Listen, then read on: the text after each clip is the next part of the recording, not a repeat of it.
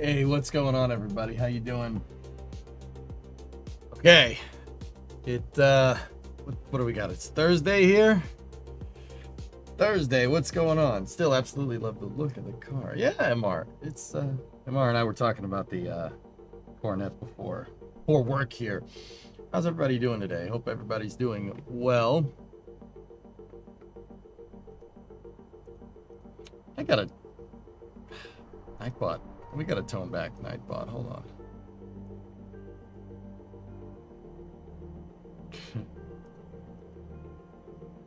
Man, I'm sorry. Nightbot's just belting people left and right. I gotta tone that thing down, man.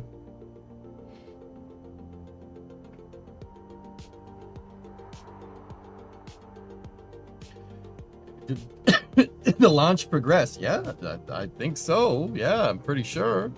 Pretty sure the sucker's up in space. Progress, what was it? Progress 93? Or no, Progress MS-32. Well, Progress 93 is the mission. MS-32 is the rocket. Or the capsule. It just launched to go into the ISS. It should get up there pretty soon. It launched out of 31.6 at Baikonur. Yeah, everything's good there. Yeah. Creation, don't.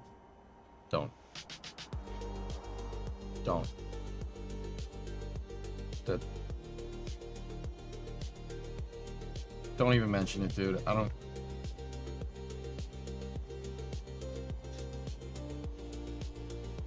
Guys, I don't.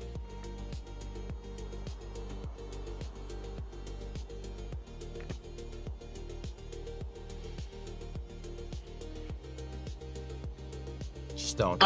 Let's this is talk space. about the car. I'm in space. Okay. So I did get, because whenever I try to go out and work on the Coronet, something goes wrong with the setup. So the reason why I didn't finish the stream yesterday is because I went and checked my UPS after I logged off stream. So actually, well, let me collect my thoughts here. So while I was doing the automotive stream yesterday, trying to just finalize panel alignment for the back of the car, I both of the computers in the office in here, I mean, maybe the behind the scenes camera wants to work today, both of the computers blue screen at the same time.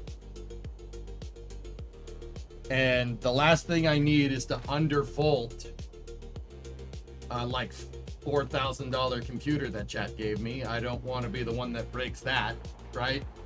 So we kind of isolated the problem, and we figured out that this computer and the encoding computer 5 monitor setup is basically pushing one uninterrupted power supply to the absolute limits. The uninterrupted power supply, I went back and looked at my bank statements to see when I bought it. I actually ended up buying it. I bought it in 2023, so it's not that old. The one that I have in there, it's not that old, dudes. It should be well within like battery life. The batteries in the UPSs usually last 3 to 5 years, right? Like, we're only at 2 with that one.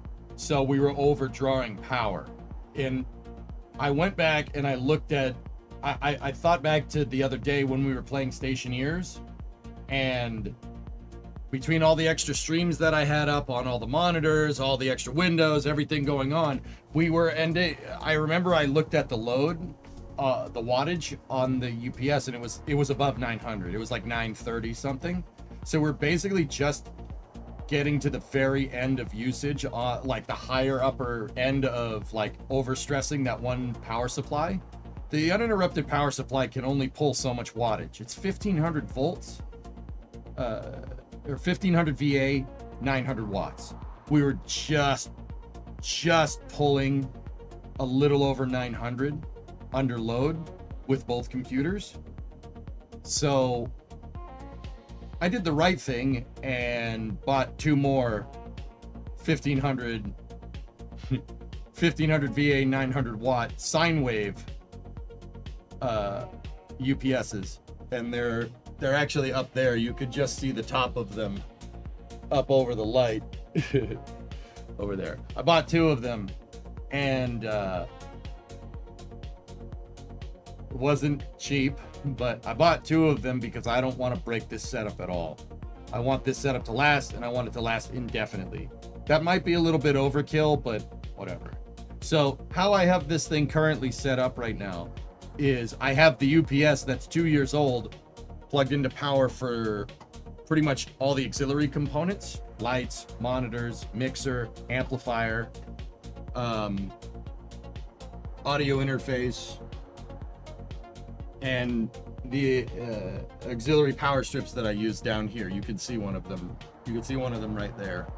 And then the 2 sine wave UPSs are respectively plugged into each computer. Just them. That's way overkill. That should never be a problem ever again. Knock on wood. So, yeah. I didn't want to risk undervolting anything yesterday. I don't want to break something in this brand new computer. I don't want to break something in my encoding rig. I just got this set up more or less relatively stable, and I don't want to screw with it. So I kind of chose the nuclear option, but it should pay off later, you know, in never having a problem. It's not overkill if it's your livelihood. Bingo.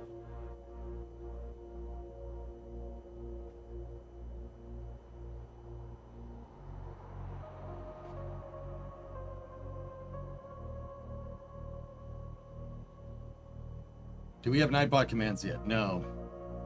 Is the garage PC on a UPS? Yeah, I just replaced it when Ernok was here. Brand new. It's not as beefy as the ones in here, but yeah. So now we have 3 UPSs on the table back there. And yeah, I was doing load tests. That's why I missed the progress launch that just happened. I had games up on all the computers and everything. I had games up on all the computers, or the 2 computers, OBS looking for NDI from the garage, etc., etc. And I was just doing a couple of load tests there, and yeah, I just wanted to be absolutely sure. And while I was doing load tests, I remembered that progress was going on. Oops. It was a resupply. It was an ISS resupply. It's no big deal. But anyway. It's infrastructure, pricey, but not worth skimping on. Yeah. Yep.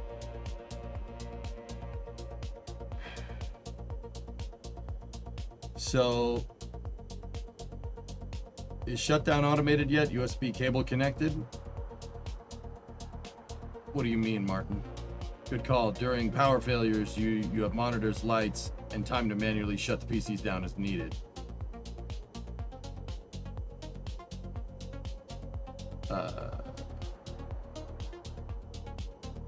Won't be many more of them. What do you mean, Wraith? Yes, YouTube now is Nightbot. Drummer, can we... The Nightbot over there needs to be toned down a little bit, dude.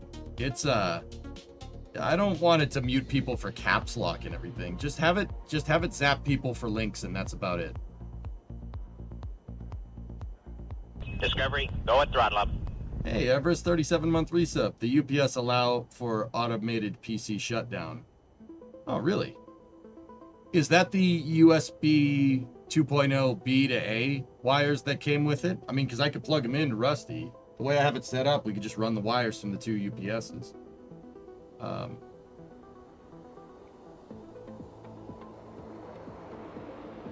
Yeah, I could put in the provisions for that.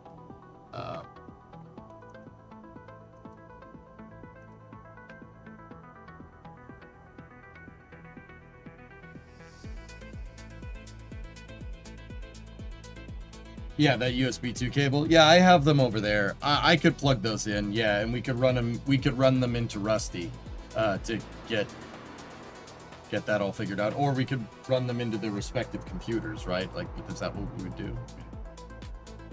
Yeah, those wires let it shut down your computer. You should also be able to monitor the UPS battery life. Yeah, that probably is a good idea. So what do you think? Should I plug them into Should I plug both the UPSs into Rusty, or should we plug them into their respective computers? Windows will see the batteries. It works the same as a laptop. Oh, that's kind of cool. Connect the UPS to USB via the corresponding PC. Okay. Yeah, plug them into the respective computers. Cool. Yeah. All right, I can do that. We can do that. Hey, kiddo. Discovery, go at throttle up. Fucking mission control. You go at throttle up. Thank you for the sub, dude. I appreciate it. Thank you very much. Good stuff, man. But yeah, regarding the car, after I got the UPSs and stuff, I did get back out into the garage, and so what I did with the two UPSs is that I plugged them in last night in the garage to get them to charge up those batteries, and yeah, they're up there doing their thing.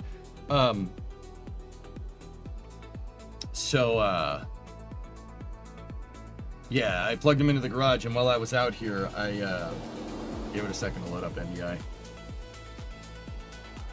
I did re-level everything. Guys, yeah, that leaf spring perch is welded in a little bit cattywampus. It's just a little bit off. If you clamp the thing down, I don't think it's going to be a problem.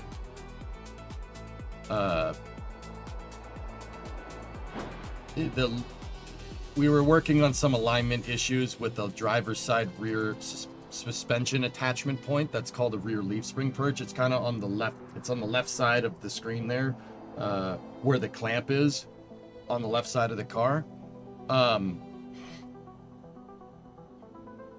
Yeah, it's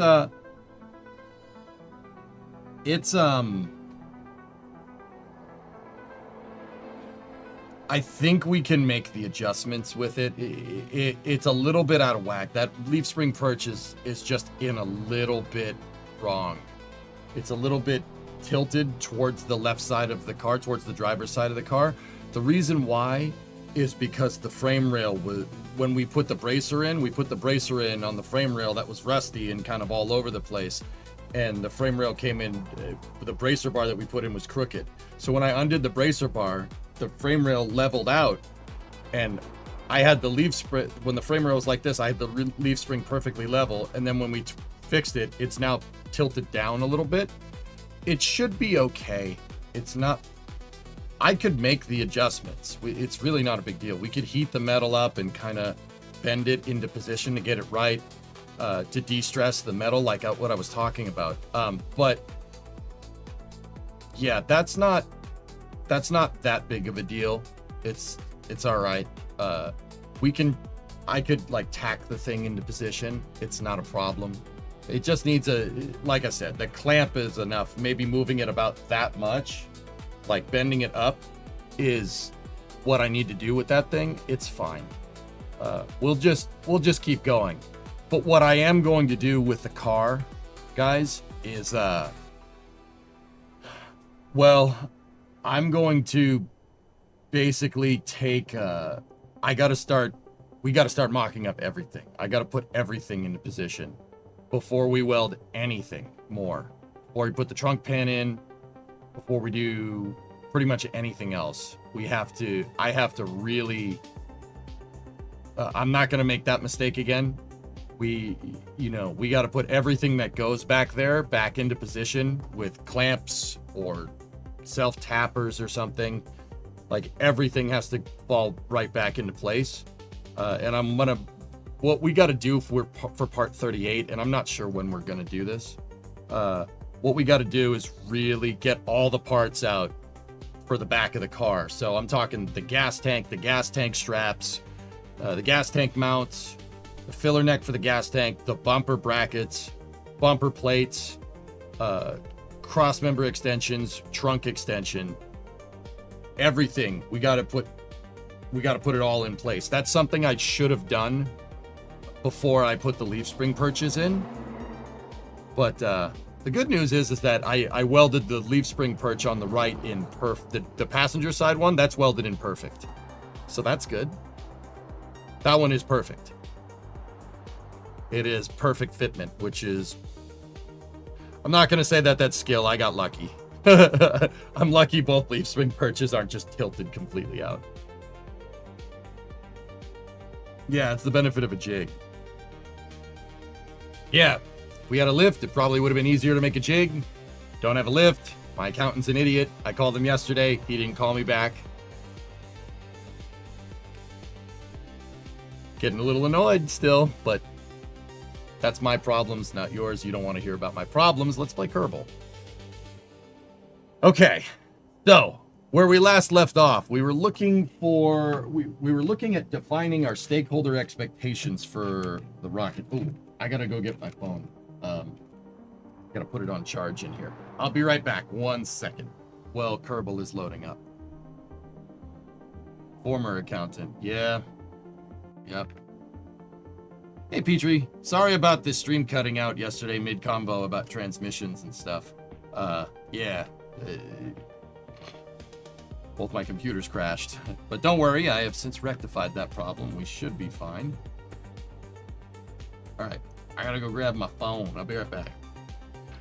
Might be time to have a lawyer call him instead. Yeah. Yeah, dude.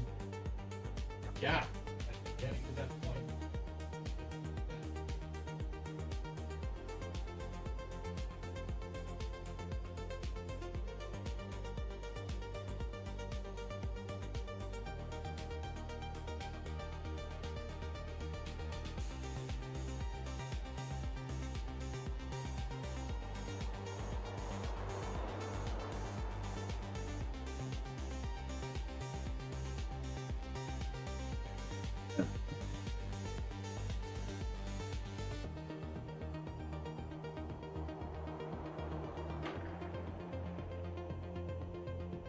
Okay.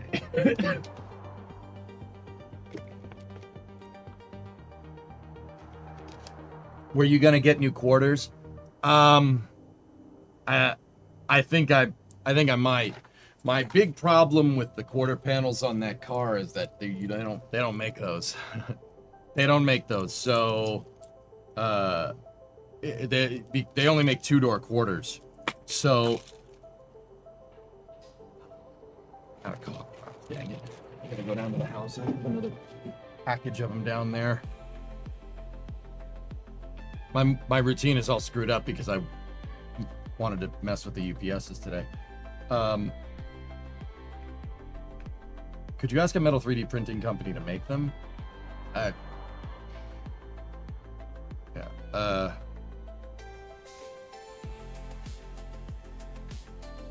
Yeah, Dean, they make patch quarter panels. That's not a full quarter for the Coronet. The problem is the patch panels are for 2-door. But we could get, they're not expensive. They're $230 a pop off Classic Industries. You know, that repop isn't going to be the best quality because it's $200. The highest quality quarter panel replacements are a full quarter replacement from AMD, and they're $500. Or actually, I think it was 560 something. I have to go look. I'm not doing a 2-door conversion on the car. That's out of my, I mean, it's not out of my skill range. I just don't really want to cut this car up that much. Any more than we already have. We have enough on our plate. So what I wanted to do is take the 2-door patch panels, cut those up, and part them, and basically cut them down to make my own 4-door quarter panels. And the cool thing about the patch panels is that they have the vents, the fake vents on the side, which I think are neat. So give me 1 sec. I can, so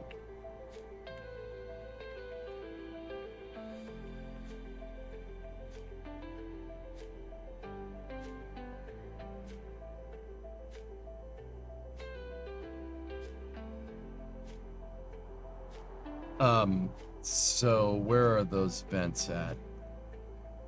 Here we go. So keep in mind, this is a 2-door car. So here's a 2-door Coronet. See those little, the vent indentations? The patch panels that I can buy have those. But the problem is that my rear door is right here. So what we could do, what I think would be kind of cool, is to cut the skin off of the rear passenger doors just in this area here and put the vents in. Weld those vents in. I think that would be cool. I think that'd be really neat. They did not put those vents on Coronets, on Coronet sedans in 69. They did a little bit on 68s, but not much on 69. So I think that'd be pretty sick. That'd be really cool. And, you know, we cut that out, and then we, you know, you cut the line for the door jamb and stuff and leave reliefs for the metal, and we can just put the patch in, and we can section that quarter basically on the accent line, or a little bit below the line right here. See this line? That accent line, you probably measure like an inch down, cut it, and then make a template out of the cutout panel and put that on the patch and cut it out appropriately. Hey, Thick, I'm doing all right. No, Dean, not at all. You guys paid for the quarter panels already. The quarter panels were funded in freaking July, dude. Yeah, I remember having this exact conversation in like part 30, I don't know, like part 31 of the Coronet. And yeah, I said my plan, and chat was like, oh, here you go. And I'm like, yeah, Tigers, leave an inch. Yep. So what I'll do is I'll buy the $230 ones. The reason why I'm going to redo the quarters is because, well, there's no quarter panel on that car from about here down. See where this lower accent line is? There's nothing there. It's gone. Like, if you go and look at my car, there's nothing there. It's gone. It rusted off. Oops. So, yeah, there ain't nothing there. What are you going to do? It's the car from the Northeast. What do you want? I think most of what was left of that quarter, Fluffy, is in my vacuum cleaner and probably in that trash can over there. Yeah, you know, we vacuumed up the car a little while back in the early episodes of the Crew Cab Coronet. We vacuumed up the car. It was great. I love that for me. Just vacuuming up most of your car off the floor because it fell apart. That's great.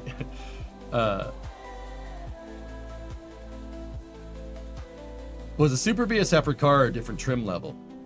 So in 69, you could get a Coronet 440, Coronet 500, Coronet RT, Coronet Super B. 440 is the base. 500, which is what we have, is the premium trim. RT and 500 shared the same trim with stripes. The RT had stripes. RT stands for road track, not road and track. It's just road track. That is the like premium performance car, and then the Super B is the race car. Super Bs are crazy. Those go for crazy amounts of money. Yeah. So.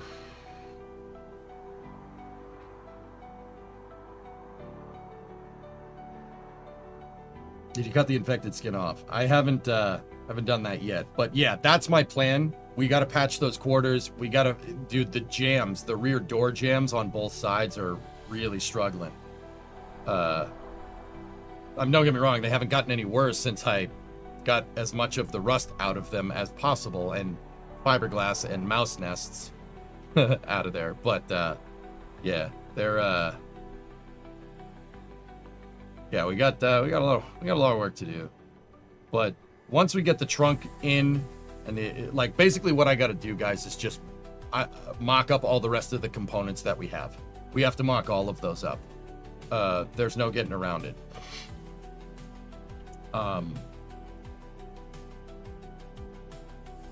Yeah, there's no getting around that. Got to do it. I think that's the amateur mistake that I made, starting to burn in components before, even if you measured them and stuff, you start to burn in components before they're really ready. What I should have been doing is fitting the trug pan as I was fixing the frame rails and putting the leaf springs perches in. That's what I should have done. So I'm not going to make that mistake anymore going forward. I will mock up all the components that I have before we even think about burning anything in, which you know what's stupid? I knew that, but when you're, I don't know, dude. You know, I knew that. I learned that. I've watched plenty of channels that all say that. But you know, when you get to the point of, you know, applying the theoretical knowledge that you know, sometimes you still make dumb mistakes. Oops. Hey Raiden, what's going on?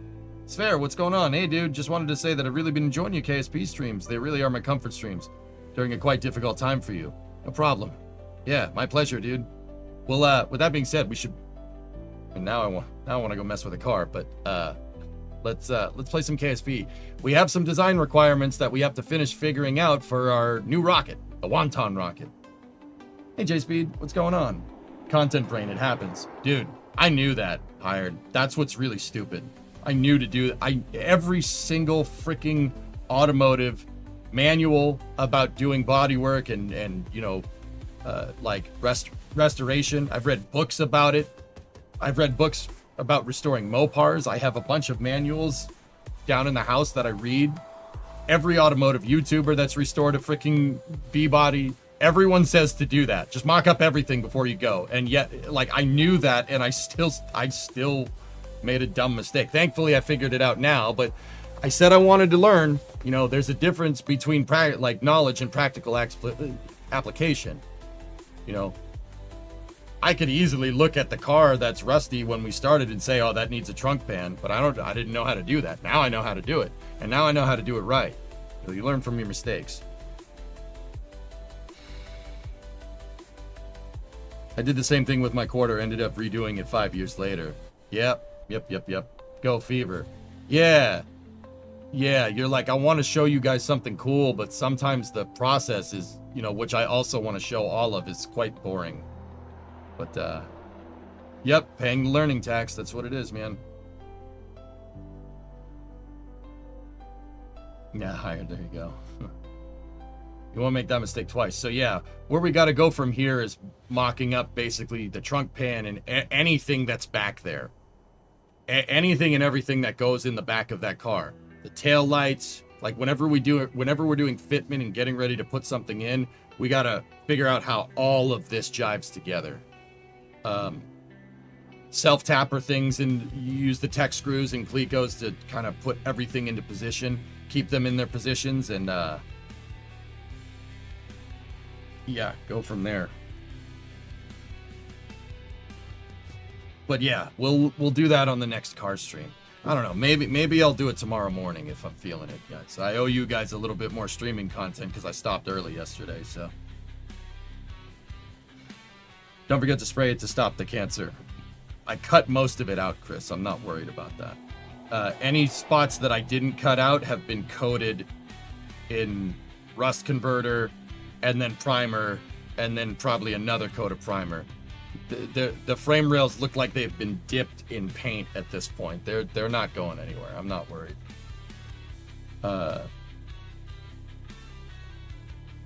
Yeah, so we gotta sit there and we gotta do a lot more mock-ups. I mean, if you guys want to see that, you let me know. If not, I totally get it. I can just do it off stream, and I'll get back to. We'll pick up another car stream when we're ready to burn stuff in. Or I mean, I'm pretty sure you guys want to see the process, but we'll see. If you think you're going too slow, slow down. Yeah. It's weird, dude, because like, if we go play KSP right now, I know exactly how to do it. I know how to be methodical. I know how to make something work pretty much on the first try, what tests to do, etc., right? And you'd think that would translate over into doing like hands-on stuff. It really doesn't. Like, it does to an extent, but not as much as you might think. MSC tonight. I don't know, dude. I don't know. How's your day going? I'm all right. Yeah. I'm all right. I got a lot on my mind, dude, but who doesn't? You know? So, let's jump into KSP and go.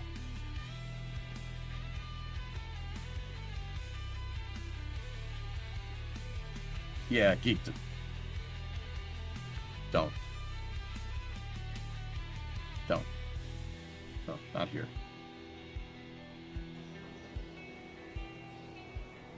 Anyway.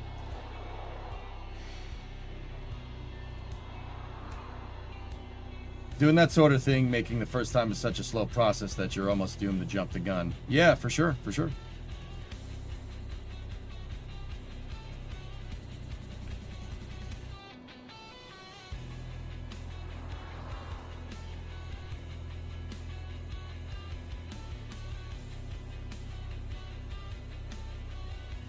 Where's the Wanton rocket? This is what we were working on yesterday. About as simple a rocket as you can make in KSP. We were talking about different styles of, this was on Tuesday. We were talking about different styles of launch complexes that we could do with this thing. What I did here was really get back to scratch. If you've watched my KSP streams before, this is some real basic stuff. I went back to scratch and showed people how to do basic analysis with the Delta V and TWR formulas. How to do basic analysis on building a rocket in KSP, and provided you know a little bit about rocket ascents, you can get something very, very simple into space very easily in this game.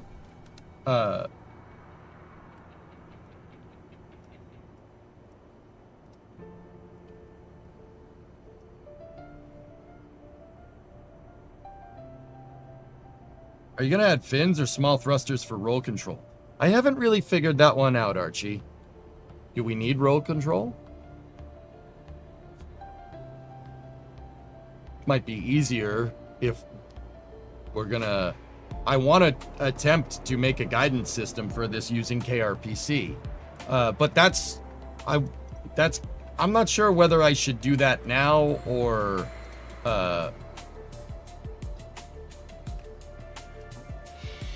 I think designing the rocket first and building out its launch complex and then automating it might be the right move.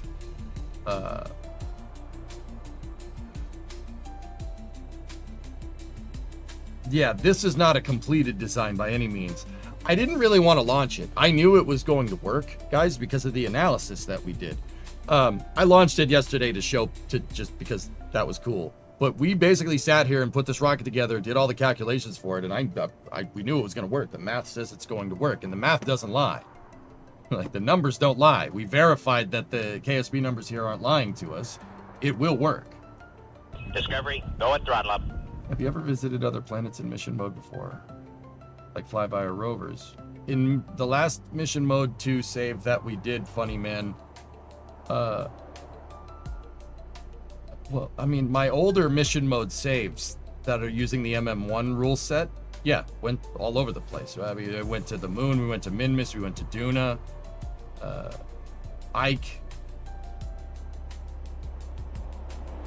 Yeah, we went all over the place, dude.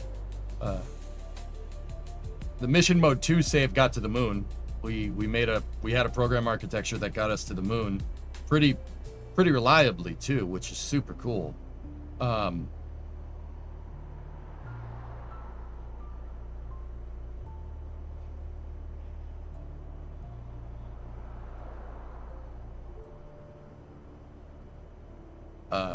Yeah, I don't think MM2 got further than Minmus.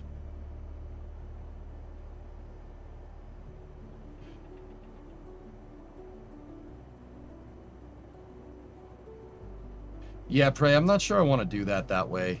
I would prefer to have roll control, because, okay, my rationale behind that is having roll control, I think would be a wise option, because, so one, communications antennas. I like you have the antenna facing in the right direction. That's not really a thing in KSP, but it is in real life.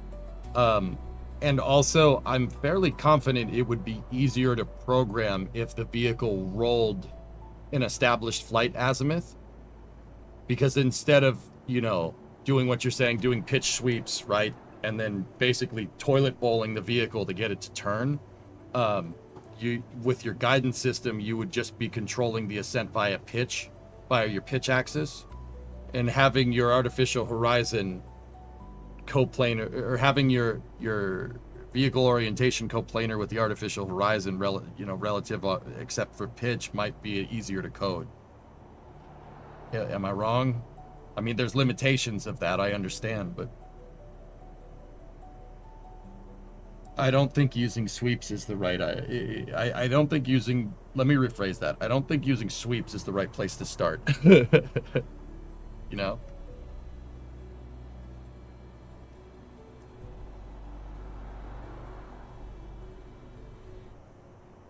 Yeah, Christoph, that's what happened, dude. Sucks.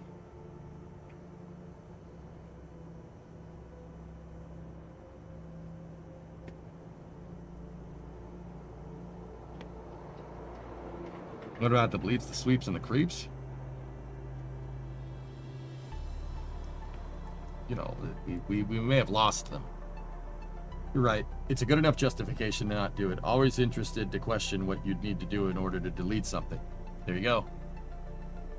I mean, the other thing that we could do is start messing around with this thing. I don't like fins, guys. I mean, fins on Kerbal rockets are perfectly acceptable. But, so remember, today, for part 2, we have to start figuring out how... We built a rocket. That's great. That's great if we're just playing KSP and just sending it. We know it works, right? But that's not what we're doing here. We're making a guidance system. And then I want to build a launch pad for this too. I want to show the end-to-end thing. Because in real life, you don't just build a rocket. Okay, now we're good. Now oh, here we go. Let's fly into space. No.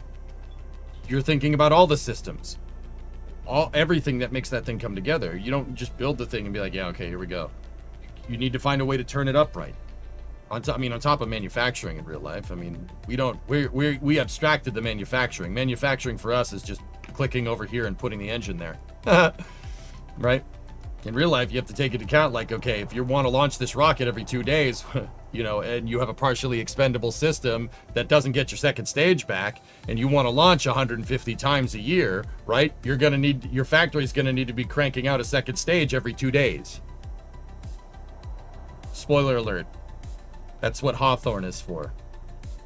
SpaceX's headquarters in California, or their factory in California. I don't think they're headquartered there anymore. I think it's in Bastrop, but whatever.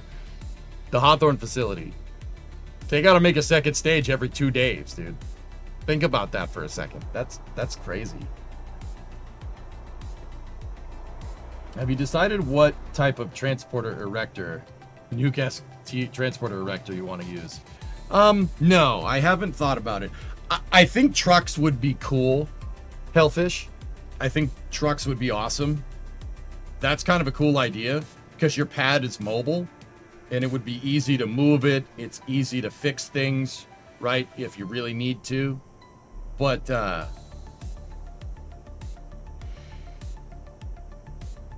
don't know.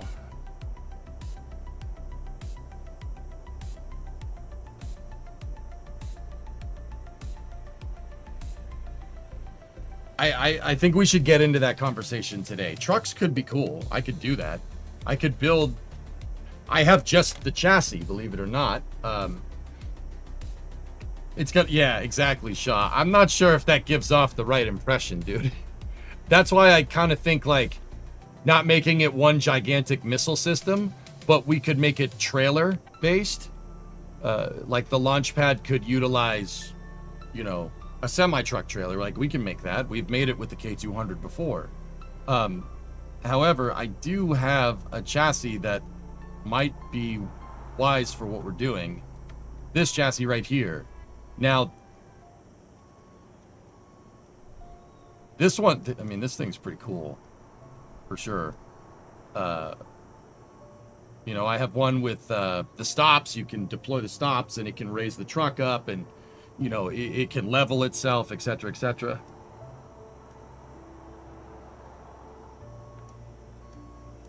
I think utilizing a semi-truck and trailers for the launch complex could be a useful thing to do. Good evening. Did I miss some important KSP lessons in the first few minutes? I don't know. Why don't you rewind and find out? No, not really. Discovery, go at throttle up. Hey, Fozzie. 69-month resub. I don't know, man. I think the trucks might be complicating things. you found a truck called the DF41. Hello, baby. That's the Dung Thang 41, right? Yeah, this freaking thing. That's based off of the... okay. Starbase Live with the truck backing up is a little distracting. Yeah, this is just a submarine. It's a freaking submarine tube. Well, kind of the same idea, but... that's a,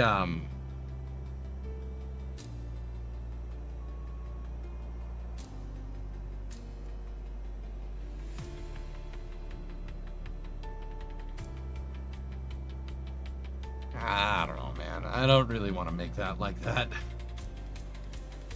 I mean, it's a cool thing to do, and it could be useful in KSP, but I mean, there's a that's a see, that's the Russian truck right there.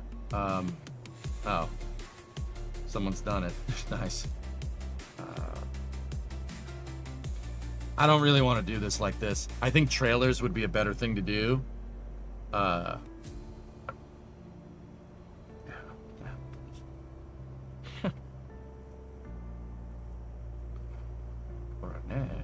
Oh, dude. Looks so good, dude. That's such a cool car. So...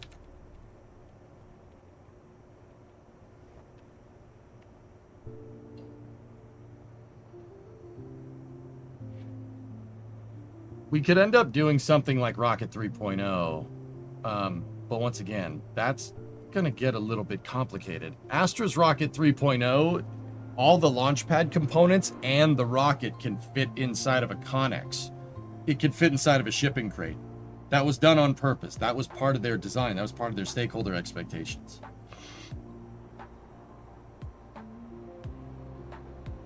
The UPS issues are all solved, William. Yeah. The reason why I think it's okay is because show the bridge for military peaceful. Please make it stainless, whatever you do.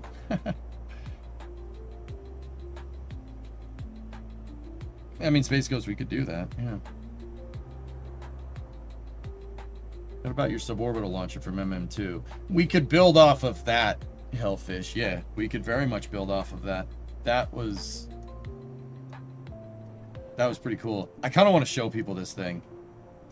But yeah, if we were going to do like a single truck launch vehicle and stuff, I'd use this chassis. This chassis is mint, dude. It's a crane. It's a gigantic crane. It's a beefy telescoping crane. And when I say beefy, I mean beefy. It is a monster of a vehicle. I think trucks and trailers would be a better way to do that, Shaw.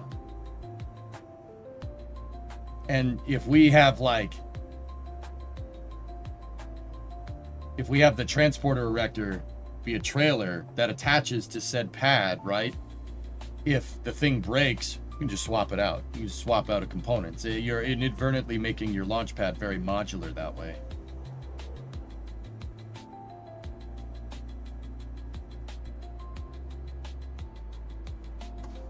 Kind of want to show you guys this thing. It's pretty neat. Just on a side note, like I'll show you where this could go.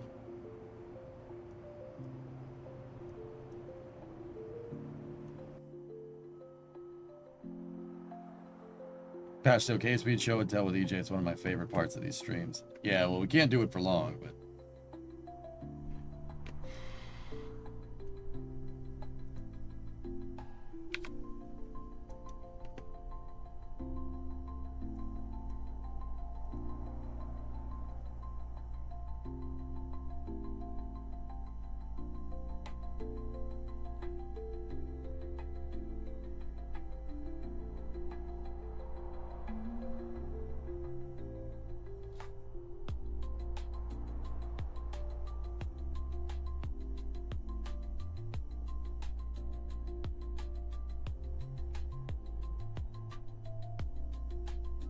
All right, get up the side. There we go. So with this crane design, I was prototyping a we were prototyping a way to have so this crane has to be assembled. Well, not assembled, strutted into position is the right way to say it.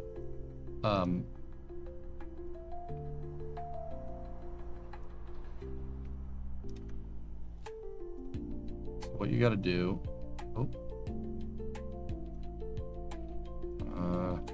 Do I have another controller for these things?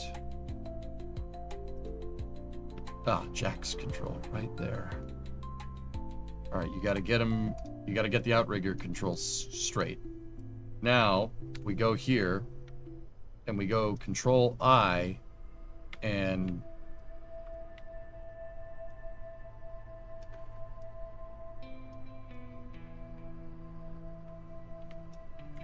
you start running struts. You can do that with Kerbal inventory. You could start running struts that hold all this stuff together.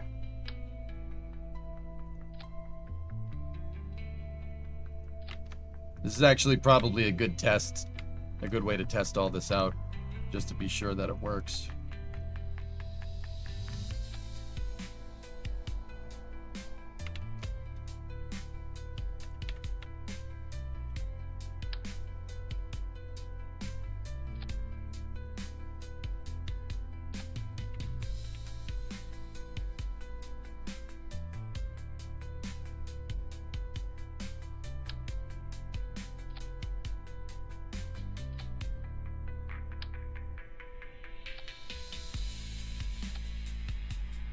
I don't remember if this is the right way to do this. I could have sworn that there's more struts to run, but I think here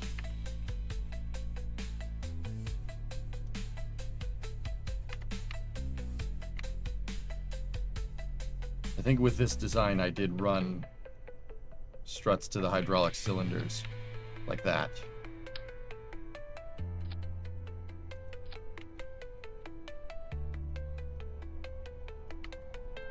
Bring back my idea from last time. 2 flatbed trucks and palletize the stuff. Do we want to unload from the flatbeds, dude? This is all stuff to think about. What are our expectations for this vehicle? Does this vehicle need to be quickly deployed? I think those are good questions to ask. You know?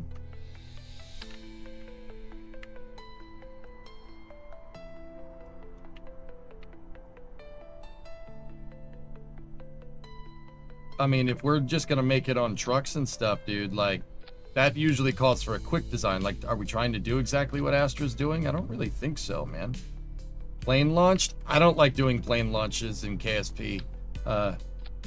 You have to fly in a very, very, very specific trajectory to be able to get your launcher back. And making launch complexes for stuff in KSP is already difficult, dude. I really don't need to make it any more difficult by making my launch complex fly. If that makes any sense.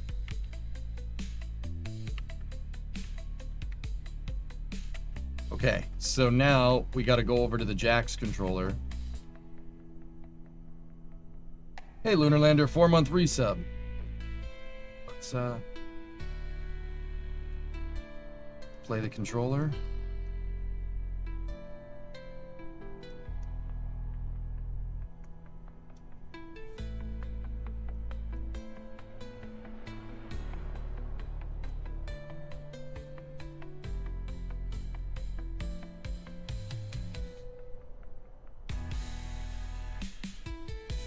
Switch back to the crane.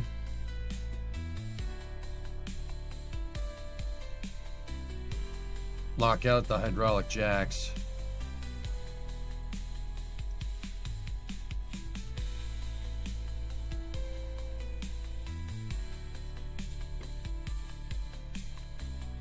All right. Now I think we're ready to deploy.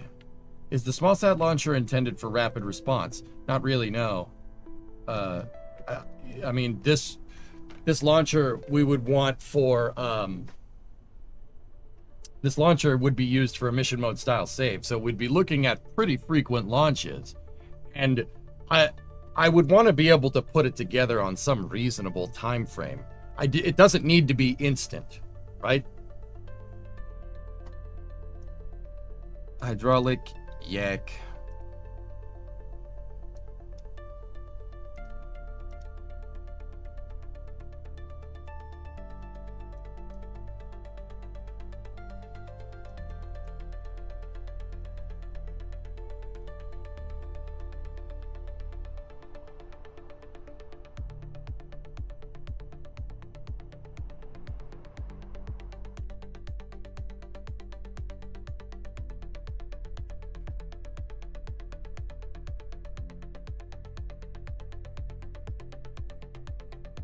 I hate how floppy the back of this damn thing is.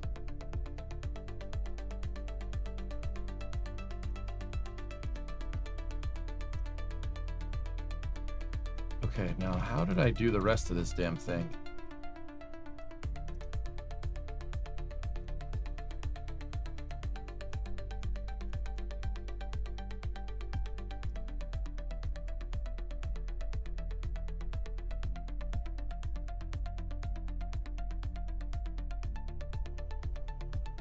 Okay, we got to get the ears up here.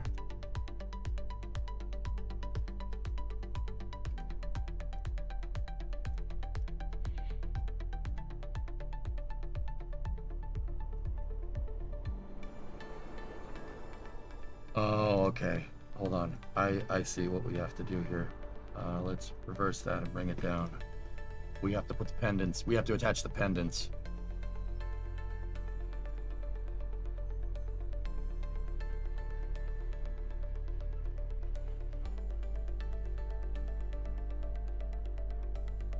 Have you ever built a rail and train in KSP? It's possible, Flykin. You can do it. Who did it? Stratton Blitz made a train. It's possible. He made a monorail in KSP. The monorail that Stratton Blitz made, dude, utilized the same idea as that I do for my gantry crane rails. He had the fuselage inside of a fairing, and then he edited the fairing to be like miles long and made a track on the moon. It was actually really, really cool project. He has a video like that out there somewhere. All right, so we lock.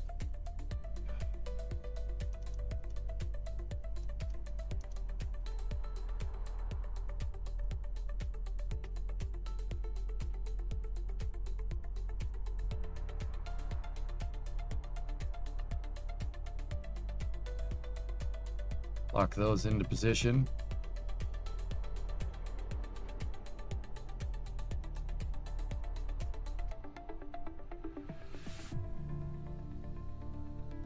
So these are here to prevent deflection,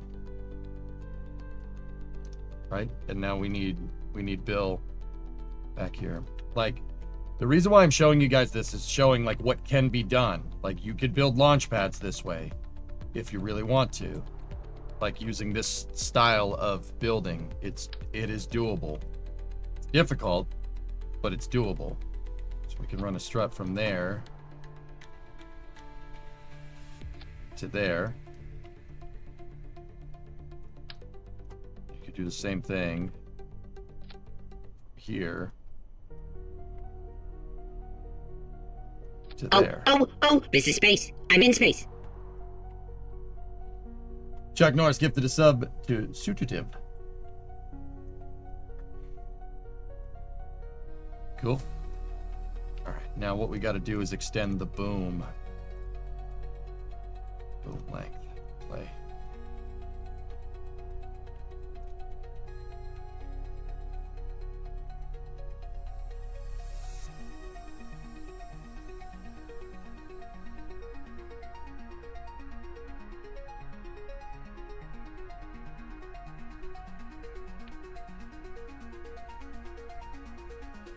Like I said, I can make cranes. We can use these. We can lift stuff up with them. It's not a big deal. This thing can lift a good amount. It has a huge freaking counterweight.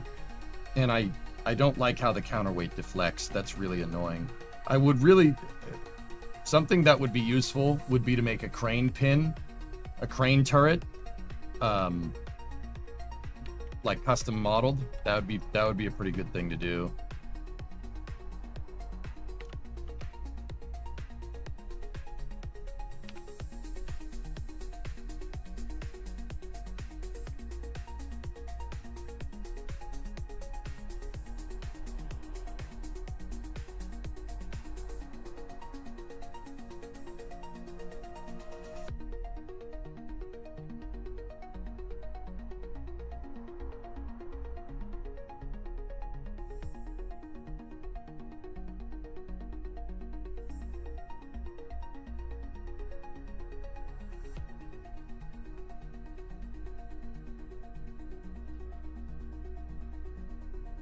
So these are what's called crane pendants. The pendants are used to, they're basically struts. They're struts that can move on certain axes.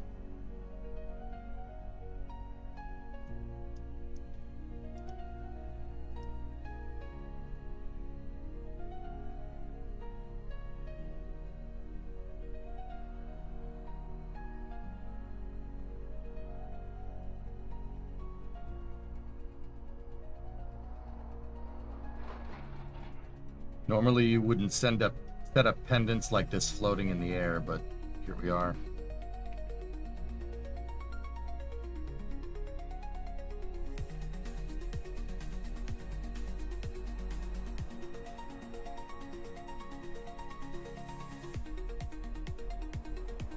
Make sure there's no stress onto the boom right here. And then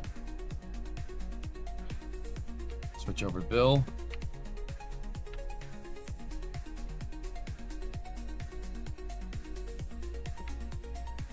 Bill's gonna need to swap his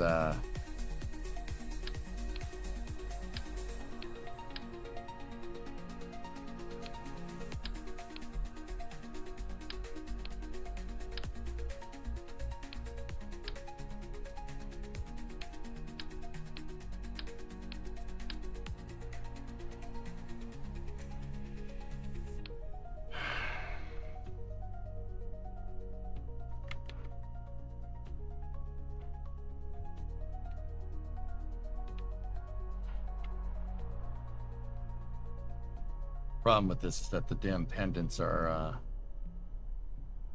moving around.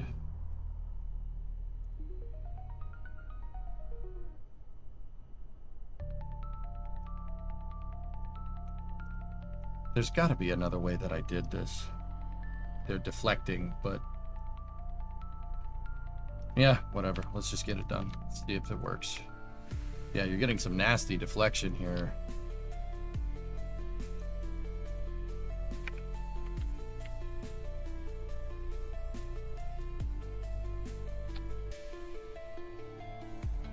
That deflection is not going to be great for the crane design. It's going to put stress right there, but it's all right.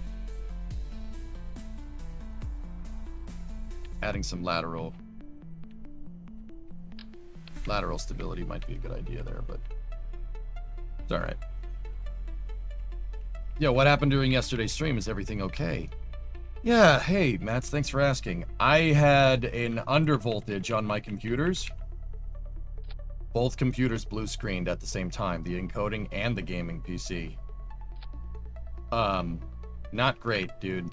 I diagnosed the problem. I figured it out. It was my UPS. I was running both my 1,000-watt power supply computers, all 5 monitors, all my lights, and all my auxiliaries, the mixer, everything, through one UPS, a 1500 VA UPS at 900 watts, and it was just overloading it, dude.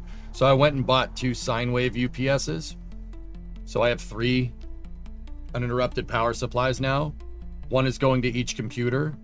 They're all 1500 VA, 900 watt. The 2 that I bought are sine wave UPSs. They have a voltage regulator of power and a the thing to clean the power. I forget what it's called. The sine wave thingamajigger. Sine wave inverter? I don't know. It doesn't matter. The 2 sine wave UPSs are plugged into each computer, and the existing UPS is plugged into all the monitors and everything. So yeah, I didn't come back last night. One, because Nusantara Lima scrubbed again, and I didn't come back because I didn't want to risk undervolting my brand new computer, dude.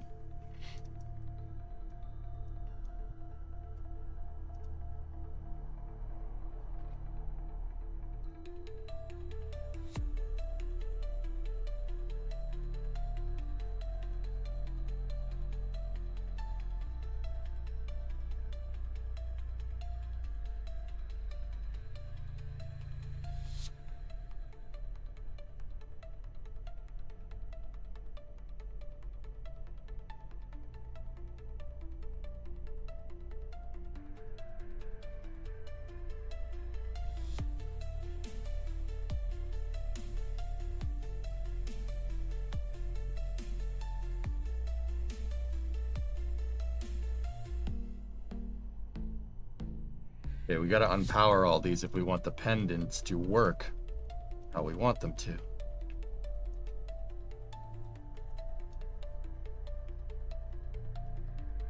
Cab wobbling was giving diesel idle vibes. Yeah, right. Stop.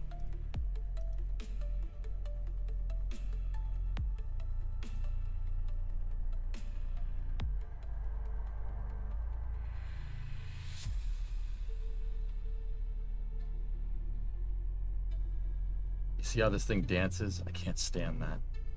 It's the stupid robotic piece. But yeah, I mean, we could go about building a launch pad this way if we really wanted to. It is a thing that we could do.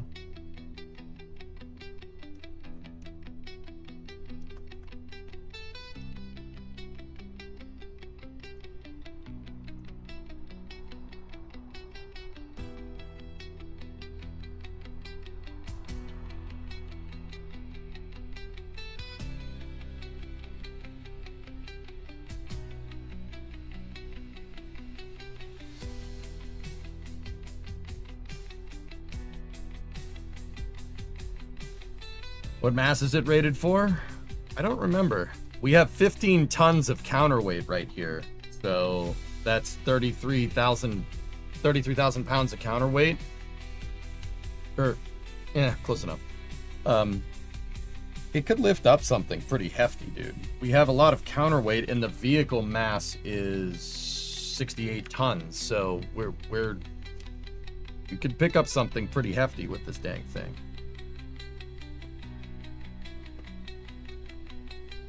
So the cool thing is you turn the joystick, right? I have the joystick bound to cal controllers. You turn the stick, the crane will rotate.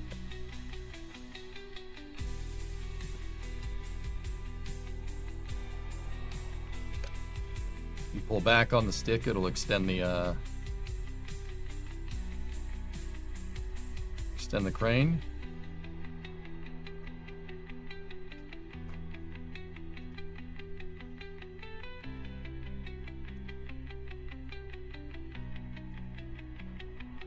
Lock the pin, bring this down, and now you can pick something up.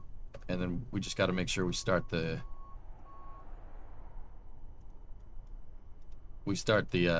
crane's fuel cells. You got to open up the engine bay here.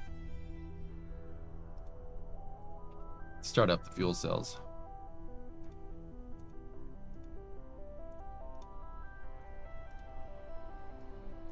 There you go.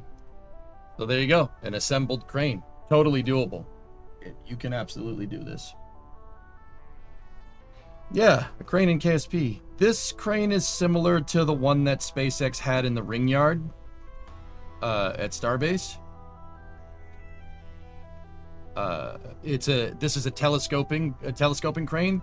This is about as big of a telescoping crane as you can make before you have to switch over to like a lattice crawler or something. But dude, she can lift. It lifts up stuff, dude. If I didn't park the damn thing on the runway, I would drive something out here and pick it up. It doesn't have the biggest lifting capacity, but something like this could easily be translated into building like a launch pad or something. Yeah, you could use it to build all kinds of stuff. Yeah, being able to control the crane with a stick. It's pretty cool. Yeah, this is like, that's what I mean, guys. If I wanted to build a launch pad on a truck, we could do that. That's easy. I'm not sure I want to do that.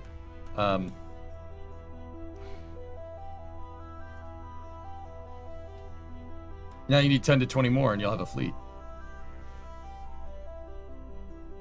A classic style launch pad of a small rocket like this would consist of a small stool with a strong back, pretty much. So K3, I was thinking, you know, I like this, but something like the Atlas. I mean, Astra is cool. I like Astra's rocket. That's pretty neat. Their GSE is actually really, really good stuff. But what we also could do, like if we go Atlas 2,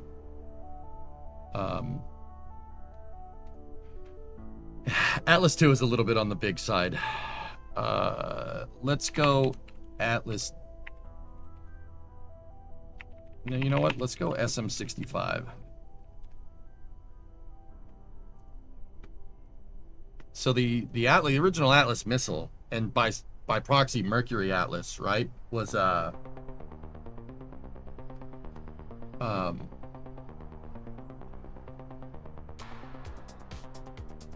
it had a trying to find it.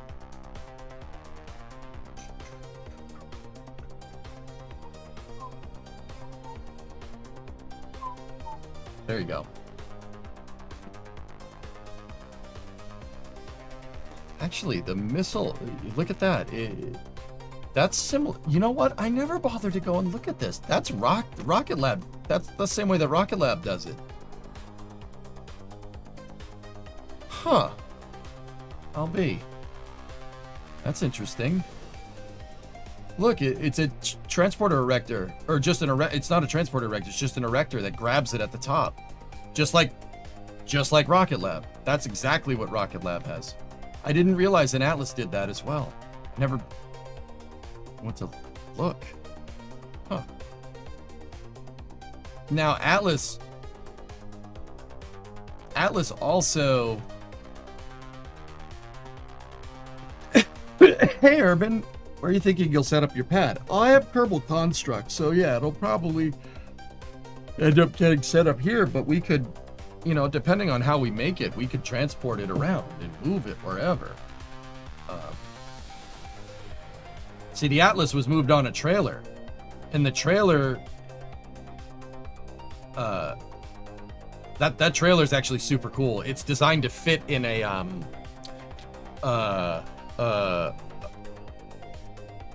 what's the name of the cargo plane? It was designed to fit in a cargo plane. It wasn't a C-130.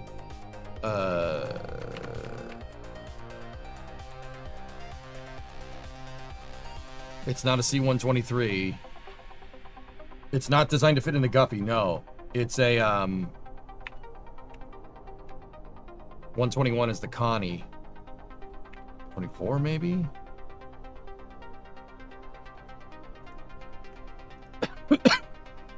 No, that's not it. That's cool though, but that's not it.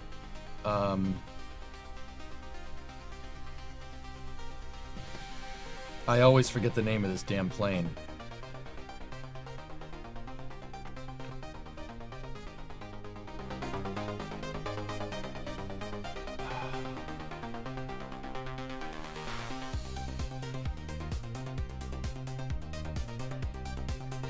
Cool plane.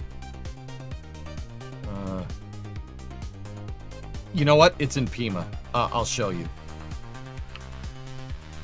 Maybe somebody... It's not a boxcar. It's not a C-119. No. No. I know one of them is in Pima. I've touched it.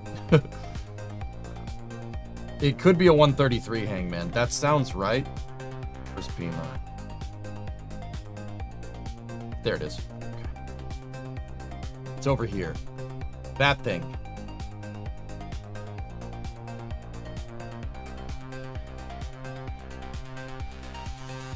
That. I think, I mean, it might be a 133. Yeah, that's it. It can fit in that. That trailer with Atlas can fit in it. I'm not sure if that was a design requirement for that thing, but it can absolutely fit inside of that plane.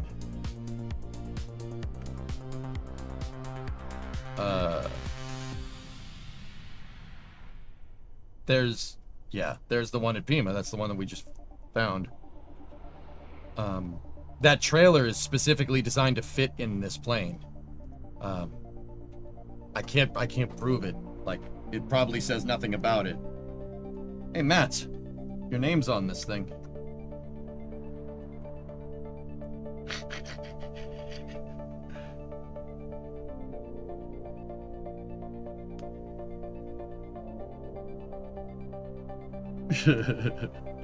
It's military air transport service, but whatever. You know, whatever. It's fine. Whatever. We'll just believe that they put that on there for you. Okay.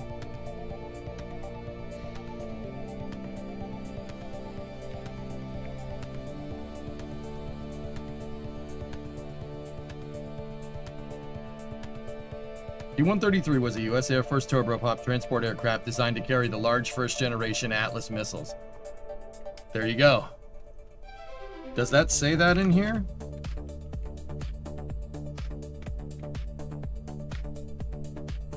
The C-133 carried many large heavy loads, including Atlas and Titan ICBMs, although it was not designed specifically to transport ICBMs. Thanks, AI. Very cool. Indeed, it may indeed have been the reverse. C-133 design was frozen in 55 to build other airplanes that first flew in 56. The designs of both Atlas and Titan were not firm until after 1955, when their contracts were signed. The C-133B with the rear cargo doors were modified to open to the side, making ICBM loading much easier. Air transporting the ballistic missiles such as Atlas, Titan, and Minuteman were much less expensive, safer, and faster than road transport. Yeah, it wasn't exactly designed for it, but I don't know why the AI overview is going to say it says the exact opposite, but I don't know, maybe Wikipedia is wrong, who knows? How big can you build such a plane? Oh, you could build planes pretty big, dude.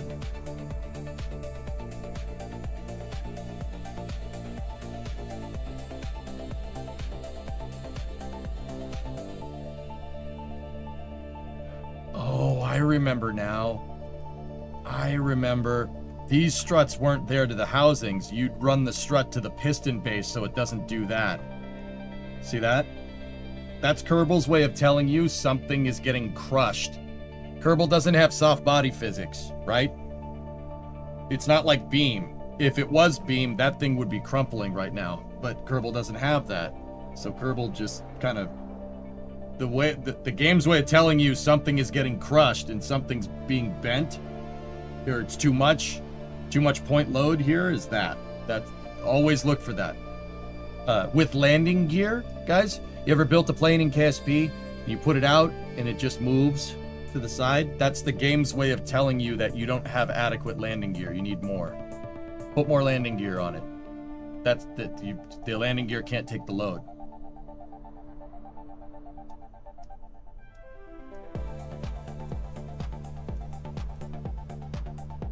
But yeah, there's a crane. I don't really remember what this thing can lift. I know it has trouble lifting up another truck. Loading of an Atlas into a C-133. Yep, Atlas had the trailer that was designed for that. Yeah, exactly. Let me get out of Google Earth. See? The Atlas was designed to fit on that trailer.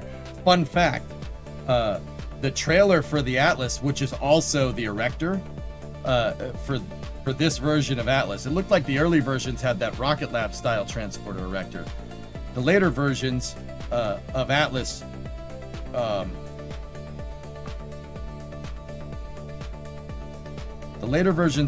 the trailer is the erector. Yeah, the trailer is the erector. Now, do we need to make the trailer the erector? I don't know. Like, okay, say we make the trailer the transporter and erector, and we make it able to be towed around by a truck, right? Say we do that.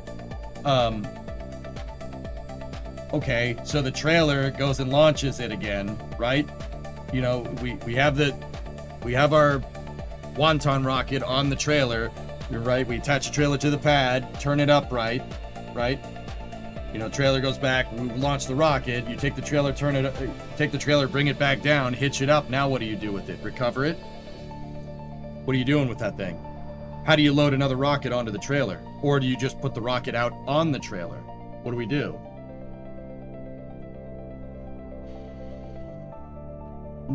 I have not, Illness. See, this is what I mean. If you're going to build out the whole system, you got to think about this stuff. This is every rocket that, you know, we see launched, every rocket that we cover, you know, Firefly Alpha, Astra 3.0, Electron, what other small sats are there around? I mean, Minotaur too, to an extent, right? Every single rocket, even Falcon 9 had all this. You had to think about all of this stuff before you even thought about launching this thing. got to think about it. Think about what are you trying to do? What are your expectations for this vehicle? I don't want to rocket up your tailpipe, Mats. Oh, okay, cool. Yeah, I got you. That's a good expectation to have, dude.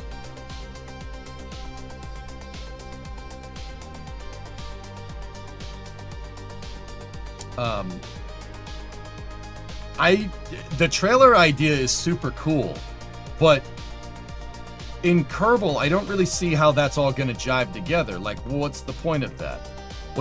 Okay, so we have a trailer that's our transporter erector. It'll make it super easy to turn this thing upright, right? And then, but what do? You detach the trailer from the launch pad every time? Are we good? Do we really need this launch pad to be anywhere? We could make it anywhere. Like, the plus side of a trailer is that if we make the transporter erector and rocket a trailer that can be towed around, you could theoretically put that in an airplane and send it to the desert, right? You could do that, but why? Why do we need to do that? KSC is like, I just don't really think that we need to do something like that, you know? I don't. Why? Why do that?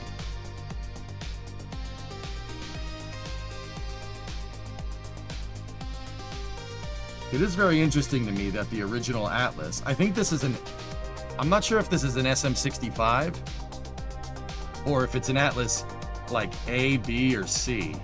Does it say? I think that might be just the original SM65.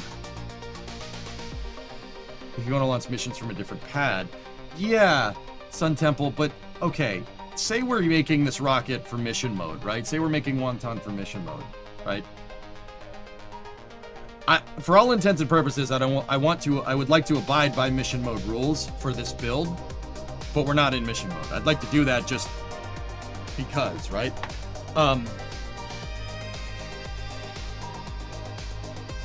If we're gonna do that,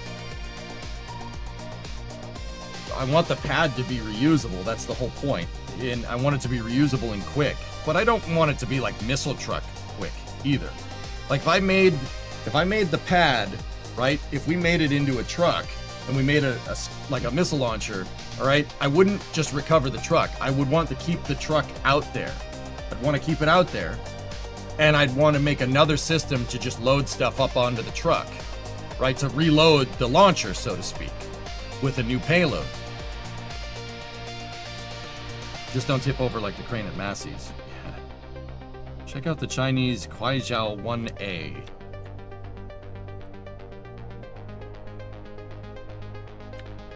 Okay, Rune.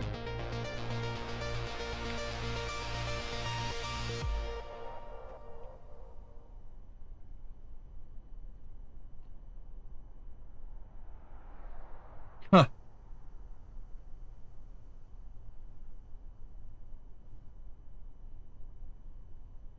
See, that's exactly what I'm talking about, dude. That is one of their that's one of those military trucks to launch the ICBM, but they have a transporter erector on it, and the erector puts it up on a pedestal.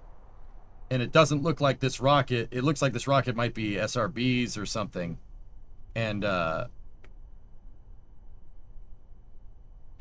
Feichen Emergency Satellite Launch System consists of 3 solid fuel stages and a liquid fuel 4th stage. It's an ICBM with a payload fairing on it instead. I mean, we do stuff like that too with Minotaur. So, like, if we're doing something like this, the truck drives back to what? Do we reload the truck?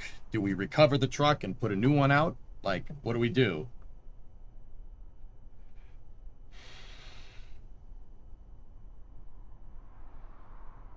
Maybe something like the suborbital pads from the Starship test flights. Well, that used a crane to put a rocket on a pedestal. They used cranes to do it. There was no erector structure. It was just a crane.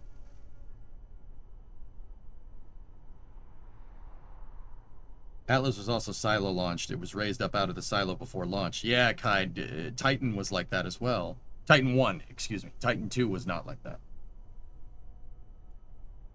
You know what you're doing? You're putting a rocket on a pedestal.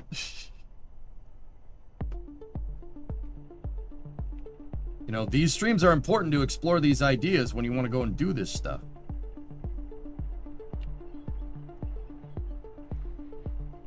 Look up Mad Mike Hughes. That? No, I don't need to look that up, dude, Sim. That is not really what I'm going for. That's a rail-launched vehicle. A deadly rail-launched vehicle, might I add. We don't need to look that up.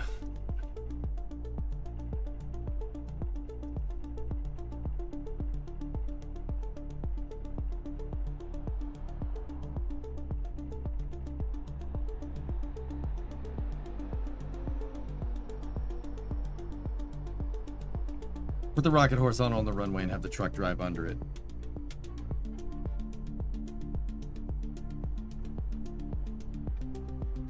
Drive the truck back to the VAB, recover it, and set it back out on the runway afterwards. But you would need to have launch locations away from the runway. But that's just me. Dama, if we have to recover the transporter erector every time, that doesn't strike me as very reusable, you know?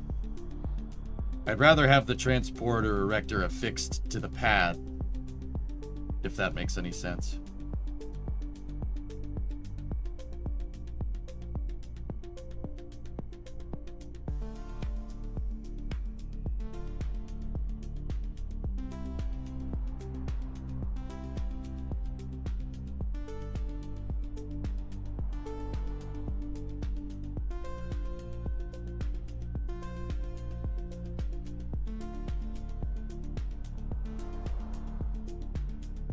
He was right, though, about the line in space after he died. SpaceX managed to have its first rocket landing vertical or something.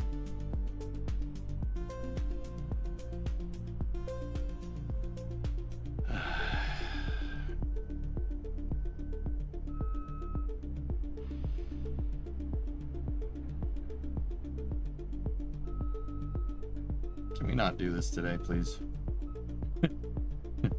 No, he was not. Guy was a stuntman, dude. He's a stuntman. He's Daredevil. Basically put a seat on top of a water heater and depressed the water heater to try and fly into space. Problem is, he didn't do proper testing with his parachutes. And his parachute deployed on liftoff. Bad things happened after that. That is not even close. To even suggest that that has any inkling on any of SpaceX's operations is downright wrong and disingenuous at best. Don't even go there, dude.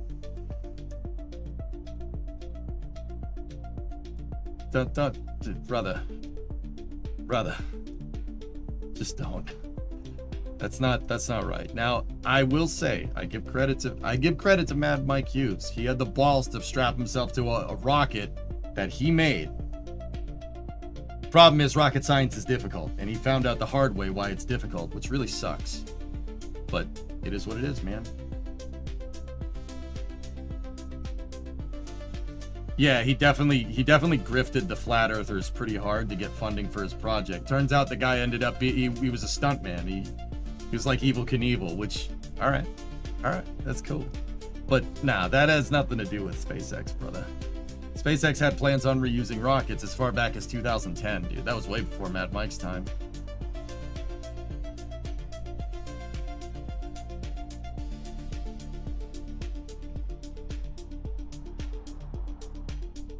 Wasn't there a version of Titan that could use multiple types of fuel? Titan is one of the only rockets with the LR-87 engine that ran on 3 different types of fuel.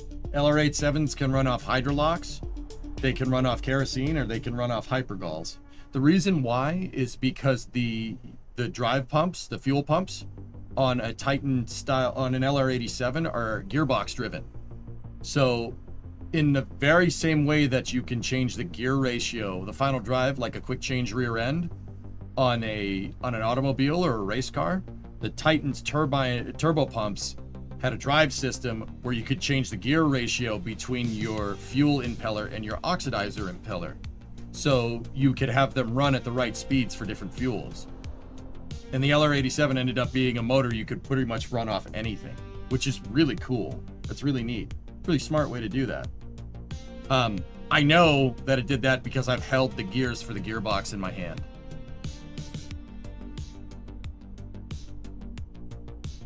Didn't do that on stream, but almost did it on stream.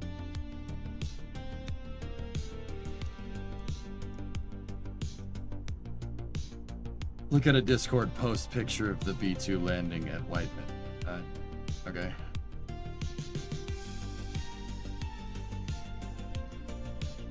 Sorry, if I scroll on the other thing, that's neat, man.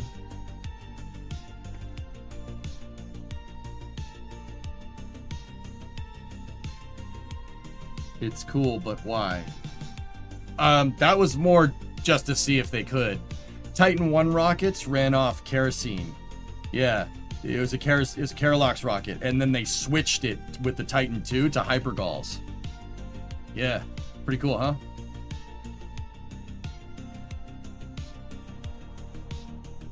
I've hugged an LR-87, dude. On stream. That was pretty neat. I hugged it. Because it's an LR-87. There's a reason why I named my dog Titan, dudes. I love Titans. Titans are cool rockets, man.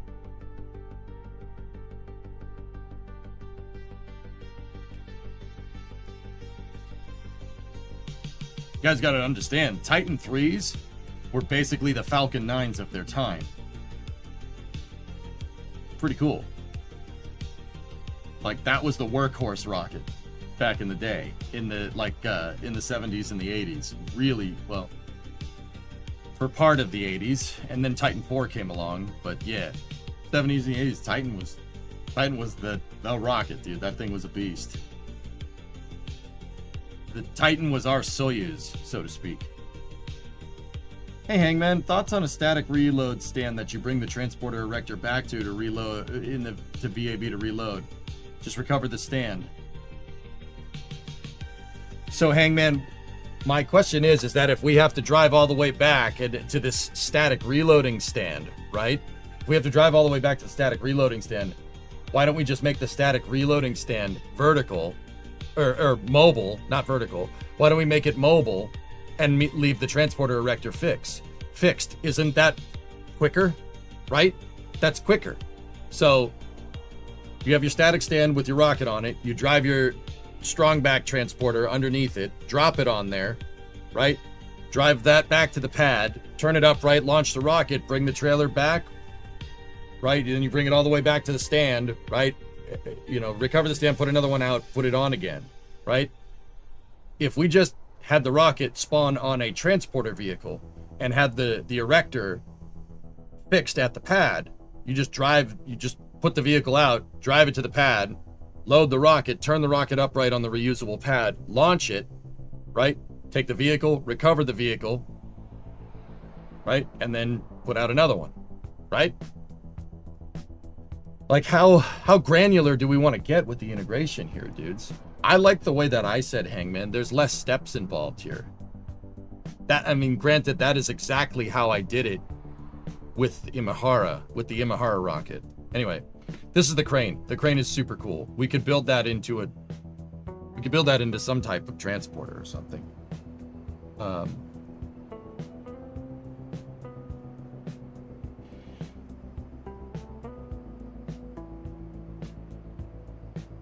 But yeah, Hangman, I like where your mind's at. That's not a bad idea.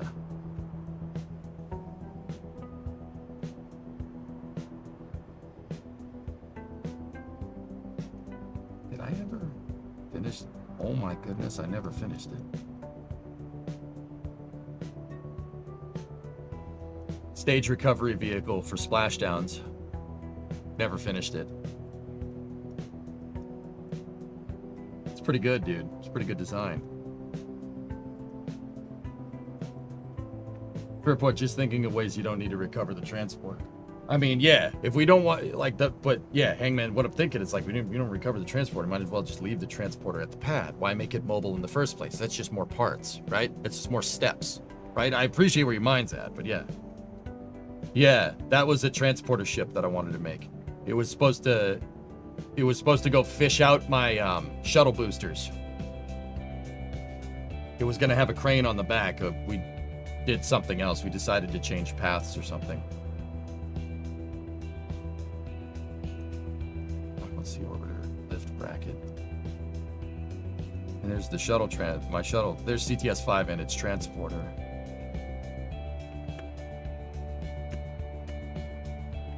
We should use that thing. What about wheels, hinges, and docking ports for the TEL?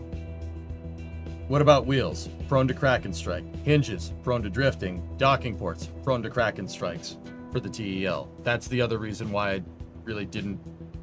Okay, so here, let me show you how we did it. Here. This is Imahara's Launchpad. That's it. It is inspired very heavily by Electron's Launchpad.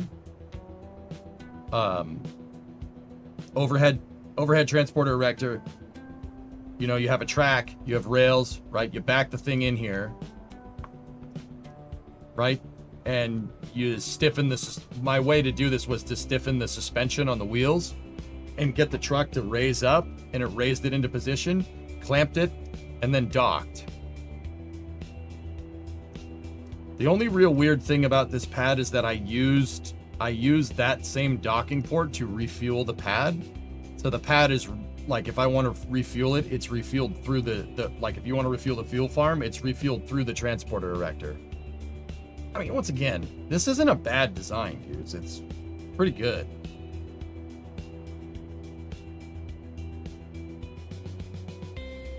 I'm just like, see, I'm wondering how, like, I don't know if Astra ever showed it.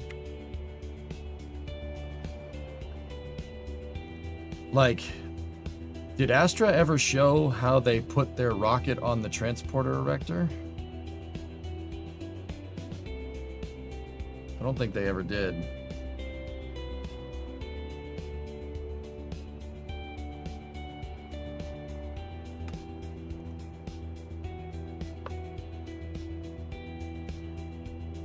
There's rocket 4.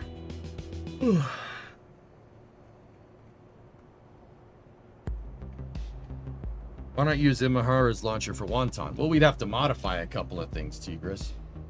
But yeah, we could. This was okay. The problem with this is that we had drift all over the place. That was the real big issue with this pad. You could only use it a certain amount of times before it broke. It was a refurbishable pad, not reusable.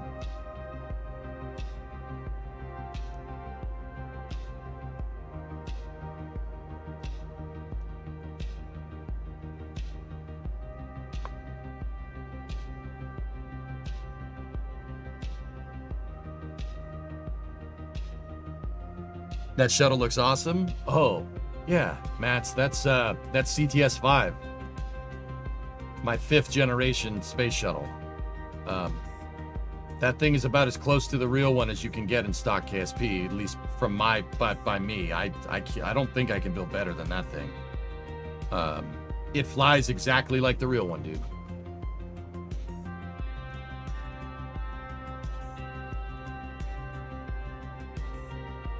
Everything is where it should be, down to the fuel cells, payload bay lights. It's got a robotic arm. The robotic arm kinematics work exactly like the real one. Well, not kinematics. Well, yeah, kinematics. It works exactly like the real one. The antennas are all in the right spots. I have a panel on mine because I made the TPS out of smaller panels.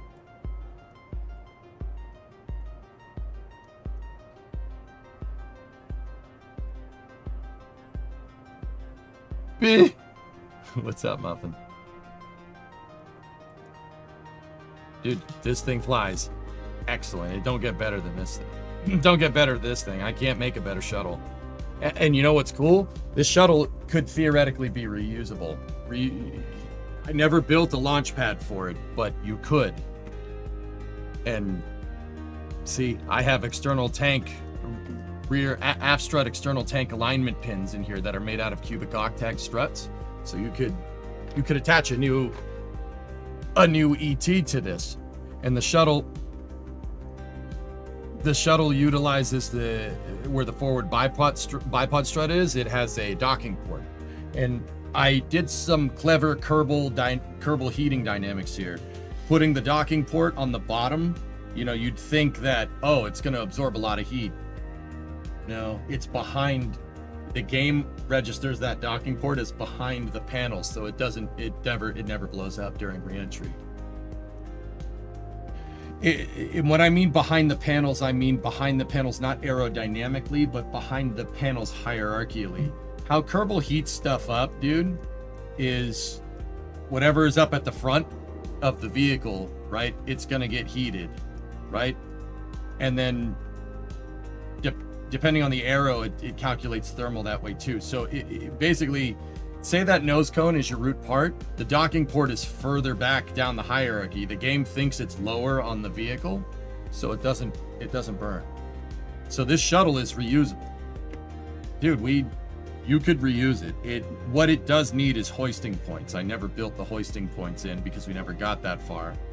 I think we never got that far because Kerbal 2 came out. Oh, the other things.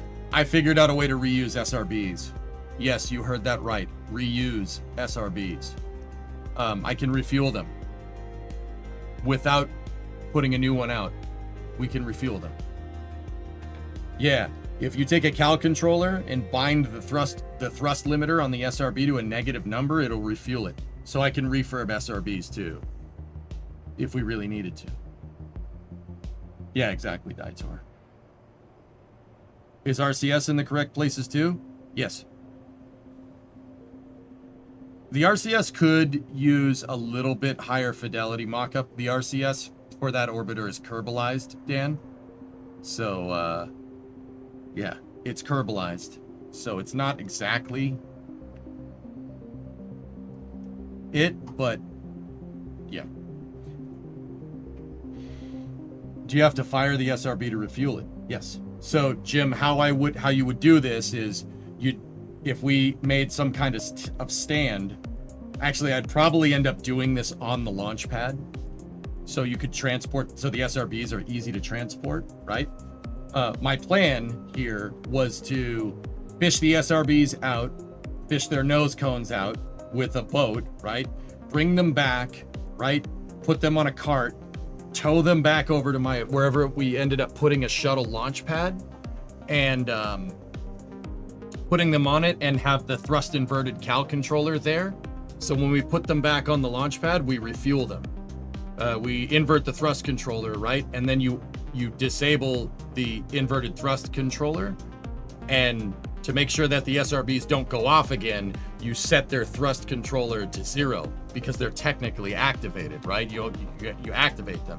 So when the shuttle gets back on the pad, right, and you go to launch it, instead of a cal controller telling the SRBs to activate, I would have my shuttle's flight computer, the cal controllers on the orbiter, I would have to rebind them to the SRBs, and at ignition, set their thrust ignition to set the thrust limiter to 0 during from 0 to 100 during separation, and you just play the thrust limiter controller. Because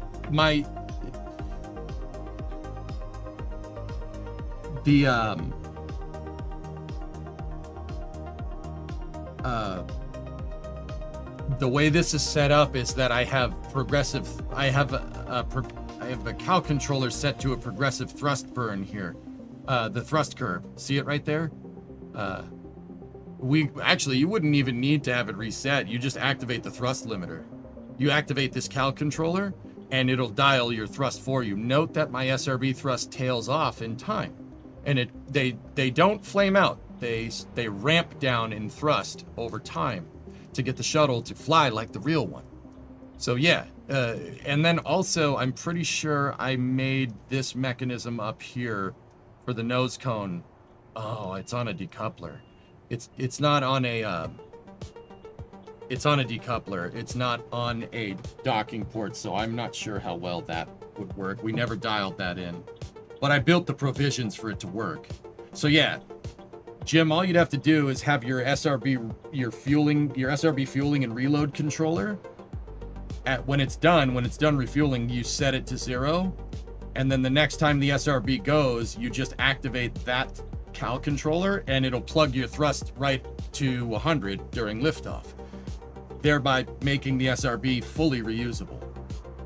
Yeah, I can make reusable SRBs. The other thing is that you'd have to do the same thing with Separatrons. Same thing would have to be done with the SEPs. This sounds extremely complicated, but that's why it's so dang interesting. But he said rocket science was easy, homie. Last time you did this, if I recall correctly, your biggest problem was slowing the SRBs down. Well, because we opted for an asymmetric shuttle, we have our asymmetric separation system, guys. Now, look at the SRBs. Look at the separatrons. So if you look at the center line of the SRB, look at how close those separatrons are to the mouse cursor. Now look over here. Do the same thing over here. Look. It's an asymmetric separation system. Not a lot of people know that. The shuttle separated its SRBs asymmetrically. One kind of goes up and to the right, and the other one goes sideways. Actually, one goes kind of, they separate down. Like if the orbiter is right here, one of the SRBs goes out and to the right, and the other one kind of goes out and to the side. And they kind of do this when they separate. You know, it looks like it's symmetrical, but it's not. They're slightly asymmetric. The reason why is to make sure the SRBs don't hit each other on the way down. So if they have an asymmetric separation, right, they're never going to flip around and hit each other during a set, right? You don't want that to happen because you're reusing them, right? So, JSpeed, my problem is that because of our asymmetric separation, the SRBs get too far apart from each other. So when you switch back to them, it's really difficult to, you could switch to one, but not the other. So at best, I might be able to reuse one SRB every flight because the Kraken likes to eat the other one because I can't switch to it in time.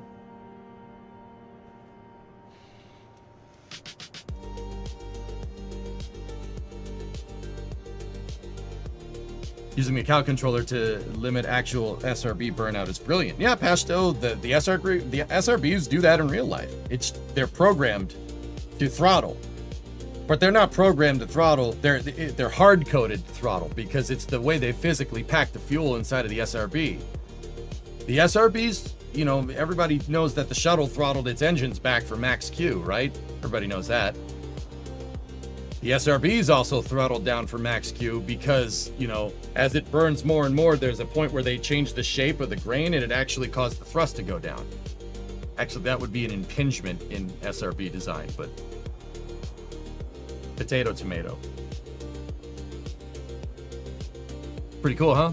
It's called a regressive thrust curve. It's absolutely a thing. Only interrupting because new B-21 flight pictures. Neat.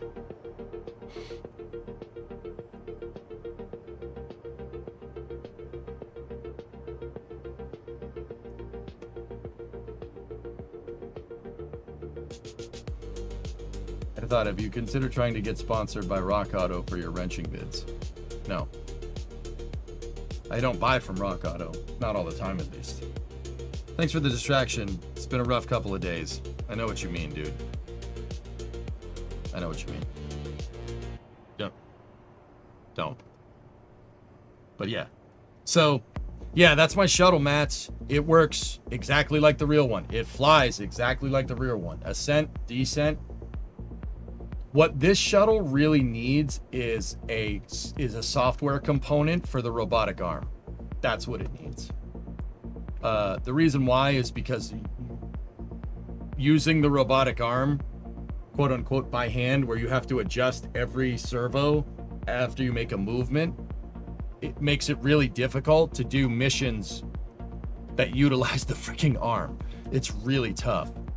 So what I ended up doing to overcome that is I have a blank programmable cow controller in here called RMS program. And the way to do it is to sit in the SPH and program all the animations for the arm to like pick up a module out of the payload bay, take it, move it, and then attach it to whatever else you're doing. That's the way to do it. But that sometimes doesn't work as well as you want. But yeah, that's the idea.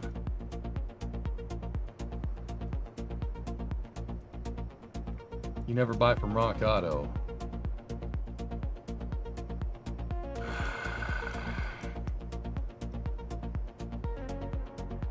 No, it's not that I never buy from Rock Auto. It's that most of the parts that I'm getting for the Coronet right now, Rock Auto doesn't have. They don't have trunk pans for a Coronet as far as I know. If you look at my toolbox out there, it's covered in Rock Auto stuff. But I don't,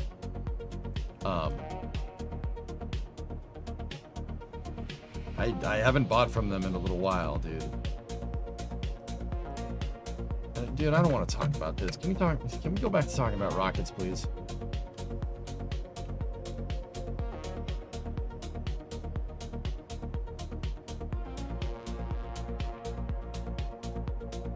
So, yeah, that's the shuttle. Thanks, Matt. It's a lot of work, dude. Right there is about 6 months of project development, dude. Yeah, that was 6 months. Took me 6 months to build this thing, dude. Everything, and I mean everything, is right. Everything is where it should be. The external tank works exactly like the real one. The SRBs work exactly like the real one. The shuttle heck, it even flies like the real one. Actually, I still think that CTS-5 runs a little bit. This is more because Kerbal's atmosphere is a little bit thicker. Again, the atmospheric density picks up a lot faster. So around the surface, because your atmospheric pressure builds up pretty fast when you get towards the surface. I think my shuttle actually flies a little bit too good, but it still flies like poo-poo. At subsonic speeds, I think it flies a little too good. We'd have to make it fly worse, chat. The right way to do that would be to replace most of the bottom of the shuttle with panels. Like all these wings up here, replace them with panels, but yeah, I'm not going to do that. Yeah, it has to fly more like a brick. It flies too good. Just a little bit too good. We could go in the wind tunnel and mess with it if we wanted to make the Block 2 variant, but yeah. I'm fine with this thing working just the way that it does. It's good enough to get the point across. Works exactly like the real one, dude. Within the confines of KSP, it is a Kerbalized version of a space shuttle. That was not easy to do. The shuttle's an extremely complicated system. But yeah, Mats, I even built potential reuse into this. This, you could, with the right cranes, you could theoretically stack this. If I had a VAB, if we built a VAB in game, we could make this. We could reuse it. We figured out ways to reuse the SRBs. Even my attachment mechanisms are mechanical.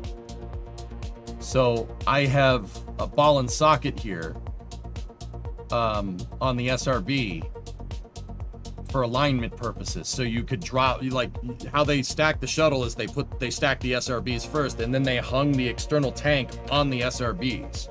And my SRBs have alignment pins right here. So the highlighted part is attached to the external tank, and the highlighted part there is attached to the SRB. It's a cup, right? So if we wanted to, we could drop the external tank down and we could hang it. We could hang it from the SRBs and dock it to the SRBs. The thing about that, though, and this is the one thing that will hose me,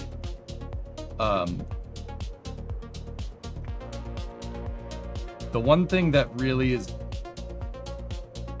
that I never really figured out how to do with Kerbal is to have each SRB docked to the pad and then separate.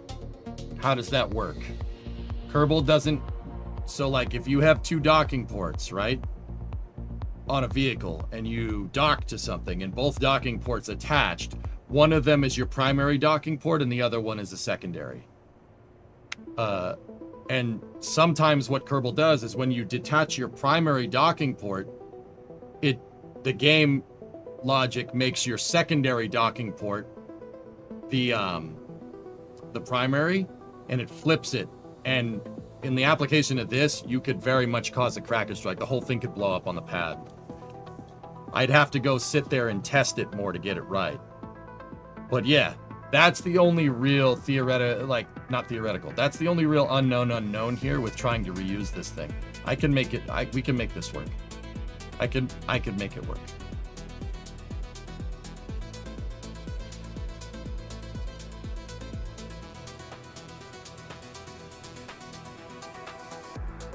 Yeah, nuclear more or less. I mean, cranes are a little bit different manner of articulation, nuclear. What you're trying to say is that, oh, you have software to make a human arm work. So theoretically, you have software to make a human leg work. I mean, yeah, but no, one's a leg and one's an arm. Cranes don't really work like the robotic arm does, dude. They don't. Different mechanics, if that makes any sense. But if you have the software, yeah, if you write your software modular enough to be able to, you know, plug into any robotic, and I think we would if we did something like that. Yeah, I don't see why not. Was anything packed into the RCC section of the shuttle's nose cone, or was it hollow? It's hollow. RCC is actually quite thin, dude. Maybe about this thick. Like maybe 20 millimeter. Maybe. It's not very thick stuff.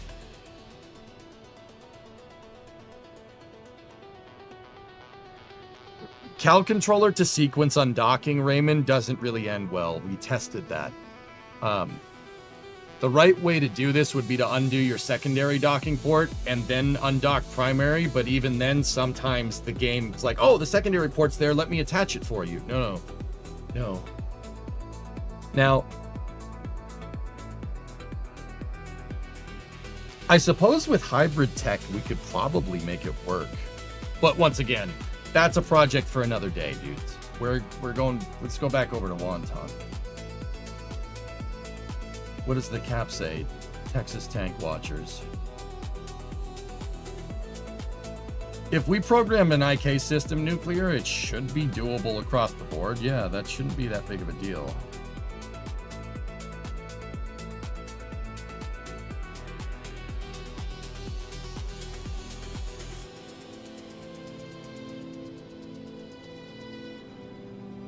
Guys, what I'm thinking with Wanton here is,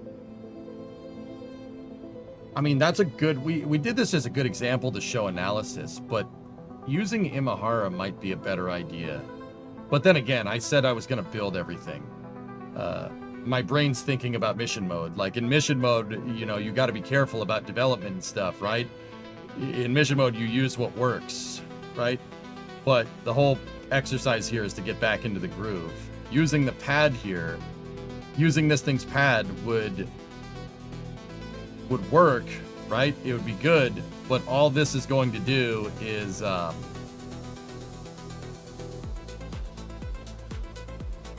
using the pad would work, but all this is going to do is get you better at like doing integration over and over and over again. You're not actually going to build the damn thing.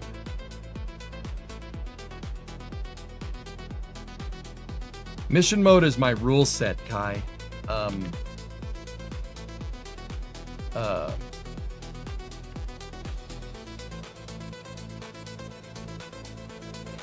That's the rule set that I played Kerbal. That I played in Kerbal for a long time. I linked it up in chat if you want to check it out. It's a very difficult rule set to play by. You really need to be on your game to do it. The whole purpose of this, of building an end-to-end vehicle, is showing you guys how analysis and stuff works, but it's also showing, I'm trying to get back into the groove.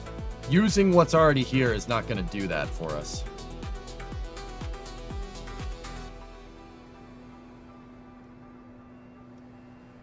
Chad, I have a dumb question because I just rewatched the Space Shuttle launch and then the Starship launch right after it. Why does the Space Shuttle have a much greater smoke trail? Solids. The solid rocket boosters, Booth. Yeah, solid rocket boosters have a really puffy smoke trail. All of them do. It's just the smoke is a byproduct of this, the chemicals that they use in the solid rocket propellant. Yeah. If you have something like Raptor is going to leave a little bit of a smoke trail. It leaves a little bit of a dark smoke trail. It's really hard to see it though, because there's a bunch of reasons for this, dude. Long story short, it's just different fuel. Raptor is burning methane and oxygen, and the reason why you see some black soot coming out of Raptor engines from time to time is because the carbon that's in methane Methane is CH4, so it's 1 carbon, 4 hydrogen. You see some unburnt carbon come out the bottom, so sometimes you see like a black smoke trail coming out, but that's mostly because like a liquid fuel engine is much more efficient in its burn. Yeah, it's much more efficient. But that's not entirely true. But the combustion byproducts are, there's not as much coming out of a liquid fuel engine as there is a solid. Now, okay, here's the right way to say this. So solid rocket boosters are designed to pack a huge punch. They're designed to be very, very powerful, not the most efficient, but that doesn't mean you can't make an efficient SRB. If we're talking about like the Space Shuttle's boosters, for instance, Space Shuttle boosters are basically brute forcing that brick of a space plane into space. That's the idea. Just brute force, get that thing up there, right? That's the whole point.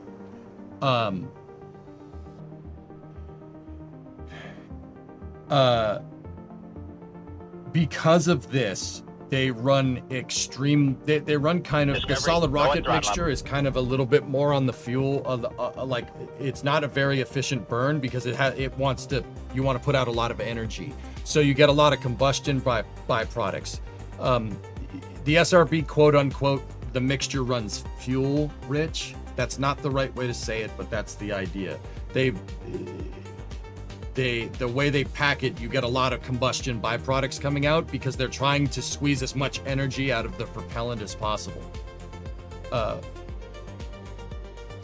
And when you're trying to get a lot of characteristic energy out of your propellants instead of like straight efficiency, yeah, you get fuel byproducts. That happens.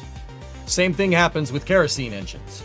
If you look at a Falcon 9 launch and you look at the trail coming out of the Merlin engines, it's bright yellow. That's because of all the combustion byproducts. It's all the extra stuff. Because a lot of engines run fuel rich. A lot of liquid fuel kerosene engines run fuel rich for temperature purposes and for energy purposes. But yeah, long story short, the short answer is it's different fuel. SRBs leave a lot of a trail because they're not very efficient because they're trying to make power. That's what SRBs are good for. They make a lot of power.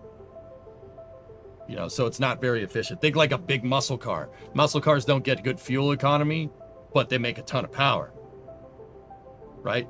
And you do get emissions from that. You compare that to an electric car.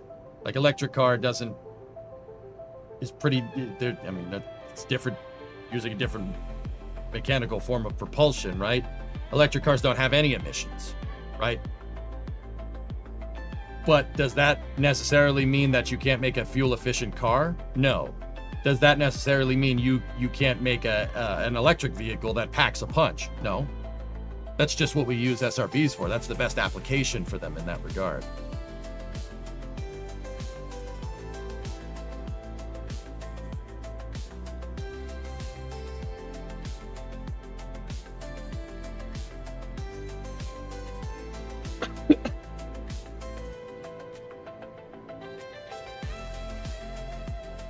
So this looks like I took Imahara and did a hybrid tech version of it. I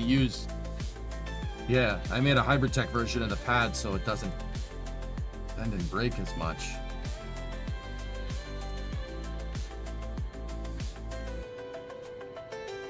Okay, I see what I was doing here.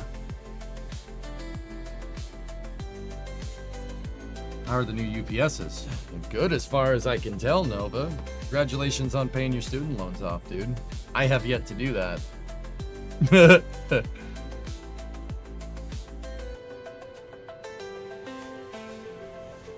Nice to bring that comparison up. It's the same with chemical versus ion engines. Yeah. I mean, rockets are always a balance, or any form of spacecraft propulsion is always, right now, with our current understanding of it, it's always a balance. It's a balance between, you know, how fast you want to get there and how efficient do you want to be. How much thrust you want to make versus how efficient you can be. Now, once again, that doesn't necessarily mean that you can't have an efficient high thrust vehicle. The space shuttle engines are absurdly efficient for any chemical engine. The shuttle engines are one of the most efficient engines ever made, ever, period. The only thing more efficient is an RL-10, if you really want to know. And the shuttle engines make as much thrust as a Raptor engine does. That doesn't, with rockets, that doesn't mean you can't have your cake and eat it too. But there's trade-offs. The reason why the shuttle engines are so damn efficient is because they're using liquid hydrogen and liquid oxygen, which is extremely difficult propellants to manage. Using hydrogen is tough. It's hard to do, which is why you haven't seen like a hydrogen internal combustion engine. Could it be done? Yeah, sure. But managing hydrogen is not something for the everyday person to do. People have trouble with managing gasoline. Cue the video of the people filling up their diesel car with gasoline and vice versa. So, yeah. You don't want to do that with hydrogen. Hydrogen is a really volatile.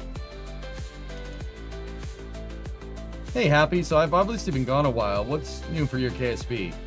Wacky thingamabobs have you brute forced into existence? I actually took a break from KSP for a little while, Happy, especially after the fallout with what happened with KSP2. KSP2, they shuttered the design studio, they got rid of everybody, fired the whole development team, and then sold off the intellectual property. We have an idea of who owns it, but we don't know who does for sure. So I've been kind of just playing other things, dude. I've been trying to get back into playing KSP1, dude. For the longest time, I just didn't want to. I didn't want to play KSP. I really didn't. I didn't want to be involved with it. I didn't want to be a part of it. I don't want nothing to do with it. It took me a while to get over it. Get over that the Kerbal franchise is basically abandonware. That was a hard thing to reconcile, dude.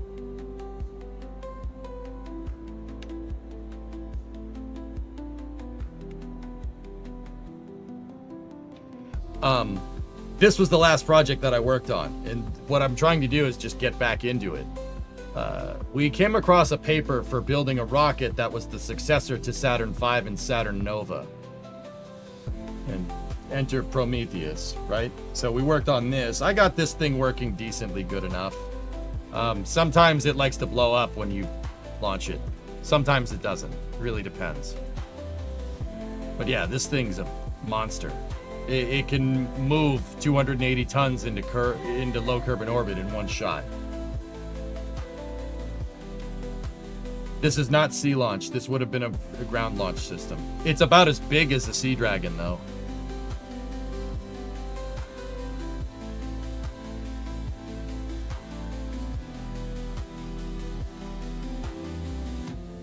But yeah, what I've been doing, this is a smaller series that I've been going through about basically what it takes to make a small rocket, build out its launch complex and everything, and kind of go from there. But yeah, I haven't really been, I haven't mained Kerbal in a long time, dude.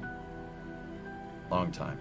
Now, that doesn't mean that there weren't some fun projects in between then and now. You'll like this one.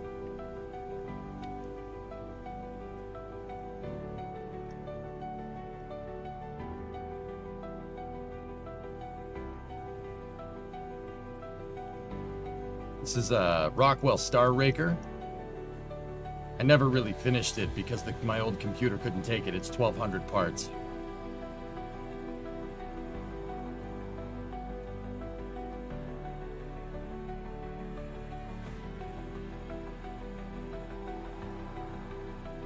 But man, is this thing cool. Does the nose swing open? Yeah.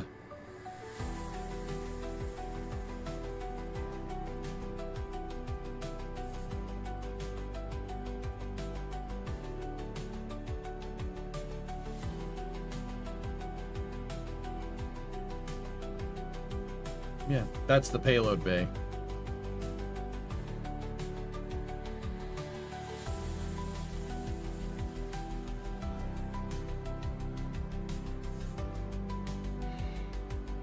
Isn't crossfeed worse than the parts for lag? It depends. But yes. Yeah.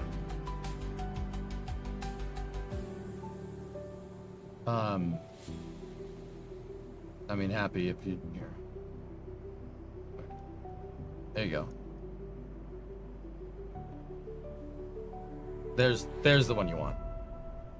It's I could make this better nowadays, dude. I could make a better one, but that's the idea. There's almost XH558. It's close. Prometheus is one of the biggest ones we've made, Pigeon. I usually don't make rockets that big. That's insane, specifically in the membrane.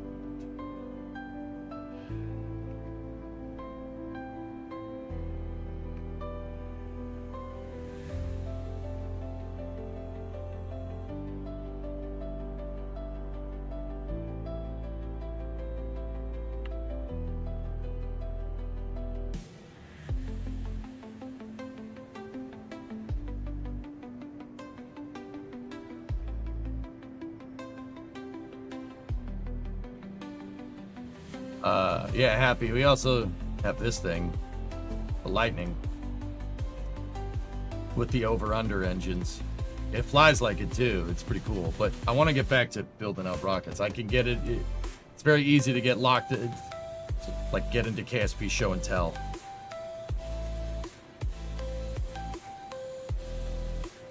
Yeah, Garfield. It kind of. Yeah, it is a Vulcan, but it's not. I could build better. There's an Arrow. The Arrow build came out really good. That's an Avro Arrow. It's pretty good. Little unstable with the anhedral wings, but yeah, it's pretty awesome, dude. That's a pretty fast plane, man. A real Vulcan bomber. I did not fit comfortably in the navigator's seat. Nice.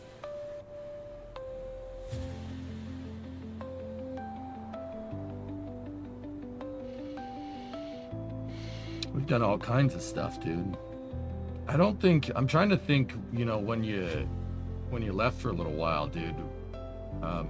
There's the Endurance. I don't know if you saw that thing.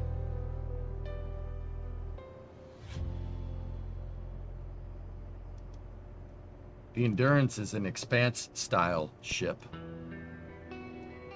that we made. It has Kraken drives in it. And this thing can theoretically go faster than anything. We did test it out recently. I never put it into work. We tested it when I got my new computer, and it exploded. Yeah. So, probably need to work some kinks out with the design, but...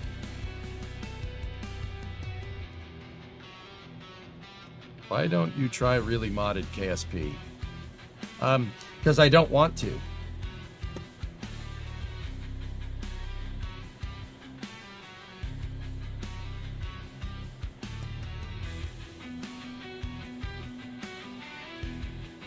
I also built the party hat. You want the party hat? See? Party hat.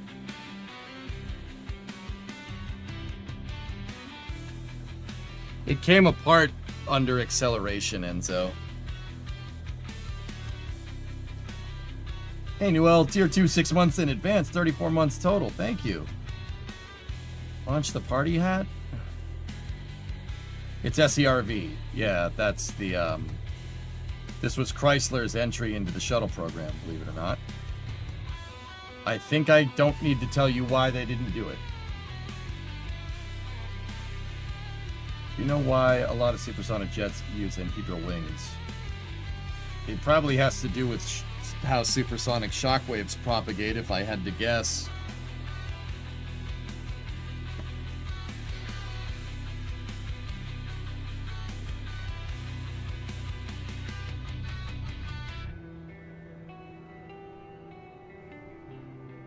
All right, what I'm gonna do, guys, is build out a more finalized version of this, and then we'll kind of look at our numbers again and see if it makes it. So that fairing is actually pretty good. I don't mind that. Let's get rid of the dummy payload here, and I want to root part the fairing. So get rid of that. Get rid of that. Let's keep this low cost. What does this rocket need? Let's look at our avionics packages here. What do we have? We have the hex core. The hex core has some reaction wheel torque, but it has stability assist, prograde, retrograde hold. Okay. And it's only 650 bucks. The Octo 1 has some probe core torque, but it just has straight stability assist. It's stability assist with no prograde retrograde hold. The Octo 2 is what I like using the most because it has prograde retrograde, radial normal, anti-normal. But we don't need radial normal, anti-normal hold. We don't need that. I think the hex is probably a good balance here. Prograde retrograde hold would be good for executing second stage burns for precision insertion. So here's what we're gonna do. Let's take a look at the fairing, right? My expectations for this were to use a 2-meter fairing. So you know what? I'll actually get rid of it. Now, just for now, I'll show you how to make a good one later. The aircraft tended to be too stable. A swept delta wing adds a significant dihedral effect. The enhedral offset that by adding instability.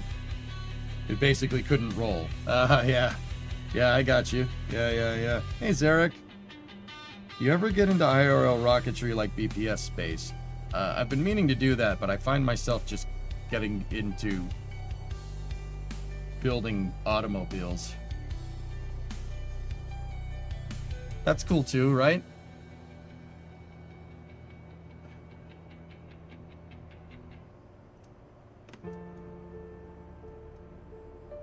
No, guys, I don't know. I'm just trying to get back into KSP and I just don't really want to use mods like right now.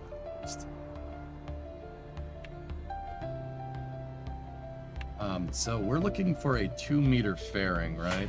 All right, let's get our avionics package and everything figured out. So what I'm going to do is I'm going to attach interstage nodes here. The fairing has a bunch of extra nodes that you can attach stuff to. And I want to attach my probe core to that. Now, why? Why do I want to do this? Well, actually, hold on. I'll tell you guys in a second. So let's finish building out Wanton, okay? Let's finish building it out and get a more fleshed out rocket design here. With all the kind of accoutrement that we want to make this a pretty good little robust launch vehicle. Let's do that. And then we'll think about what we want to do with the pad, okay? Maybe if we finalize out this design, it'll give us some clues to how we want to go about making the launch pad work. So, let's do this. First thing I want to do, I decided what probe core I want for the application.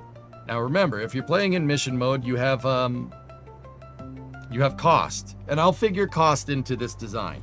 The hex core is good enough. It has stability assist, which means it'll hold, and then prograde and retrograde. That's good for doing burns. That's good for doing early game burns. You're not going anywhere crazy, so you don't... It's fine, as long as it has stability assist. Now, I do not like having wheel authority on my rockets. This probe core is equipped with a gyroscope, which every freaking probe core has one except for the Octo 2.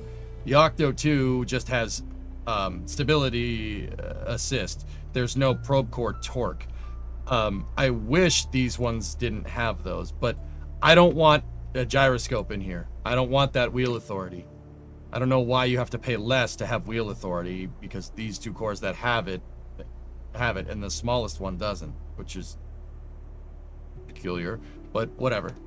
I don't want reaction wheel authority here. That's bad habit to get into. No rockets have gyroscopes on them, except if it's for navigation, but that's another story.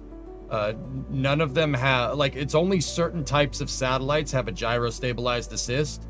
Only certain things do that. Like Falcon 9 doesn't have that. Atlas doesn't have that. Vulcan doesn't have nothing like that. They rely on thrusters to change course. And I'll get more into that in a second. Now, with the hex core, right? The HECS core. I took it out of the mainline stack, right? So I attached it to an interstage node. The reason why I did that is because I don't want this thing, I don't want my probe core to be sandwiched between my payload and my payload fairing. Normally, a rocket between its payload fairing ring and where the payload attaches would have a piece of equipment called a PAF, right? It's PAF for short. That stands for Payload Attachment Fitting. I know, very clever name. Payload Attachment Fitting attaches the payload to the rocket. Weird, huh? It's a structural adapter. And your avionics usually aren't structural. I don't like having integral avionics in my rocket's design. So I use the interstage nodes to stack this thing. And then what we'll do is Discovery, put a go at small decoupler up here, right? And the decoupler acts as my attachment fitting. And what I'm going to do is use gizmos in the game to move my probe core behind the attachment fitting. Now we have something that is much more realistic to how real stuff flies. Next thing I'm going to do is I made the payload attachment fitting, the ring, I made it a little bit smaller. The reason why I made it small is because, well, you don't want to make it the fairing's going to be out here, but PAFs usually are a smaller attachment point here. I'm doing that to save mass. But, I mean, honestly, you could probably put a big decoupler in here. But I like doing this way. Hey, Antisaint, 99-month resub. Thank you.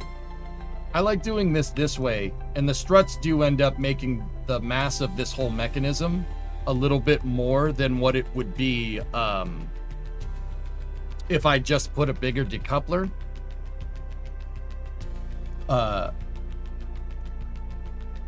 But I like doing this way because, I mean, straight up, dudes, it looks way better than just a payload attachment fitting just floating in 3D space. Sorry. It definitely does.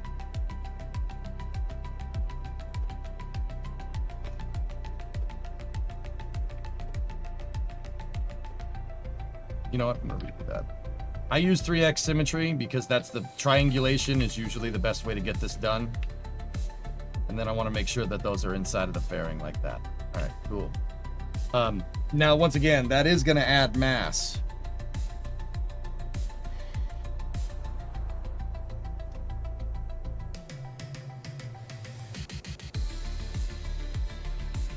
Your stream went to starting soon screen a couple of times. What?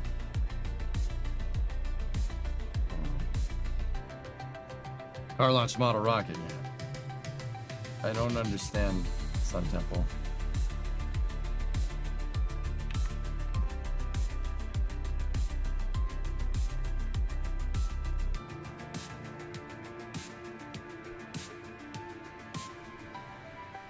All right. Cool. Now, the other thing we got to take into account here. All right. So, I really want my Wanton satellite to be able to tackle some early career mode stuff, right? So we're talking about just putting probes in different orbits, because that's usually what the game calls for in the early career mode, like when your rep is really low, right? So we're building this for purpose, right? That's our requirements. We want 1,000 kilos to low Kerbal orbit, and I want a stage that can stay up there for a little bit, and that's also good at doing precise orbits. Okay, so that means we need a couple more things here, okay? One of the things that we really need is batteries. Now, the probe core on board does have 10 electrical charge. That's okay, but we're gonna need a battery for this. I would like a battery in this application. So that's the reason why I spaced our payload attachment fitting the way that I did, because I bet we want to put a battery on there. That's 110 electrical charge should be able to last a good while. That should be good enough. Those batteries are 5 kilograms a pop. You know what? Let's make this nicer. These are 10 kilos, but I think that looks a lot better in this application, right? Yeah, the circular battery is a little bit heavier, but that's okay.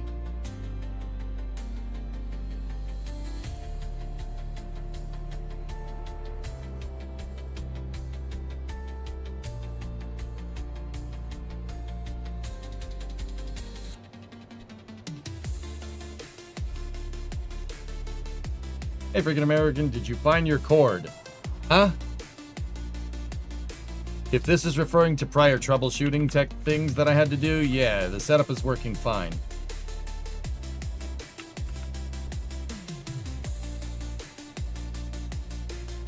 Okay, good.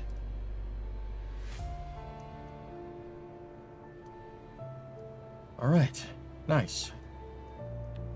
Last. Remember to make the electric wires heavier than the rocket.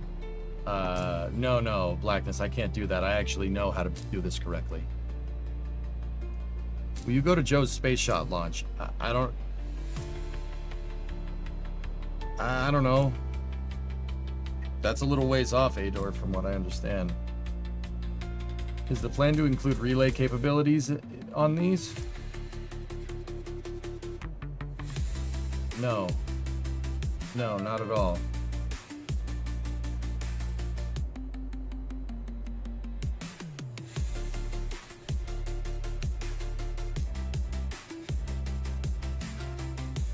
Grabshark, this 5 kilograms should be negligible because of our analysis. Our analysis is a little bit over. I added some margin into the Delta V for this type of rocket, dude. So it should be fine. What I'm wondering is the way I want to build out the stage and everything for application, we might hit the upper echelon to those margins, but we'll see. We might have to end up extending Wanton to the size of Imahara, which, what was the point of making this in the first place? But hey, whatever, it's okay. You could repurpose the second stage as a relay satellite after the launch, or it not being useless. Or we could deorbit it because it's nothing. It's an inconsequential cost here. I don't know, maybe. I mean, that's added capability, Ator, but I would like to do Kerbal exploration and stuff too. That would be fun. Because remember, we got Kerbal constructs, guys. We could put runways wherever. We should write some mission mode rules on how to work with Kerbal constructs. But in order to do that, I'd have to kind of figure out what makes Kerbal constructs tick. So maybe in this engineering mode save, we'll go mess with it. We'll go mess around with exploring Kerbin and building different types of airplanes to do it. That would be cool, man, having runways all around Kerbin. That'd be awesome. Just build a bunch of airports around Kerbal. We could make that part of mission mode. Make it so you have to buy them and stuff. That'd be really neat. Because then we could put ground tracking stations down. Like actual ground tracking stations. And if, like, for instance, I have a capsule or something that comes down in the wrong spot, if we put the airports in the right places, it shouldn't be too far from anything. And we could leave planes and stuff there. Like we could leave recovery vehicles there. Stuff. I think that would be super cool. I actually like that idea a lot. Yeah, I know about Kerbal colonies. That's cool, man. It could be like an Aegina. Ator, what you're talking about, converting this into a relay satellite and making it like a target vehicle with Aegina, is scope creep. That's scope creep. That's not in our main requirements for the vehicle.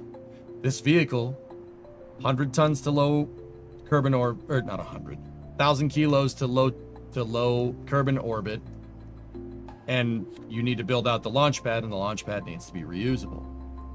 Maybe if we switch eventually over to a design that, like if we build a crew capsule for it and everything, right?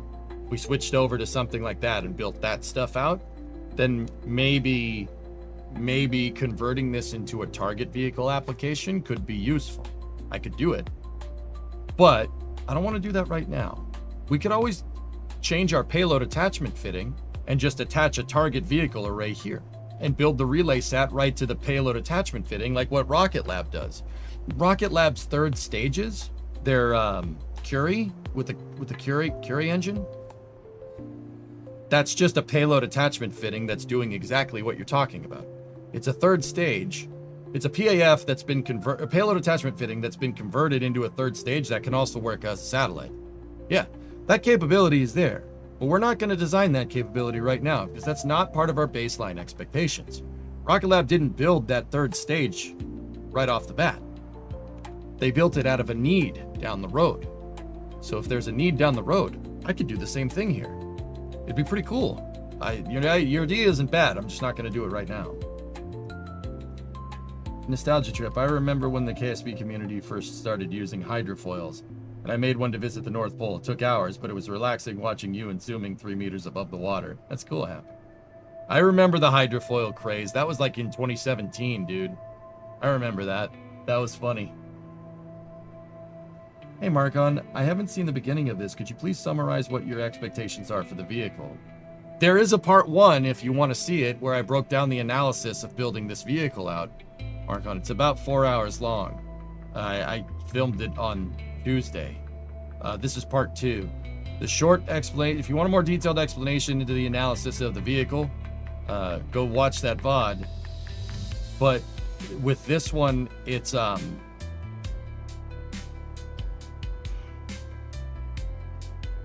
excuse me. With this one, it's 1,000 kilograms to low carbon orbit and a reusable launch facility. Not necessarily a reusable rocket just yet, but a reusable launch facility for the vehicle. I want to make a launch pad for it.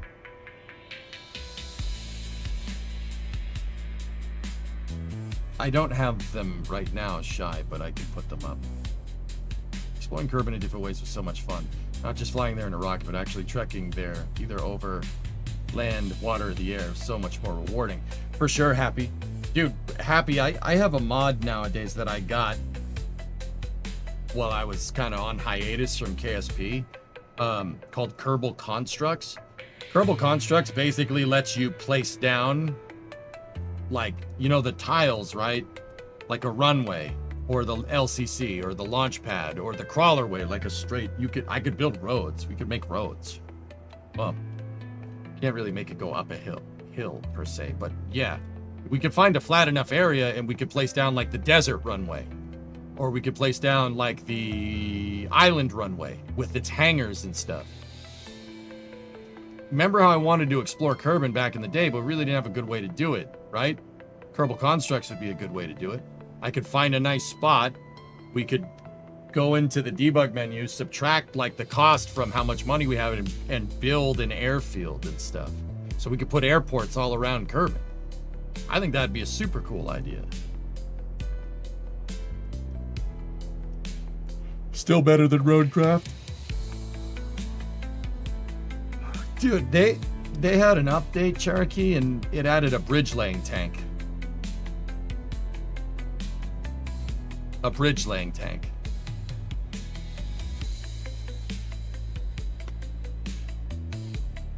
What?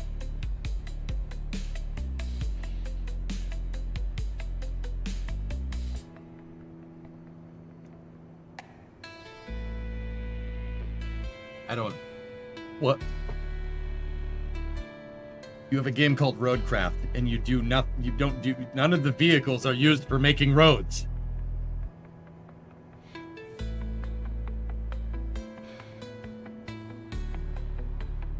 You could put operating costs for Kerbal Construct sites and structures.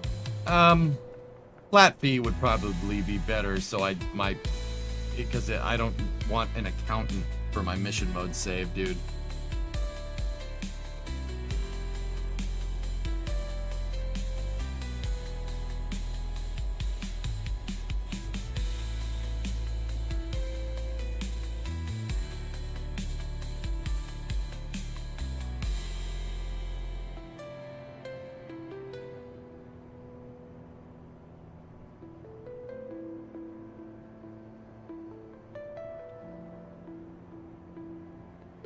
Mission mode accountant would probably ghost you too.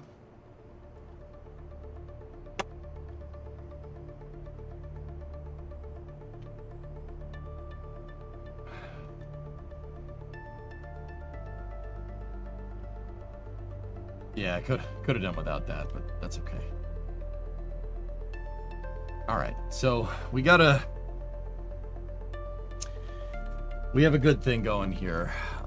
Let me, for a second, just detach the first stage, and I want to work on thrust vector controls, well, thruster control systems, so reaction controls. That's what I think we need to work on here. So if we want RCS, right? Because I don't want any probe core torque. I don't do that. That's lame. We don't do nothing like that.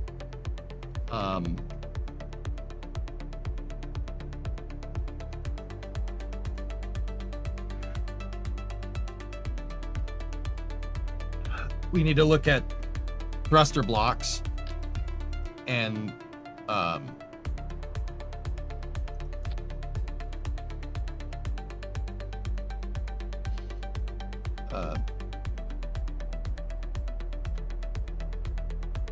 guys, I'm having nasty trouble focusing today. If you look at the date, I'm sure you could understand why. Yeah, just lock in, dude.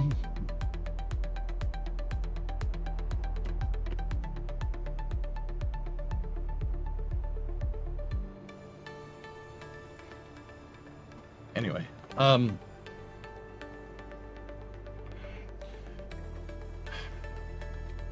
yeah, Nate, it's yeah. I mean, dude, I don't want to talk about it, homie. It's yeah, I'm having trouble focusing, dude. We'll just leave it at that, man. That's all right. Thrusters. Okay. All right. So we need to figure out what kind of thruster block we need, and we need to figure out fuel. Now, a stage like this, even with 1,000 kilos of payload up on the front, or 2,200 pounds, is still, you're not going to need a big reaction control thruster. What these thrusters are basically designed to do is basically steer the stage in a different direction to get ready for an engine burn or an engine firing. Pretty straightforward stuff. That's not a big deal.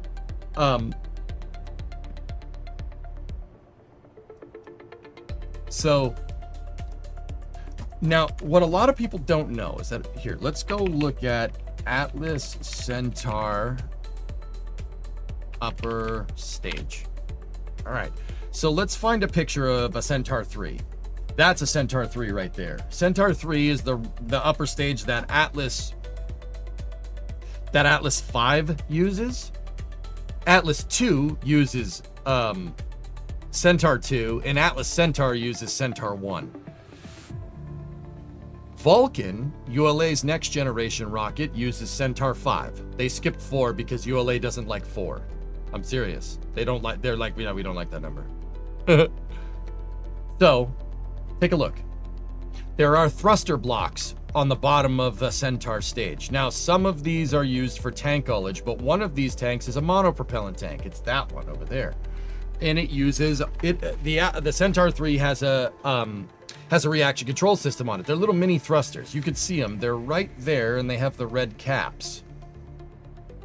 Now, there is 2 caps of 2 thrusters on at 90 and 180. There's a cap of 2 thrusters there, and then opposite of it is the other.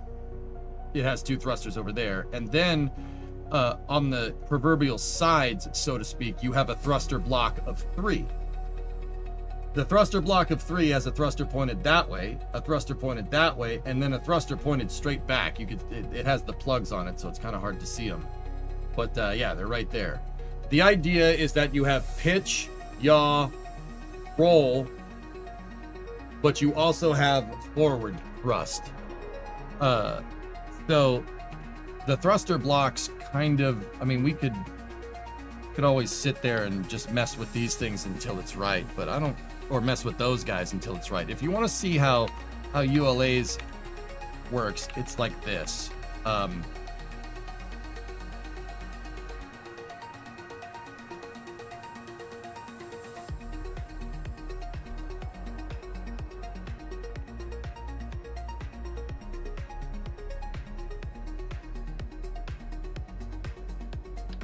This is just for visual representation, guys. I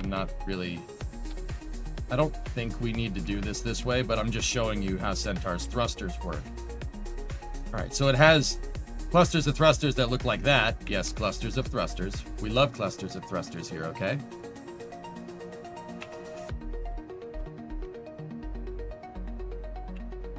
And then in 2 times symmetry,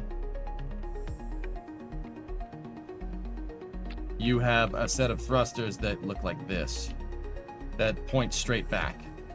The idea is that you have, with this thruster configuration, you have pitch, yaw, and roll, and then a forward translation. So the Centaur can go forward, but the Centaur can't go backwards, if that makes any sense.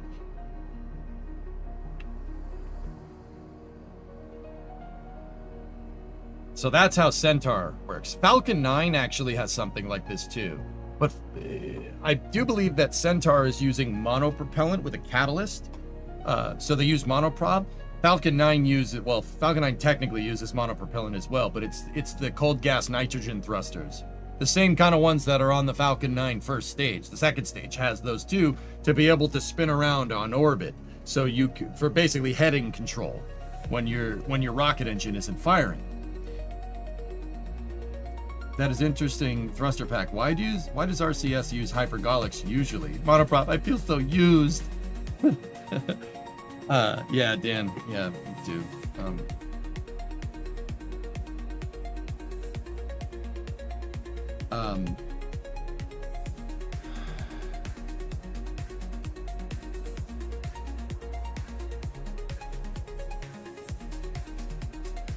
Sorry, I got asked a bunch of questions all at once.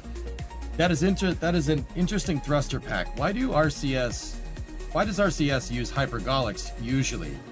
Graham, you'd use hypergolics. I mean, even monopropellant is using hydrazine, which is a component to a hypergolic. They use that because it's stable. It's stable on orbit for a long period of time. Hypergolics don't boil off. Monomethylhydrazine and dinitrogen tetroxide, or Aerozine 50, which is a kind of evolution of hydrazine, and a monopropellant catalyst. Those propellants don't boil off. They're stable for very long periods of time. Yeah. That is the reason why the Apollo LEM uses NTO and MMH. That's the reason why they did that. That's the reason why Apollo's service module is using the same exact propellant. That's the reason why the space shuttle's orbiter maneuvering pods and reaction control systems use all of that. Because hydrazine, monomethylhydrazine or unsymmetrical dimethylhydrazine and nitrogen tetroxide are stable for very long periods of time up there. The other thing is that with a hypergolic system, right? Even Dragon uses NTO and MMH. It's not like one of those legacy systems, right? Dragon uses it. That's what Dragon's thrusters are. Starline are the same thing, only their thrusters like to pop. Anyway, the reason why they do that is because you are afforded a much simpler engine design. Dude, a hypergolic thruster, you want to see one? I'll show you. I'll show you a Draco thruster.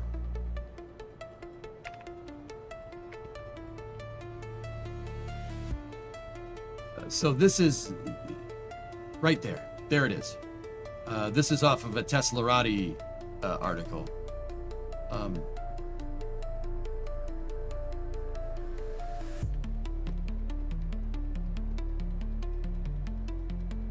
Way to go, Chrome. Keep up the bad work.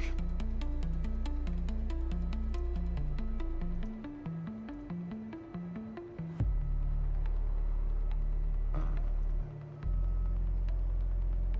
right, so see that? Look at how simple that thing is. It is not complicated, man. It is a combustion chamber, a throat, and a nozzle. Now keep in mind the nozzle is cut in a certain direction because it's designed to be built into the side of the capsule, right? This is the skin of the Dragon capsule. Yes, that does things to how the thrust gets propagated out of the system, but it's not that big of a, yeah, it's still rocket engines pretty good. Okay, so the reason why is because the thrusters are built into the side of Dragon. Like that. See that?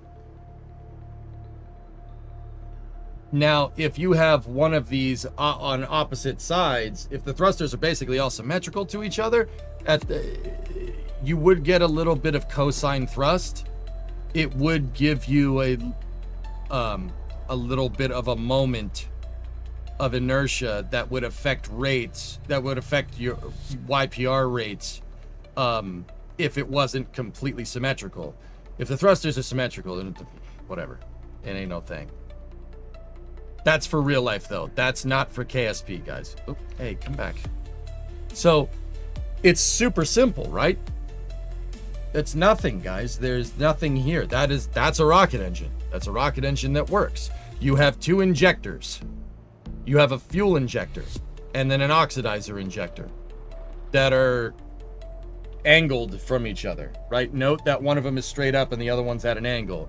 The reason why is so you get what's called propellant impingement or commodity impingement in the combustion chamber. You want your propellants you want your liquid fuel and oxidizer to cross paths. That's true in any type of rocket engine injection system. You need them to cross paths. Basically, they cross paths like this, they mix better. Right? So one of them is teed off at 45 degrees and the other one's straight on. One's for NTO, the other's for MMH. These are fuel injectors. They're a space age fuel injector. Similar to a fuel injector on an automobile. It's the same thing. It's just an aerospace version of it. So these ones are actuated. If you look at all the wires right here, that's the wiring harness for a Draco thruster. They're actuated by electronic control, right? And that's why if you've ever seen videos from inside of Dragon from like Inspiration 4 or Polaris Dawn, when the thrusters are firing it, you hear a ticking noise, because that all you're really hearing is the sound of the solenoids opening and closing.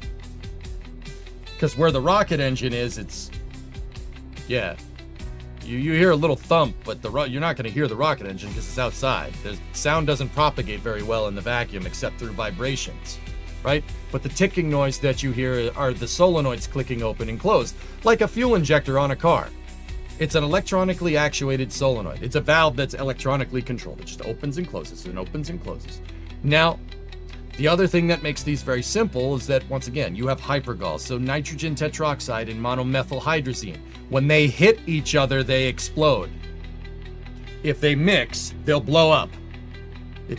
Those are weird forever chemicals, and when they hit, the way they chemically combine causes combustion. Very simple. The other thing is that with a Draco thruster, you don't need a turbo pump. You don't need a turbo pump, you don't need a gas generator, you don't need any of that stuff. These lines are pressurized, just like a fuel injection rail is on a car. Same thing.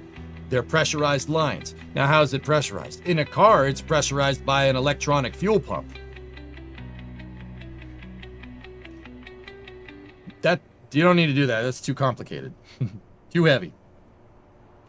How they work on Dragon, how they worked on the Space Shuttle, how they work on Starliner, the Apollo CSM is that they have helium tanks inside of Dragon. They're helium tanks in a COPV, right? And that's the helium tanks are pneumatically attached to the NTO and MMH tanks, okay? And inside of the NTO and MMH tanks are what's called a fuel bladder, okay? The fuel bladder is like if you had a pressure vessel and you had a balloon and... Raptor side chat. Is anybody in chat? Raptor side chat's going. Chris B is around. A fuel bladder works basically like if you took a balloon and you inflated a balloon inside of a pressure vessel, inside of a tank, right? So what happens if you pumped in air between the balloon, between the outside of the balloon and the inside of the tank?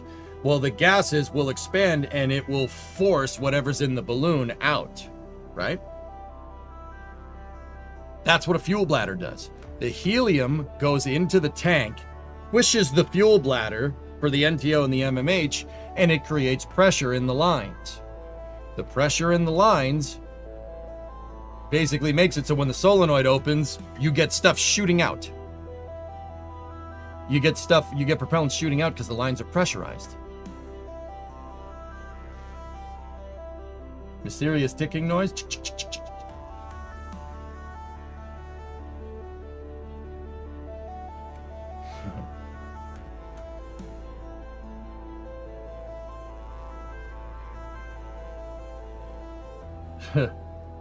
Nice, happy. Anyway, so Graham, these thrusters hypergolic thrusters are used in spacecraft because it keeps thruster design simple, very simple. It's called a back pressure. It's called a pressure-fed hypergol. Pressure-fed hypergol. That's what it's called. Very simple stuff. Helium tank, fuel tank, oxidizer tank. Helium goes into the fuel and oxidizer tanks, squeezes the fuel out, pressurizes the lines, and then you have two electronic solenoids controlling your injection mechanism. Computer controls that. Makes thrust. Very simple.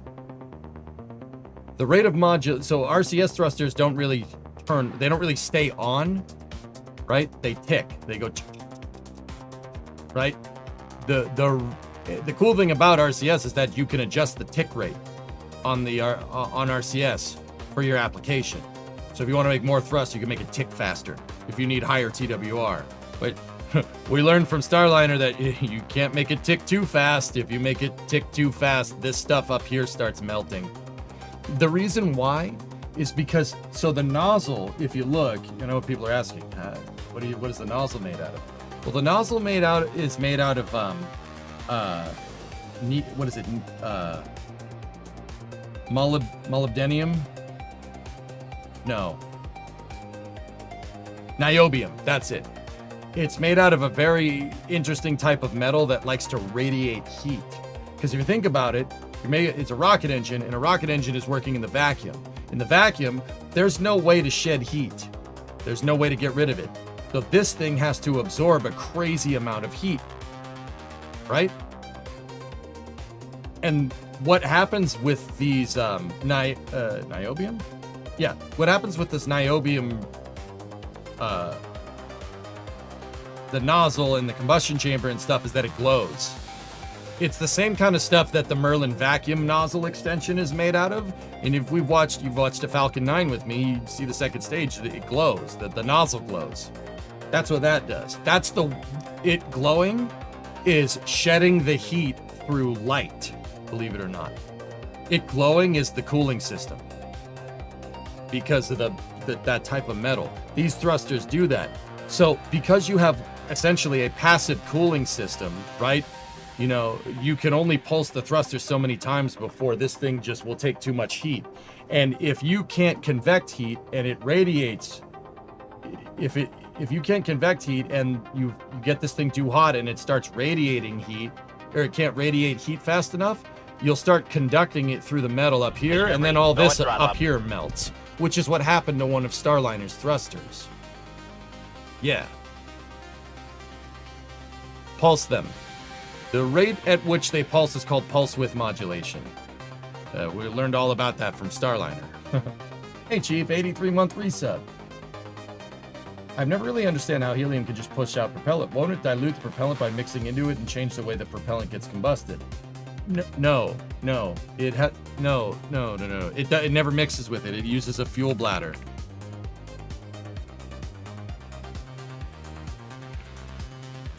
So,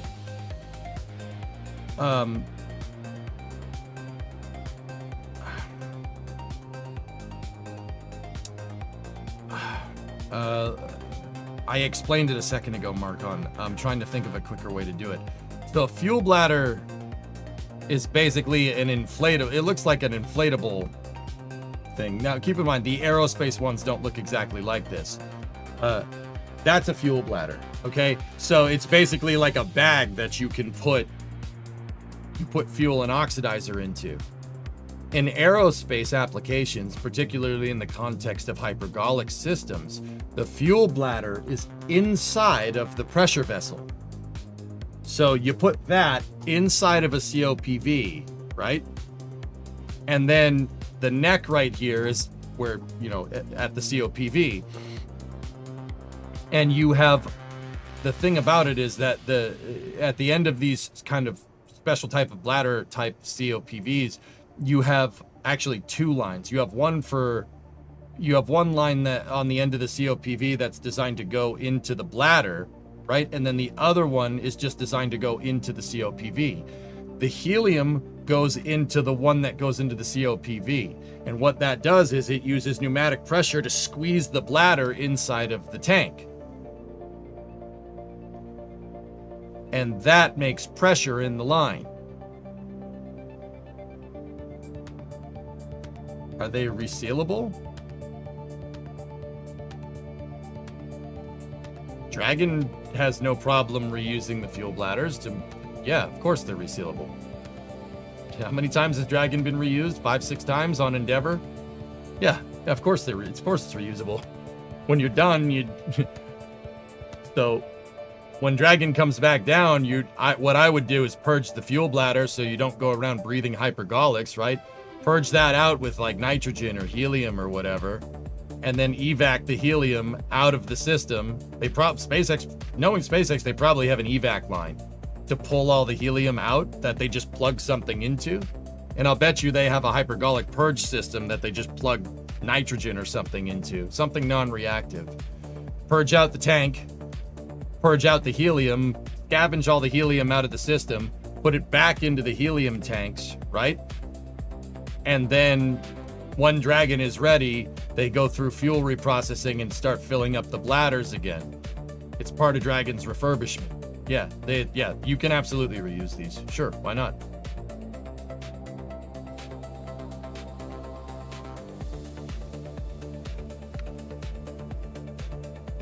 What is this thread?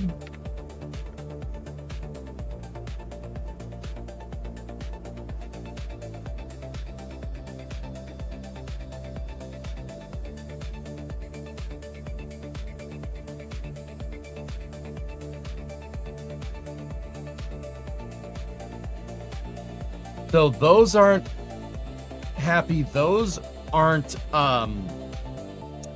helium tanks, but they're not bladder tanks. Those are inside of the stage. Helium is put inside of COPVs that are inside Falcon 9's fuel and oxidizer tanks to do a slightly different thing called tank ullage. Okay?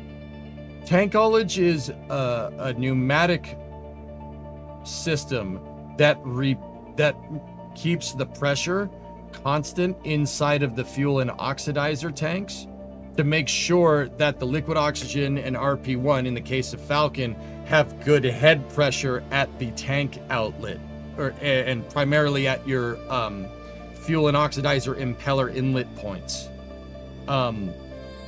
Basically, you want to be pushing down on your liquid fuel and liquid oxygen going into the fuel pumps. Going into the turbine impellers, and it's the fluid impeller, but turbine impellers, the turbine, but you get the idea. The other thing is that in order to get a good constant feed, you need to keep the pressure the same. So as the fuel drains out of the stage, liquid fuel and oxygen, they drain out of the stage, they have valves that open up on these tanks, and the helium takes that spot. Why do they use helium? Lower mass. If you were using nitrogen is a higher atomic mass. That's more mass. That's going to screw your delta V. That's why they use helium. And the cool thing is that, with Falcon 9, they probably have helium scavenging systems. If I had to guess, they probably have a scavenging system on the drone ship. If I had to guess, I don't know that for sure, but I mean, yeah, why wouldn't you do that? If not on the drone ship, if on the processing stool that they put Falcon 9 on, I'll bet you they have a way to get that helium back out of the tanks to save it, because helium is hard to come by and it's expensive. Now, once again, those are helium tanks, those are COPVs, but the spacecraft is using helium for a slightly different thing. They're using helium as a pneumatic actuator instead of for like tank ullage. It also works, it almost works the same way as your pressure tank for your well water system. Yeah, something like that. I think well waters just use compressed air to squeeze the bladder, but I'm not sure. Yeah, here, Rook has that video. Oh, thanks for posting this, Ordon. Here, listen. Right, as you can see, we are coming up on 15 seconds to our next circularization burn. So right now, we're at 578 kilometers apogee, 370 kilometers perigee. So you can see Dragon's oriented into the velocity vector. We're at perigee. It's going to burn. It started its burn now. And this is going to lower apogee now to equal perigee, and we'll be circularized around 370 kilometers. You can hear the Dracos firing in the background. These are our forward bulkhead Dracos. This is our primary way to create a delta V maneuver. Change in velocity maneuver. We learned about that. It almost sounds like an orchestra. Yep. That ticking noise is just the solenoids on the Draco thrusters ticking open and closed. Same thing. Same thing as like a car's fuel injector. On a modern car, you open the engine bay, you hear ticking noise. I mean, one, your engine might be destroyed, but two, most of the time it's just the fuel injectors opening and closing. What's that, Noctralox? What's on your mind? Oh yeah, and here's what that looks like from Dragon's nose cone. SpaceX got the goods, man. They have all this great footage. It's such a good teaching tool, dude. Look, there they go. That's what that looks like from outside the capsule. This is on the nose cone. Dragon has a nose cone that deploys, and when it deploys, SpaceX has a camera that's looking back at this. What do they burn? Monomethyl hydrazine and nitrogen tetroxide.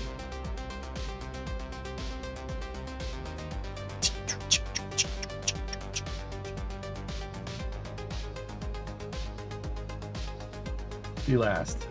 So does Starship use excess gas from Raptor pressure to pressurize the tank back up? Yes. The Raptor engine has a tap-off system built into it. It's not called a tap-off, but each Raptor engine can. Okay. We got to get back into the dang stage design, but we'll get back to that in a second. So Raptor uses something called autogenous pressurization. Because Raptor engines are using a full flow stage combustion cycle, they have there's a tap-off system. Somewhere down the lines in Raptor's plumbing, you have a spot where you just have gaseous methane and gaseous oxygen, right? And what a Raptor engine does is, in the high pressure points of its plumbing, it taps off that, and then you have gaseous methane and gaseous oxygen go into pneumatic lines, and they go up and they repress the tanks. That's an idea from the Shuttle program, believe it or not. The Space Shuttle engines do that. That's why if you look at a picture of the Shuttle external tank,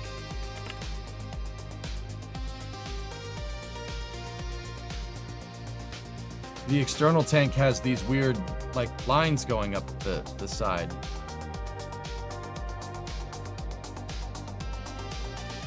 See those things right there? This one is pretty straightforward. That's your oxidizer line, because your oxygen tank is up at the top. The hydrogen line is right there. But if you look, there's a pneumatic line that goes right here, and it goes up the side of the external tank. The hydrogen gaseous line goes into the top of the hydrogen tank, and the oxygen gaseous line goes all the way up into the very nose cone of the oxygen tank, to the very top.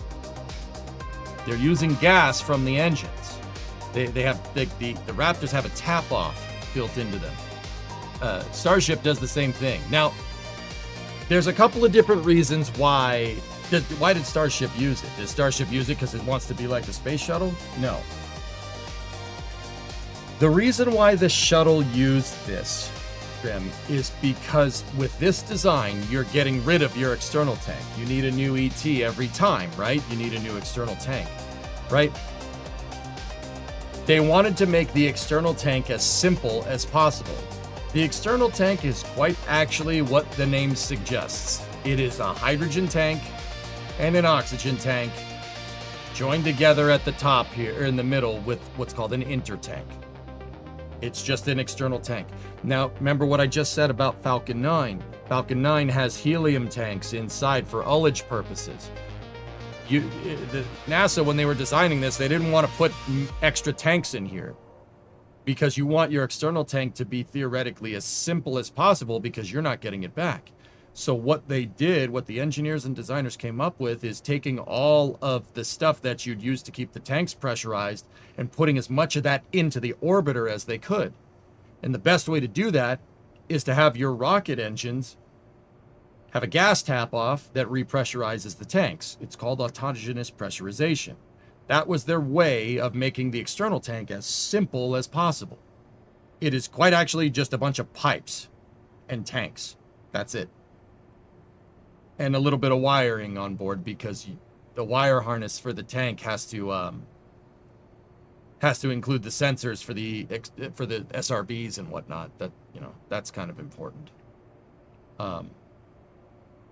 If you look, so think about this for a second. The shuttle's forward bipod strut attaches here and here, right? Let's talk wiring for a second. Let's talk avionics. There's no wires going up that bipod strut. Nope. But look right there. See this little thing next to the AP lines? That little guy? That is carrying the wire harness to the SRB forward attachment points. The SRBs they have computers on them and stuff. They have some avionics. The reason why they have that is because they got to deploy the parachutes, got to deploy the nose cones. They have firing pins on, they have separator pins on them, etc., etc.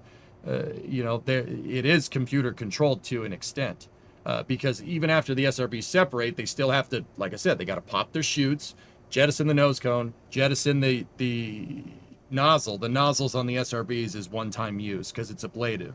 They made the SRB nozzles out of heat shields. It's made out of heat shield because that is that's the only way to keep what comes out of there, keep that nozzle nice and cool. So there's still some automation to the SRBs even after they're separated. Right there is carrying the wire harness from the SRBs. The SRBs are wired through the they're wired through the forward attachment strut, and then the harness comes down here, right? The harness comes down and it attaches via these parts of the umbilicals.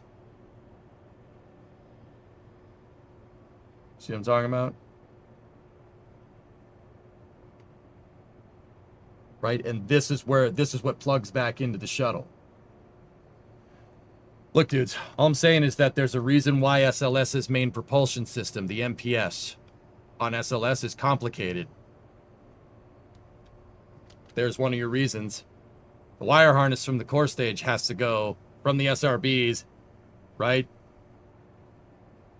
Like, where does it go? It has to go up from there, right? You have to make the harness go up instead of down. But your MPS, it still has to control all this stuff, right? Now, don't get me wrong. They probably figured out a way to make the whole harness go up. But still, the shuttle's engine section is a lot more complicated than just having 3 engines in the back. There's a lot of different things going on back there, including carrying the freaking wire harness. Because how else are you going to do that? Seriously. What, are you going to make the wires go through here? You're going to have to plug the shuttle in right at the hottest part of the thermal protection system? That's probably not wise. Right?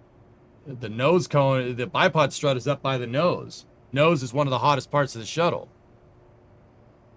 You're not doing that, right? That's not happening. So they made the wire harness go through the umbilicals on the back of the shuttle, right? So the wire harness, the entire wire harness for the external tank actually goes down, and then it goes into the shuttle, and then it goes to the shuttle's computers that are up in the nose. So it kind of loop-de-loops, because how else are you going to do this? Right? You're going to put, you know, maybe you have like another door or something up here. You're going to put more doors on the shuttle. That's more mass. Use the doors you already have, because wires are pretty dang light. They're not too bad. comparatively to putting more mechanical systems into your shuttle, right? So that's what they came up with. Now, that's why the shuttle did it. Starship does this for a different reason. Starship does this for a different reason because on Mars you're not getting helium. you're not getting helium at all. So Starship uses autogenous pressurization because if you were using helium for your ullage, you're not finding that on Mars. Now, like I said, maybe they could scavenge it from Starship, but that means now you need a helium scavenging system built into your Starship design, and that complicates things. What you might as well do is use autogenous pressurization, and then instead of building a scavenging system, you work on with Starship, you work on in situ resource utilization. Because with Starship, you use methane and oxygen. So you have CH4, carbon, hydrogen, and then liquid oxygen. So oxygen. So you have carbon, hydrogen, and oxygen. Those are three things that are pretty readily accessible on the surface of Mars. Helium is not. Heck, helium's hard to find on Earth, for what it's worth. Wires of light. You sure about that? You sure about that? Well, if you take them into the if you take the mass of your wires into account in your finalized design element, then yeah, they're actually not too bad. Probably about 1,500 pounds or so for a space station module.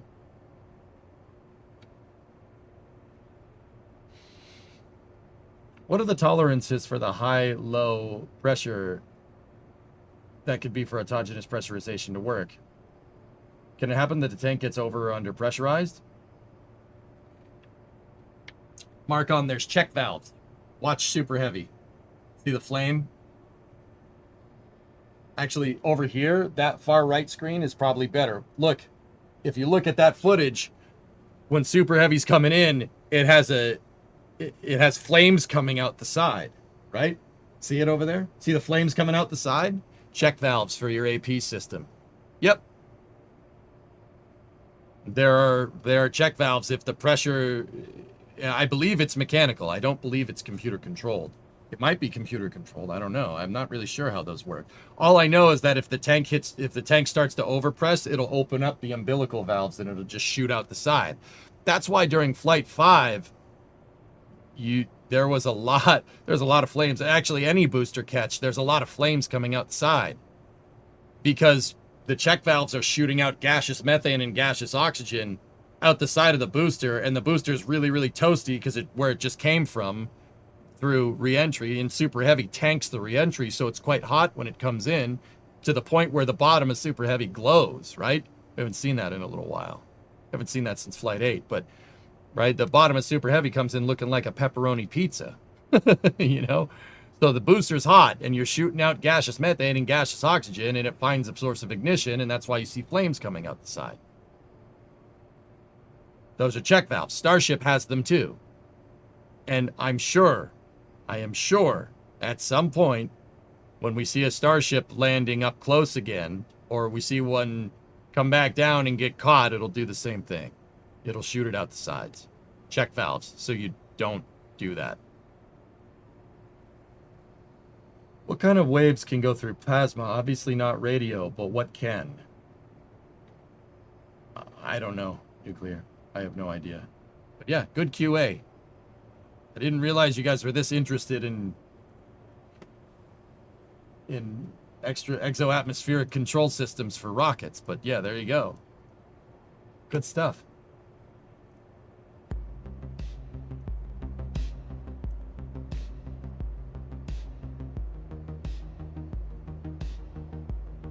So how long until stage 0 is needed?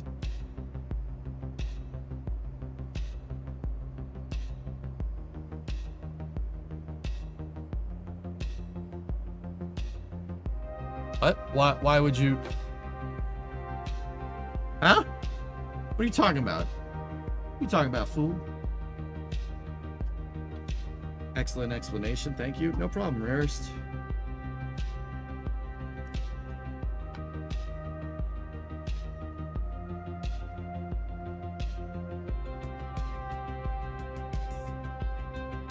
Elon calls the pad and tower stage 0. Yeah, Hellfish, I don't understand why you wouldn't want stage 0. Why would SpaceX be looking to remove stage 0 from their design?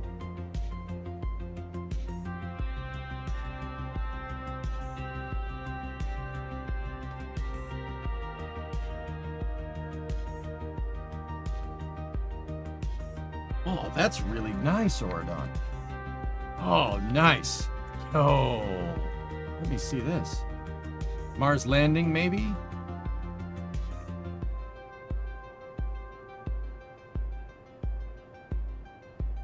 Sorry, guys. I lost track of the conversation, dudes. The shuttle thing is kind of distracting me, but once again, I'm having trouble focusing today. Why? So, are you talking about like remove stage 0 in the case of like a Starship landing? Yeah, I mean, I think at least in the interim time, SpaceX will just work with the catch pins for Starship, but eventually Starship is going to need landing legs for landing on Mars. Is that what you're getting at? Yeah, Denny, I'm glad you like it. I mean, we're a little light on the Kerbal gameplay side right now, dude, but if you guys like it, I'm here. I'm talking about in the context of airline tempo.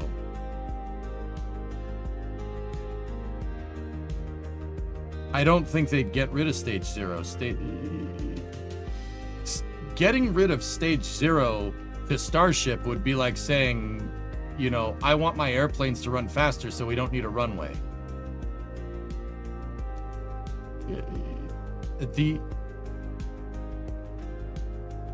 How rapid reuse for a rocket translates from an airplane to rocket style stuff, at least in the context of Starship, Hellfish. And keep in mind, this is very much my opinion. The chopsticks are your runway. That's your runway. You take off and land there, right? Now, I don't think they'd ever get rid of that. Now, Starship, you know, Starship does need to land on an unprepared surface at some point. So Starships with landing legs will probably be a thing sometime soon, which is why I don't really get catching the ship if you're looking to, if your stakeholder expectations are looking to make a transport system to Mars. But I do believe that SpaceX made a trade-off there. I think the initial versions of Starship they're going to catch because it's easier to engineer catch pins than it is landing legs. Think about it. You got to lift the ship up. You got to put it on the pad. The catch pins are needed for integration purposes. And if they're needed for integration purposes, you might as well use them. Because that you already designed them, now you don't need to design landing legs. The other thing to take into account is that, well, that $17 billion contract from SpaceX the other day to buy the 50 megahertz of S-band spectrum frequency licenses, 50 megahertz frequency spectrum licenses. It's very clear that they're looking to fund Starship indefinitely via the Starlink program, particularly Starlink DTC, and only Starship can launch those. So, well, building out this transport system, they're building in the capability of sending it to Mars, right? It's very clear that their minimum viable product for Starship is a Starlink launching system. My guess is that the reason why they're doing that is because that way affords them the possibility of cash influx later when they go to design their landing legs. You don't need to design them now if you're doing Starlinks. Hey, Titan. Hey, We buddy. have big exciting news. Come on up here, Popeyes. What's up? We went in the scary room where the Big Bang happened, Yeah. all by ourselves. Oh, Titan. We did it. Titan, come here, bud. Come here. Come on up here. Get up here, my boy. No? He doesn't want to. He's my dog. Can you come on up here, bud? There we go. Nah, he's not into it right now. Did you give him any like sleepy stuff or anything? Oh, bubbles. Is he feeling better? Hey.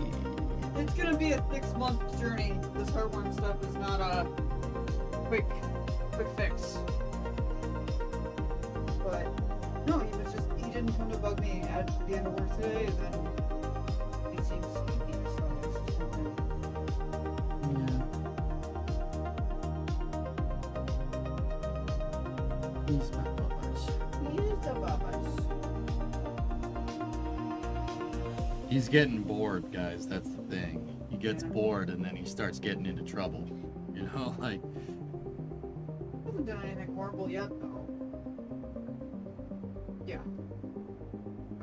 Knock on wood. Yeah. We have to keep giving him medication to get rid of those heartworms. And then he'll be up and running around in the backyard again soon. But right now, he's kind of got to chill.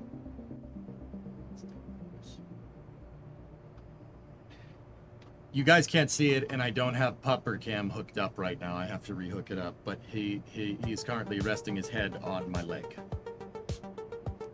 and looking up at me like this.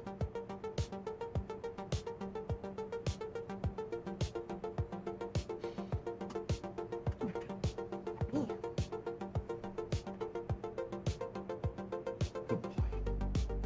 Good boy, guys. Hello. Hello. Come up here? Oh, nope. He wants to leave. Alright. Making chicken for dinner, so. Okay. Love you. Love you too. The behind the scenes camera doesn't show the floor, Raiden. You would have just seen Brimo's back. Like, he was down here. This is where his head was. You can't see it. Like, it's where dogs seem to know about cameras. Yeah, maybe.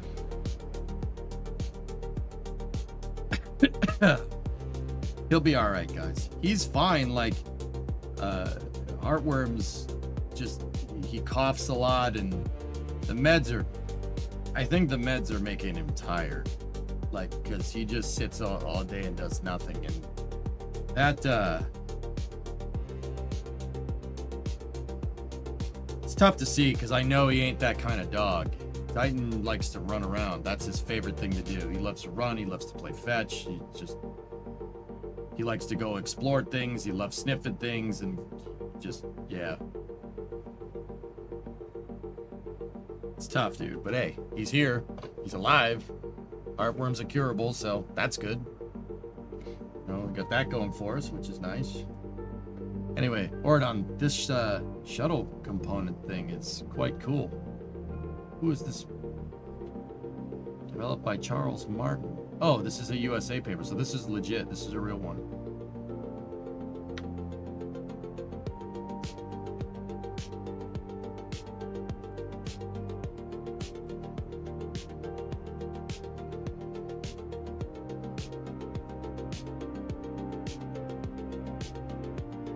Yeah, Aqualex for sure.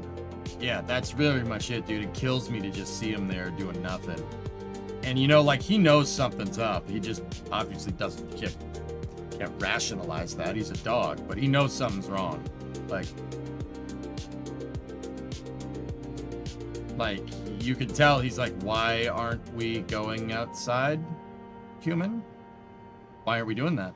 Remember, you know, I like doing that, right? Like, we should go do that. And I'm like, oh, I can't. He has to rest. With heartworms, he can't run around. He can't do strenuous activity. And it sucks because the dog's favorite thing to do is strenuous activity, dang it.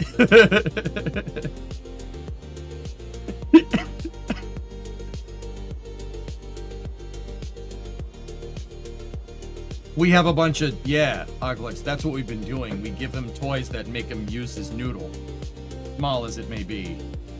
Oh, there's your wire harness stuff that I was telling you about. See? Crossover and cable routing. See, the SRB's wire harness is carried through the external tank attachment point. The forward external tank attachment point. What do you mean, no zoomies? He gets zoomies, dude. And I'm like, I have to calm him down. We have to chill him out from zooming. or else he'll, yeah.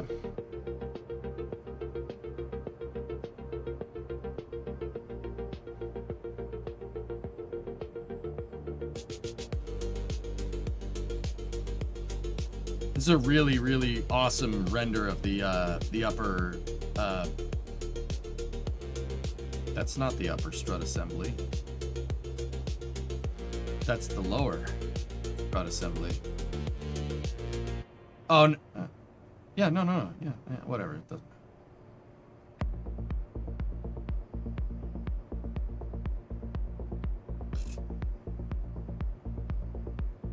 Yeah, that's the other thing. Check this out.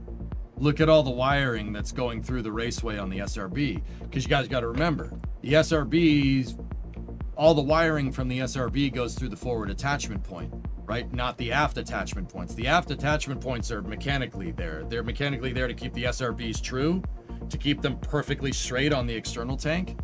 And they have a shock absorbing mechanism built in. You can't make, I mean, you can make wires go through that, but they didn't. So that the SRBs have what's called a raceway going up the side, and that's super cool that this has pictures of it. There it is. There's all the cables. Now those cables are down there for the APU that's down here. Those are your separator motor igniters. Those are the explosive bolt separators for the aft attachment points. These are sensor and control wires for your thrust vector control systems, sensoring for the APU that's back here. How the SRB gimbal mechanism worked is they had an auxiliary power unit down there, and the auxiliary power unit was using hydrazine. So if we see a kind of render of the aft section here, there's a bunch of stuff on it. Those are the pad attachment pins. Those are the frangible nuts. That's not exactly what I'm looking for. Ordon, this is super cool. I'm actually gonna take this and we're going to put it in the shuttle rocket research folder.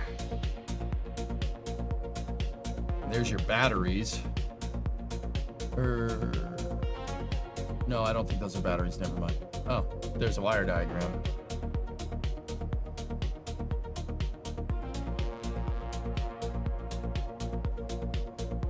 Oh, here you go. Here's all the stuff that's going on in the aft skirt of the shuttle SRBs. See, you have an auxiliary power unit that generates power for a hydraulic system with an accumulator, and the accumulator drives your thrust vector control systems. That's all the wiring that goes up and down the SRBs. It's carrying all the control and power systems for that. The overall cable routing is interesting. Yeah, Aqualex, it's a very, oh my goodness.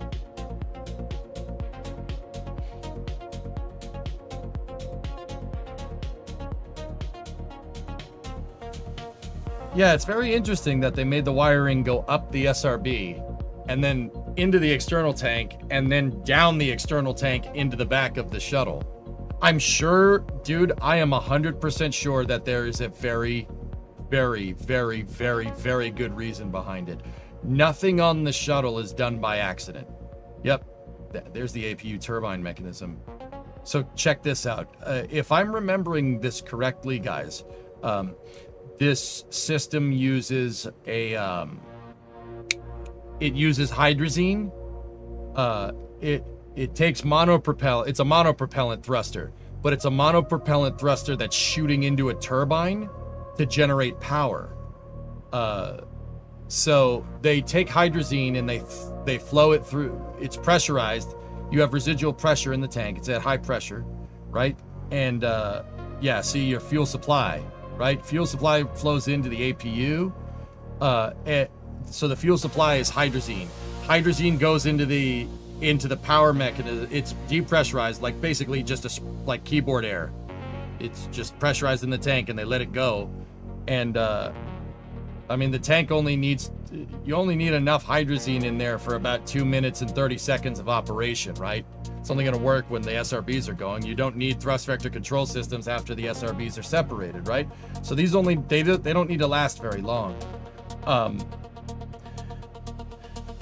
So your hydrazine goes from here into a catalyst, and that catalyst reacts with the hydrazine and generates a ton of heat. And that heat, that heated hydrazine that goes through the catalyst drives the turbine. And the turbine drives basically a power takeoff. It drives a hydraulic pump. There you go. Now, the nutty thing about this, dudes. Now, I don't know if there's any hydraulic mechanics out there. The crazy thing about this is that your APU and fuel supply and hydraulic accumulators are double redundant. There's two of them. So if one breaks, you don't lose control of your SRB, right? The nutty part about this system, and this is mechanically controlled. This is not electronically controlled. Like there's a computer telling the system where to put the hydraulic fluid, but the double redundant APUs can both drive both hydraulics. So one of these things can drive both, and the other one can drive both of them either. Both of them can drive this, right? You have two areas of hydraulic pressure going into a system. So if one breaks, the other one, they can operate too. One of these can operate too. Two of them can operate too. All in a singular system. That's hardcore, man. That's some really nutty hydraulics. Hydraulics get a little tricky when you're generating pressure from two spots, which is why, look, there's even a check valve filter, just like a hydraulic system on an excavator. See the manifold over here? Your manifolds are designed to work with each other. So like how a hydraulic usually works is you get pressure from one, you have pressure, and then you have a return, right? Getting pressure from two spots complicates this a little bit, but would you rather not steer the SRB? Steering the SRB is kind of important.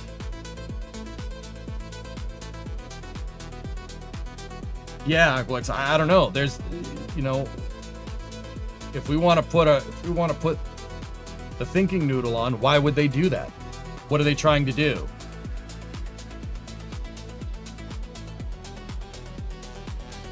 My mind is defaulting, Aqualux, the quick and kind of apparent reason why the SRB wiring is going to the top and then into the external tank and down to the back of the shuttle.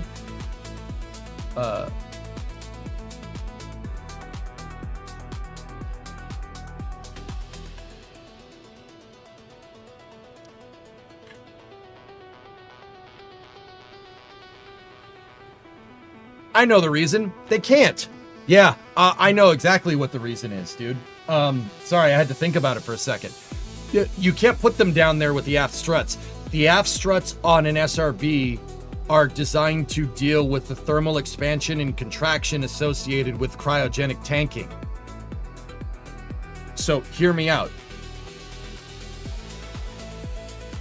The SRBs are attached, the aft SRB attachment points are attached to the hydrogen tank, which contracts when you fill it up with hydrogen.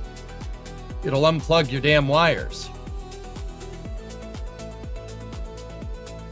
The forward SRB attachment points are attached to the inner tank. Now, the inner tank does go through some thermal expansion and contraction, sure, but your forward attachment point is your primary structural load carrier. That's the primary load path of the SRBs gets dispersed through the forward point.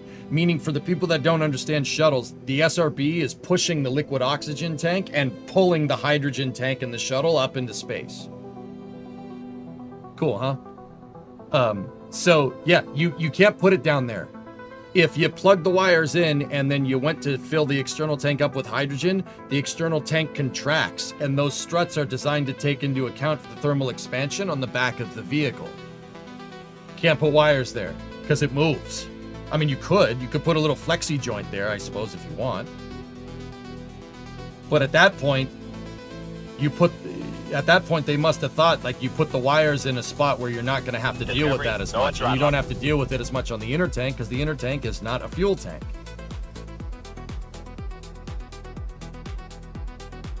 Hey, Baron. 11-month resub. Is it possible to attach one more or two SRBs to the shuttle? Lev, I seem to recall a paper that I read in my travels of a shuttle with 3 SRBs. One is, so you have SRB, external tank, shuttle, and then 2 SRBs on the side. I don't know if I dreamt that or if it was a paper now that I'm thinking about it. Maybe. Hey, Maddie, what's going on? Where did you get these documents? Internet, baby. Find anything on there. You want the link for this one? I'll give you a link for this one if you want. Here, I'll post the link in chat. Yeah, they can't. They didn't want you. You don't want to put them down here. These aft struts are designed to flex. They have a flex joint built in.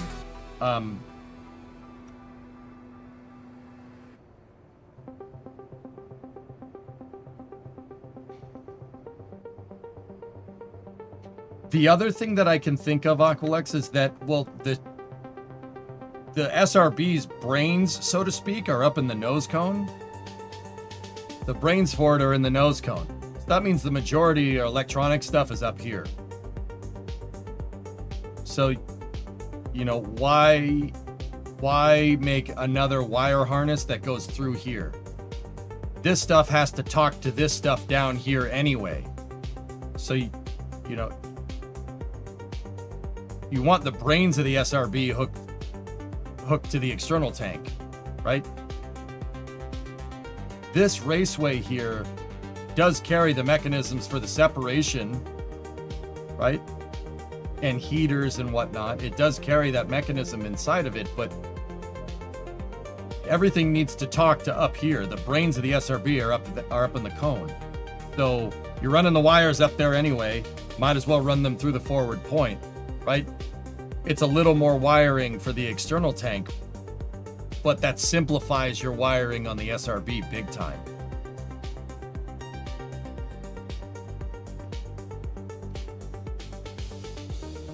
Once again, it's always a trade-off. The trade-off here is that your external tank wiring gets a little more complicated, but remember, you can't run it through the aft strut anyway.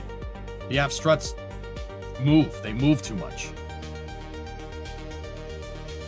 Do you think all the engines on the new Starship booster will move? No, Yum Food, just the inner ring. There's no need to have 33 engine thrust vector control, dude. You don't need to do that.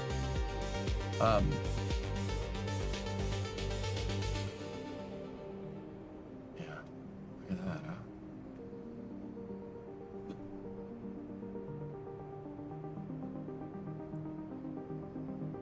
Yeah, look at that.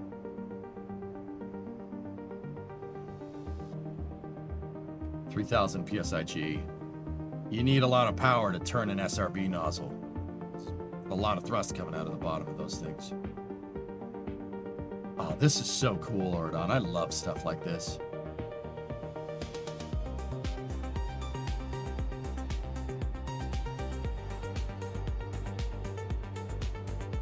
Yeah, Yum Food, I just don't really see the need for doing something like that. Anyway, let's get back into stage production of second stage thrust systems. Now, we could do this way. This is fine. I think the thruster blocks might be a little bit easier. But you know what? Now that I'm really looking at this, I don't mind this mechanism. I do want to change it up a little bit. Let's just take the engine and just move the engine back for a second here, so I can get at the thrusters a little bit better. The other thing I'm going to do is I'm going to take the entire stage and I'm going to turn it 45 degrees. Okay. And now what we're going to do is make the exact same thruster block here.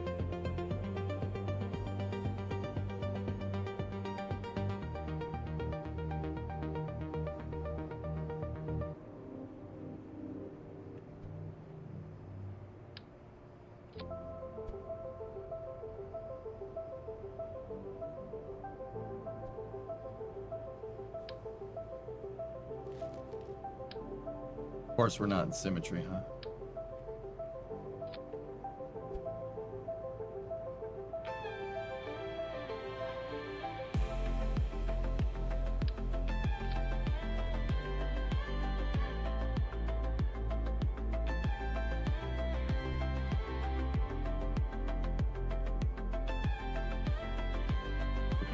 Now, the reason why I rotated the stage 45 degrees and then placed the thrusters is because I like working with the up-down axis. I like to, whatever I'm working on the vehicle, like, could we have just like taken a thruster and just put some thrusters there like that? Sure, we could have done that. That would have been just fine. This ensures precise placement because you're placing the thrusters on one of the world axis, right? Meaning, you see the green right there? Green's pointed straight up and down. That is aligned to the axis, well, we're plumb with gravity, right? You're parallel with the force of gravity. In real life, they do this with stages. They put them on a rotisserie, and if they need to work on them, they rotate it so it's easier to install components, like Falcon 9 landing legs. They rotate Falcon 9 to put the landing leg on it, right? They don't try to put it on at a weird 45-degree angle. Right? I like this because this ensures precise placement, and it ensures that because we did it in 4x symmetry, that all of these are extremely precisely placed. So now I'm going to rotate the stage back, and when we do, there you go. We have our thruster blocks.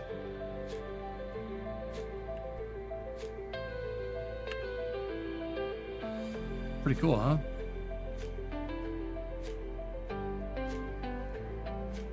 Yeah, you don't need 4 thrusters to go for forward propulsion here, Nick. I don't want that.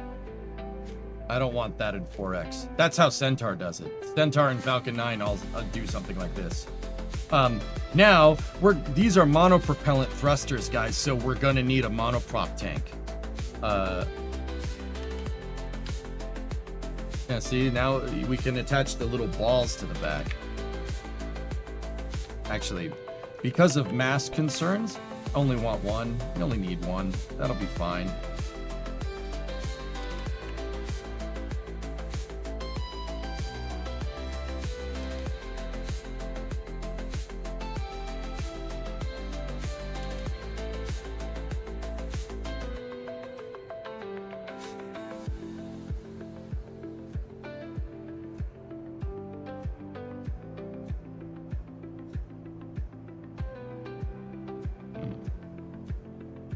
I don't really like how close that is to the engine. We might want to extend this just.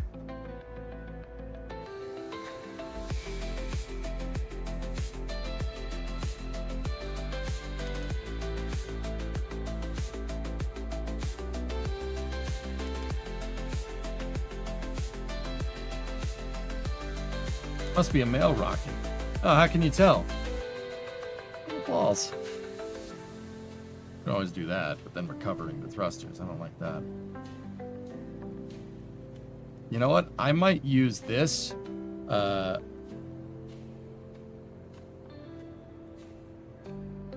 might use this because now it looks like my thrusters are mounted on the bars. I think that's kind of cool.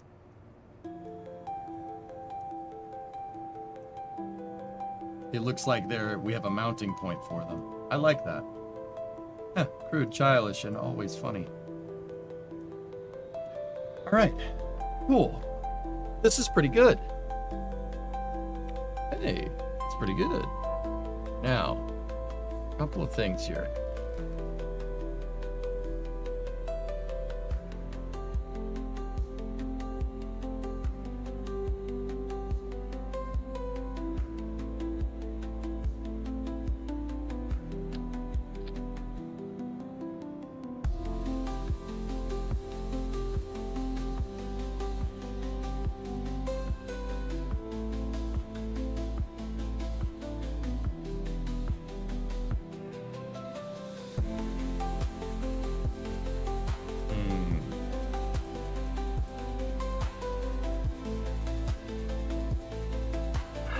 lost focus again.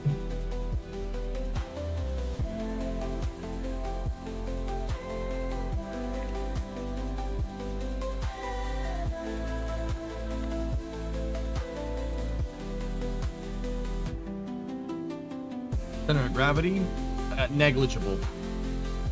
It's not gonna affect it too much, dude. Look, I'll show you. Like, look at the thrust. See, it's that tank is nothing, and it's pretty close to the central thrust axis. So yeah, the gimbal will be able to compensate for it, no problem. That's easy peasy. If we really wanted to be trick with this Nick Paw, we could take the engine and turn it a little bit. If you really wanted to get crazy, take the engine, turn it like that through the COM. If you really want to get nutty, but I don't want to do that. If you did that, you turned it through the center of mass, the stage would fly straight, but it would fly straight while it's pointed crooked in a different direction. You could do that, and then you could turn your control point up at the front, so your control point could be pointed this way, right? And your stage could be pointed that way, and your engine could be pointed that way. So it would look like a weird S, like your control point and your engine are pointed in the same way, but your tank's connecting them on a diagonal. You get the thing to fly straight. What do you think the space shuttle does? With its engines tilted like that? What do you think that does? Yeah. Just saying. Let's do that? Nah, I'm good. I'll let the thrust vector control systems deal with it. Nah, I'm all right. Why isn't the RCS put up on the front? Okay, Nova, good question. Let's attach an imaginary payload to this. Look at our center of gravity, all right? Now, with a second stage, right? The way we're kind of putting this all together, the second stage gets basically is not out of fuel, right? But there's not a lot of fuel left when you're on orbit, right? Not a lot of fuel left. The reason why ULA, SpaceX, Space Shuttle, even to an extent, the reason why the thrusters are on the very back of these things, right, is because it's easier to steer the stage, because in a conventional stage design, Space Shuttle notwithstanding now, your center of gravity trends towards the payload, right? You got to be able to steer this thing with payload attached.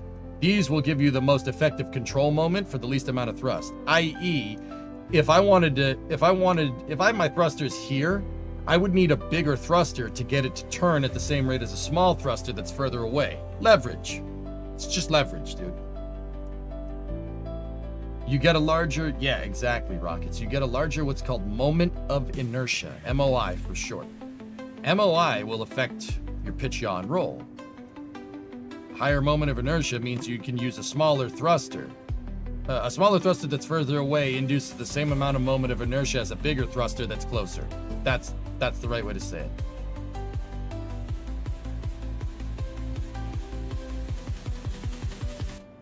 I'm just gonna put that like that for a second. Let's go back and look at, I need to look at Imahara for a second. Could horizontal engine test stands work in KSP similar to McGregor? I know it's kind of a stupid idea. I was thinking about how the development of rocket engines do that. Yeah, sure, why not? You would have to develop an attachment point, Maddie, for your rocket engine, but yeah. Rocket engine reliability is not a thing in KSP because the engine's always reliable. It's never not gonna work unless you build a mod. Dude, that actually reminds me.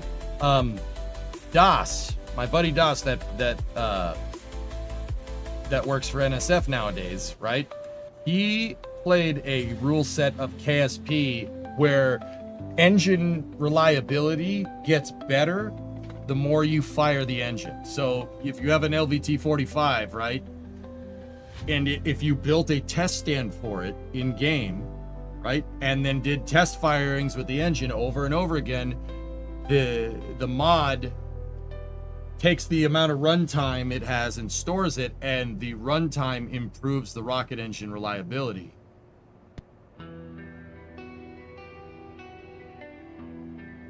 No, where's the beard? It's ablative. Don't worry, it'll grow back. It's called Scrap, and usually you use Crash as a simulator to test things out too. Scrap? That's awesome.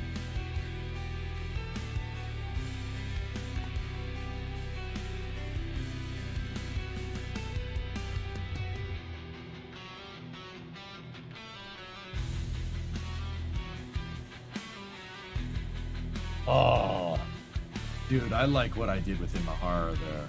That's super cool. I'm stealing that. Dude, Imahara is such a good rocket. It's so, dude, I broke the mold for small sat launchers when we made this damn thing. So I put the SM6A service module in there to make it look like a payload attachment fitting.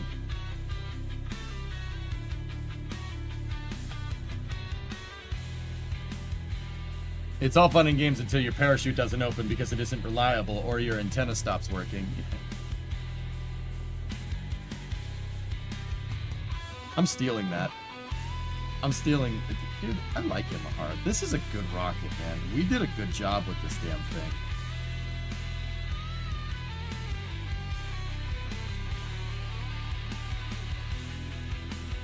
You know what? I'm lifting past ideas for this. We'll make, Wanton will basically be Imahara 2.0.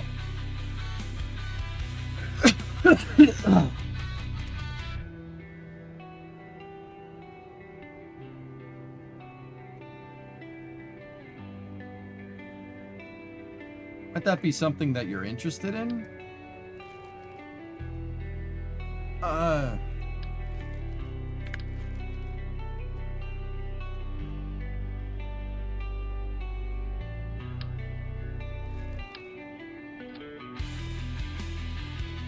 I don't know why I used the docking port here. How much are docking ports?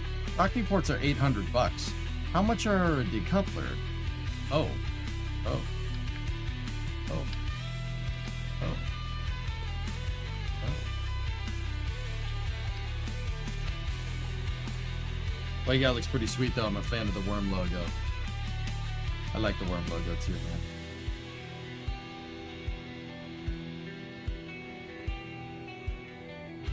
Payload reintegration? I never designed Imahara for that, dude. That's the weird part.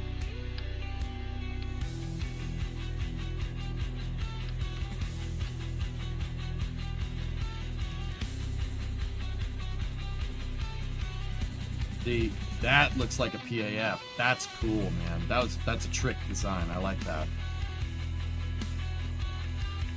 And, you know, we'll make a lower cost version of it with the smaller port. But see, this makes it look like it's connected, but it's not. The docking port is connected right to the fairing. There we go. Now that looks like a payload attachment fitting. That's cool. I like that.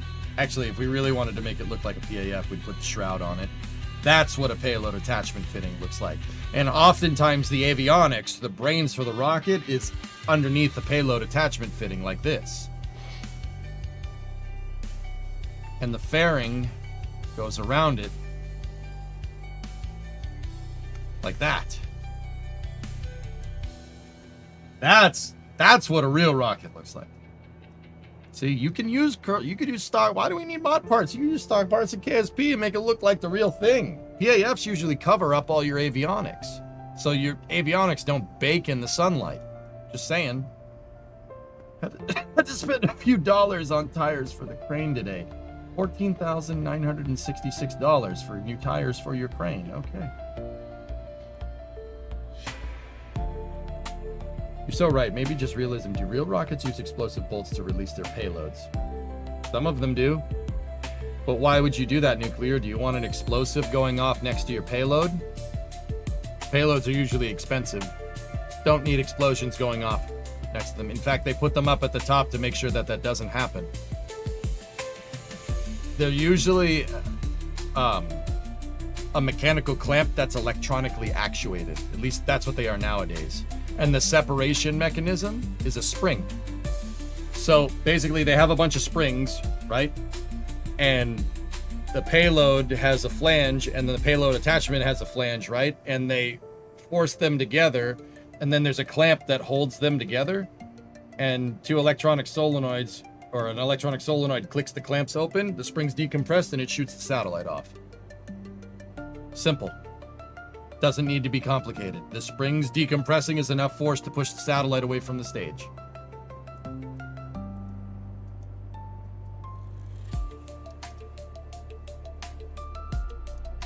I like that. That's super cool.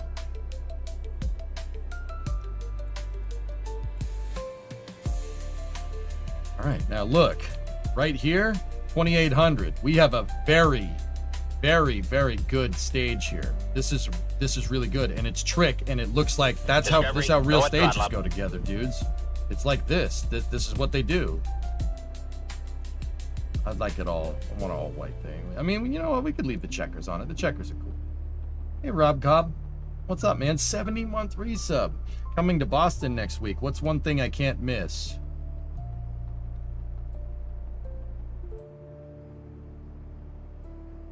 Oh. What? Well, Rob, what do you like? There's all kinds of things to do. It really just depends, because, you know, the first thing that popped in my head is go to a baseball game at Fenway. But if you don't like sports, that's not really it. And if you're on a budget, that's not really going to work. Like a Jack in the Box. That's right, Bill. Yeah. Bill, sorry for the silly question, but are you trying to reuse the first stage at all, or is it expendable? Expendable initially.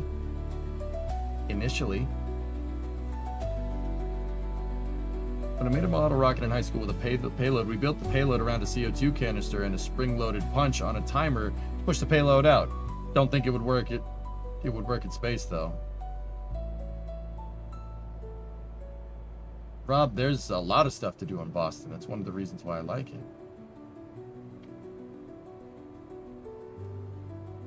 Yeah, Aqualex, you know, scrap, that could be cool.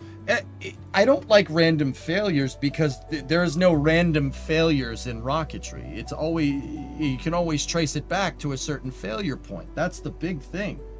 Rockets don't fail randomly. It's not like the movies, you know, where it's like, oh, this part just randomly failed. No. If a part fails in rocketry, it's because your analysis wasn't good enough. You can trace the fault tree. There's no random accidents in rocketry. Everything happens for a reason. Everything happens in physics for a reason, right? So I didn't like, oh, random failures, dude. But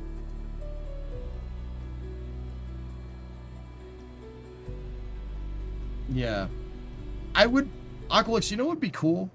Not necessarily a random failure, but more test time with the rocket engine improves the performance of the rocket engine. That would be cool. Because, yeah, I don't like random failures. Rocket failures don't happen for no reason. They happen for a reason. And it's most likely, if it's, you know, if it's design or QA oriented or something, you can figure out why it did it so it never happens again. Fast. I'm looking at the Delta V map trying to plan Delta V from getting to Duna orbit. Getting from Duna to orbit. 2.5. You're getting from Duna to Duna orbit.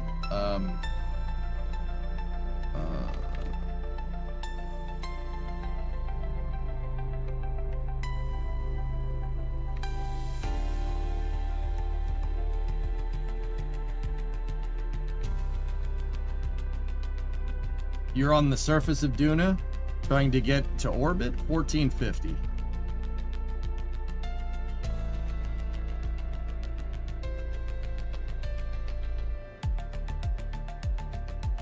Or someone drops it, yeah, and so yeah, there's that.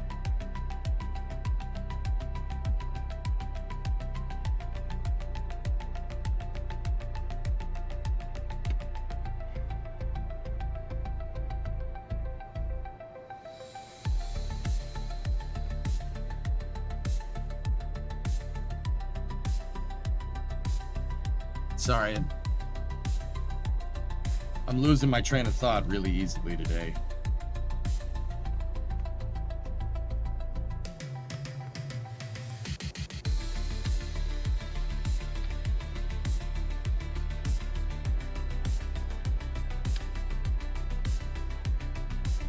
Yeah, it's hard to focus, dude. I'm trying. I'm giving it my best.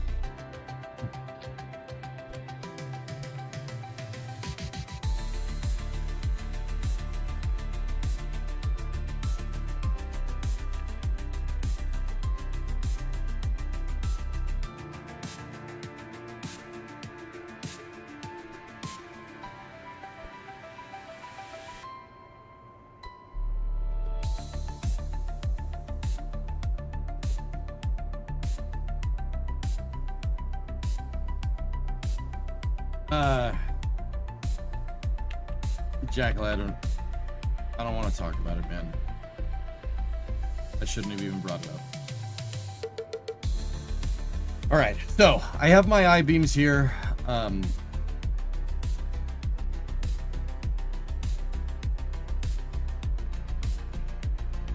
I placed 2 I-beams, and I'm looking at the width right here in my engineer's report. It says our width is at 2 meters. So I put the 2 I-beams together. These I-beams, the small ones, they're 1.5 meters long. So if I take another one and kind of gizmo it into the right spot, you can make a beam that's 2 meters long. I said this thing wanted a 2 meter, I wanted a 2 meter fairing in my expectations for the vehicle. So what I'm gonna do is I need to build a fairing to that width. Now, what do? Do we eyeball it? Oh, then I try to get the fairing, I go to get it to try and line up. No. Here's a cool building trick that you can do here, guys. So take one of these cubic octag struts, okay? And then take another one, and then surface attach it to the side, okay? Right? And now move it away a little bit, and then take a strut and connect it. And then make sure that your strut is set to, make sure you hit F to go to absolute for the offset, and then snap both of those to the absolute axis. And the cool thing about struts is that the actual strut part of your strut mechanism is not it's not collidable. Like, see how I'm putting my mouse through it and it's not highlighting anything, but if I put my mouse over the I-beam, it highlights something. That's the collider. There's no collision here. If I tried to make the fairing, right, and we use the I-beam as our measurement, right, the fairing wouldn't let me build it, because it'd be like, no, I can't build a fairing here, there's an I-beam in the way. But these things, I call them Tessa rulers, right? Go like this. We wanted a 2 meter wide fairing for Wanton, right? So we build it, and then if we turn the camera straight up and down, and we hit C to take toggle snap off, look at that.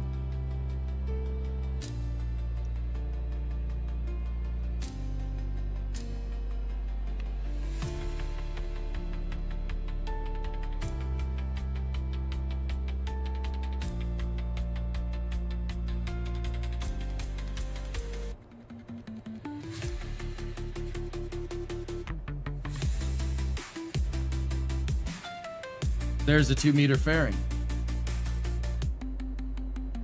See, I can use that as a ruler. Actually, dudes, I don't know if we need a 2 meter fairing.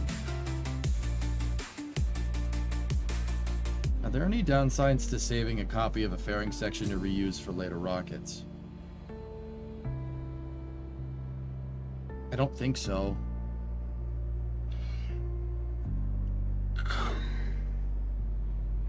Are you going to do space news today?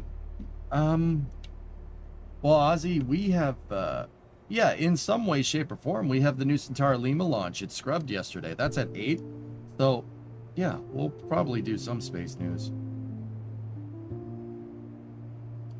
What mods do you recommend for KSP1? There's all kinds of good stuff out there, Lord. I use a bunch of visual mods. Here, let me show you. I'll show you my mod list, dude.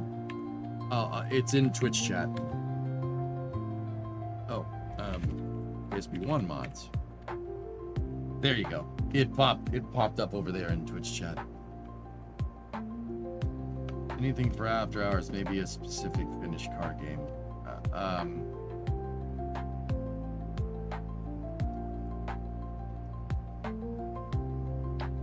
I think I'm just gonna do Kerbal in the launch today, dude.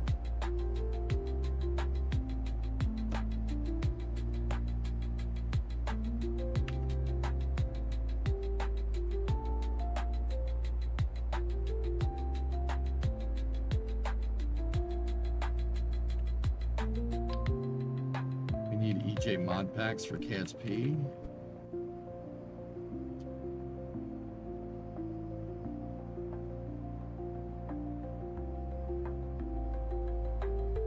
Glad to be back. Thanks for saying that. Yeah. All right. So 1.5, 1.6, 1.7, 1.8. I'm actually thinking a 1.8 meter fairing might be better. Oh, 1.8 meter fairing doesn't align. I can't snap it into position. So 1.9.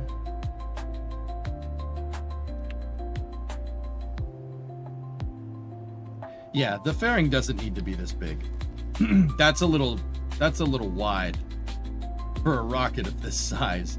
I saw 2 meter fairing and I thought that's what we need, but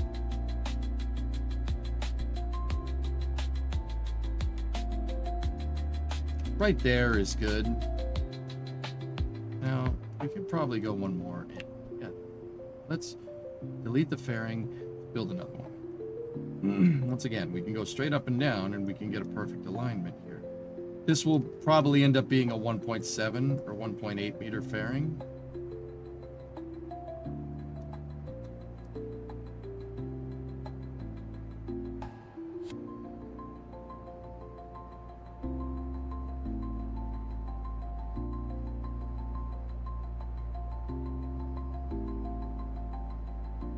Yeah, that's pretty good. Clamshell. We want a clamshell deploy, and I want to increase my ejector force here. Set it to 500 to get the fairings to separate. I also want to just edit it real quick.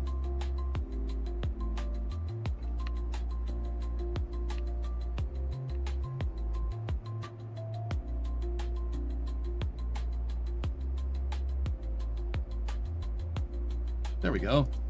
Now that's a fairing. Perfect.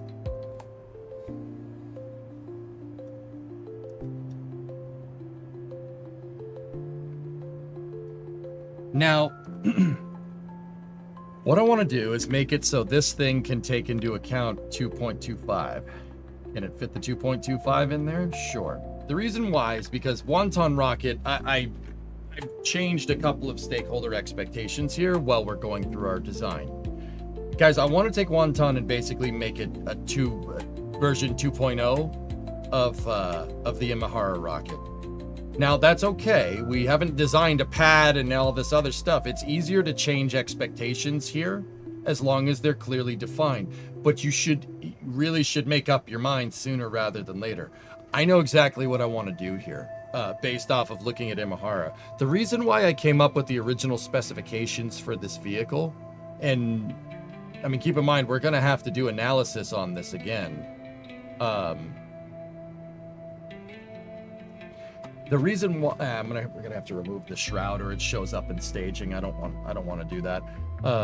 The reason why I came up with that is because I frankly forgot what the payload capacity of Imahara was, and I was trying to nail Imahara's design specifications off the top of my head. I completely forgot how a vehicle that I made for mission mode works.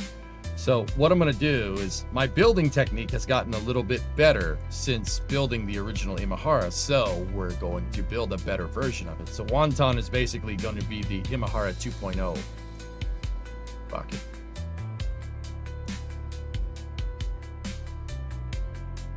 Now that's a nice fairing there. So I'm changing up my payload specifications. Now, here's the thing. You're changing your stakeholder expectations. We switched to a 2-ton payload capacity, right? A 2-ton payload capacity and a 1.7 meter fairing instead of a 1-ton payload capacity and a 2 meter fairing, okay? So we decreased fairing width and we increased our payload capacity. Doing that is basically it basically invalidates the original flight test. There's no point in, like, I can tell you that right now that this with 2 tons up at the top is not making it into space. It barely made it with 1100. So it's definitely not making it now. So we're gonna have to redesign and do more analysis here. We're gonna have to redesign and reevaluate, especially the first stage. I do believe our second stage still has the Delta V that we're looking for here.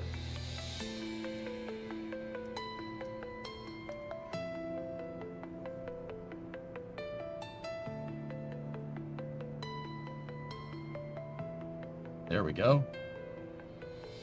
Our second stage has 1507. It was 2200 with 1100 kilos. Now it's 2250 kilos, and it's taking a good amount of delta V off. We lost 700 meters a second delta V. Once again, gonna have to do our analysis again. So what we could do here is extend our second stage. We could make our second stage bigger, or we could make the first stage bigger.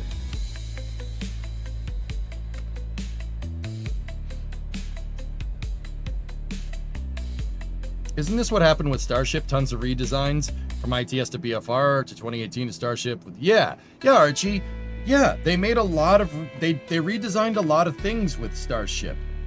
But they changed the expectations of the vehicle. They redesigned and redefined requirements. Or they redefined requirements and redesigned a lot of things before they even started making Starship. Right?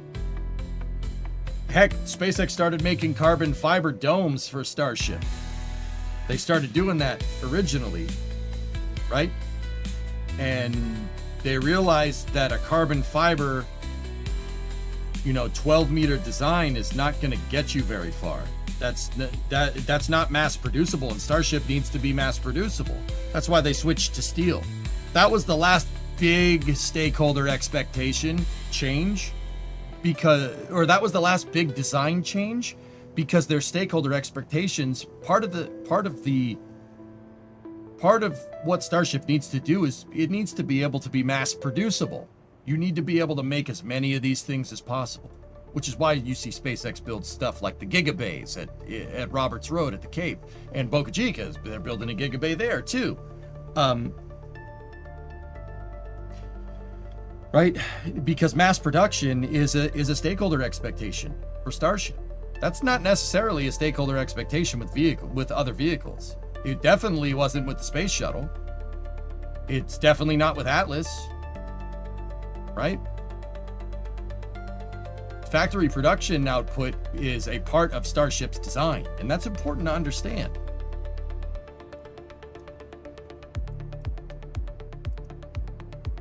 I wonder if they'd be able to dial in the manufacturing and switch back to carbon composites at some point. I doubt it. Well, remember, the more you change stuff like that, the further you get into a project, if you're changing your goals, okay.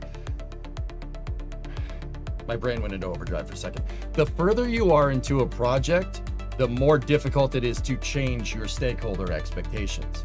You don't want to build something and then, get halfway through actually making it and then change your mind. It's important to have expectations and vehicle requirements set. At least the real generalized stuff. You can get into more,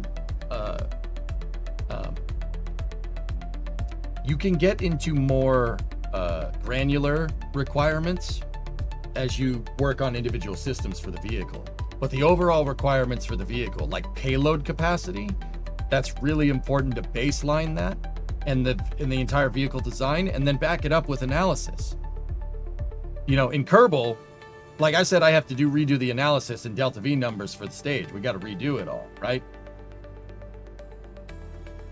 In Kerbal, if we weren't playing like via mission mode rules or just kind of playing, a hardcore play set here, I would just put it out on the pad and fire it off and see if it works, right? But I like showing you guys. I want to get into a habit of showing you guys how this all goes together, so it can teach a new generation of people about spaceflight. There's a lot of older viewers here that watch the stream that know all this already. But we do have a lot of new faces in here. And we do have a lot of people that have never seen me play Kerbal live. This is how I do it. We have steady design requirements. We have stakeholder expectations. We have design reviews.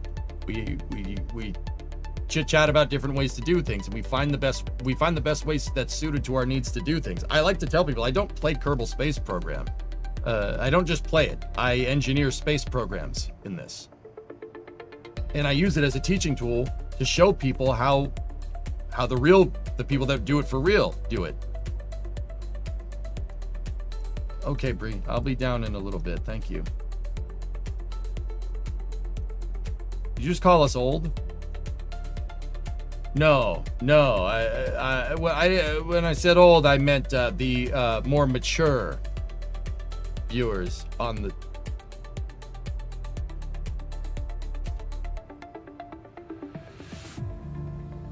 Yeah, the more tenured viewers.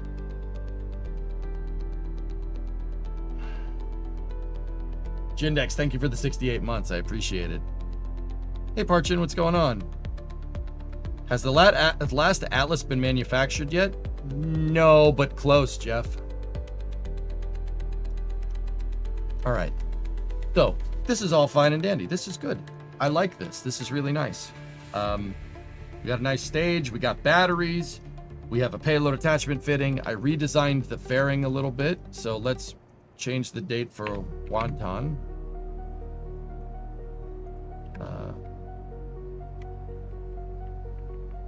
Yeah, so change the updated thing. There we go. All right, cool. Hey, who are you calling mature? Wait, what are my values? Is it full test time? Well, no, I gotta redo the stage. We had 1 ton payload capacity. This was perfect, but that's not perfect anymore. We could lengthen our upper stage if we really wanted to. What is that gonna do? Let's take a look. What happens if we...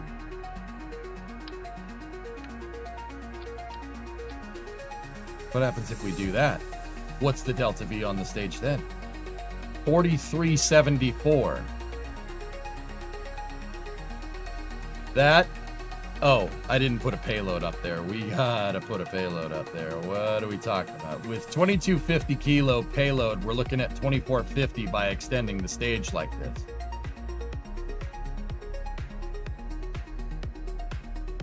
Question. Is there a scenario that if a payload wasn't heavy enough, that they would send up ballast? Is there a minimum load to send rockets into orbit? For some rockets, Nick Paw, yes, there's a minimum payload. For some. Not for others. Now, what doesn't have a minimum payload capacity? The shuttle. You could put a piece of paper in the payload bay, or you could put a school bus in the payload bay. It'll fly the same way into space, no matter what. Think about that for a second. Think about how cool that actually is. Remember, the shuttle's payload bay is on the side of the vehicle. What do you mean? You could put a piece of paper in there or a school bus and it'll fly exactly the same? That's pretty cool. Pretty trick engineering right there. Some rockets do have a minimum component, but you got to remember, like, is that part of your expectations, right? So this is about letting your requirements drive your design, all right? Why would you launch nothing into space? And why would you, what's the scenario for launching nothing on your rocket? If that is needed for your vehicle's requirements, then yeah, that's something you're going to have to design around, right? But I'm pretty sure what would cause a rocket to require a minimum load? Bingo. What are you doing? There's almost no scenario, except for the shuttle, that you would bring up nothing. Why would you bring up nothing with the space shuttle? Well, if you're going to pick something up from space, then yeah, having it launch with an empty payload bay is huge. Or you're doing a Hubble servicing mission, in which case there's nothing in the payload bay except for the adapter and some spacesuits. Well, not spacesuits, the tools for the suits. See, it's all about design requirements. Why would you make a rocket that's designed to move nothing into space when you don't need a rocket that's going to put nothing into space?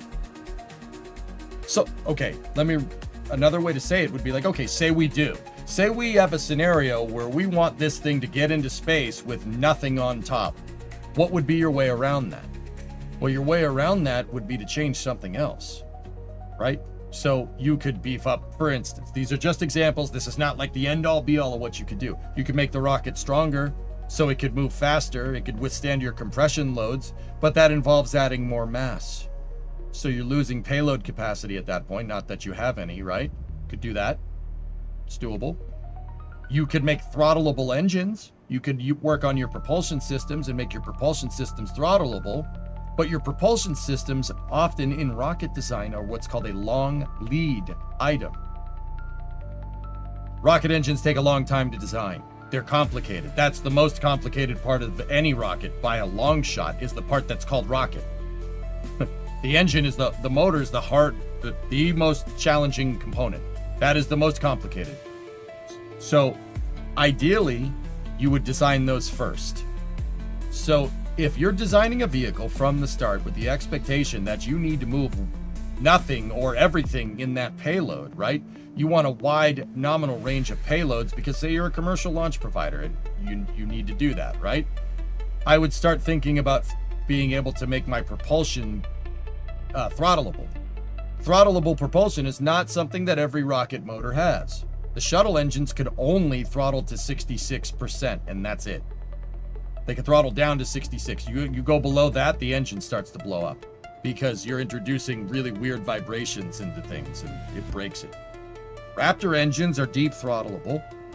So are Merlin engines. You can throttle them down to around 40%, both of them, which is insane to think about. SpaceX makes it look easy. The reason why they do that, having throttleable rocket engines is very useful when you're landing things. SpaceX likes to do that a lot. So it makes sense for them. Something like Atlas with an RD-180, I mean, RD-180s are throttleable, but only a little. They're not like deep throttleable, but it's good enough, right? Take like an F1 engine, for instance. F1 engines, they really have only two settings, on and off. Right? Not very throttleable. But that's what was needed to push the Saturn V into space. So, you know, is there a scenario for it, dude? I don't mean to answer your question with a question, but that would all really depend on what your vehicle's supposed to do. Right now, is there any reason to send a Falcon 9 up with just a payload fairing and nothing on board? The only conceivable scenario where I could see that being a thing is if they needed a second stage on orbit with a full tank of gas to push something somewhere. And SpaceX is not going to do that with Falcon 9. They're going to do that with Starship.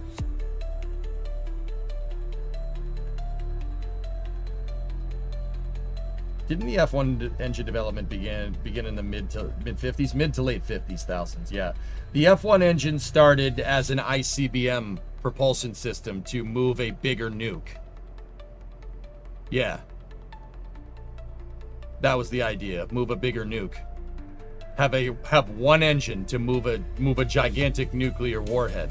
And then we figured out how to make those things smaller and it wasn't really needed. So the application went from missile applications to NASA applications in the early 60s around the time of the Apollo program. Engineering. The art is the art of answering questions with more questions. Is it though?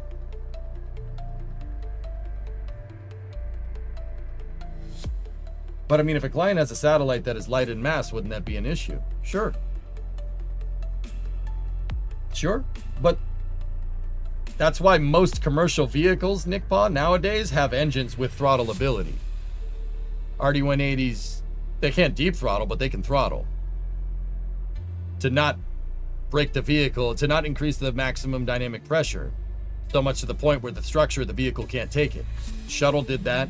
Falcon does that, but Falcon engines are super throttleable, and that's what makes Falcon so damn good, because it can do stuff like this. Falcon, because the engines have deep throttle ability built into them from the start, right, can carry a very wide range of payload masses and sizes into space. That's pretty smart, right? So you do see this in real life. The answer is throttleable engines. It always goes back to defense, doesn't it? Yeah. Well, Falcon doesn't. Falcon does not. Falcon does have lineage, and its lineage is not just Falcon 1, believe it or not. The Merlin engine is part of the family tree with something that comes from the golden age of NASA.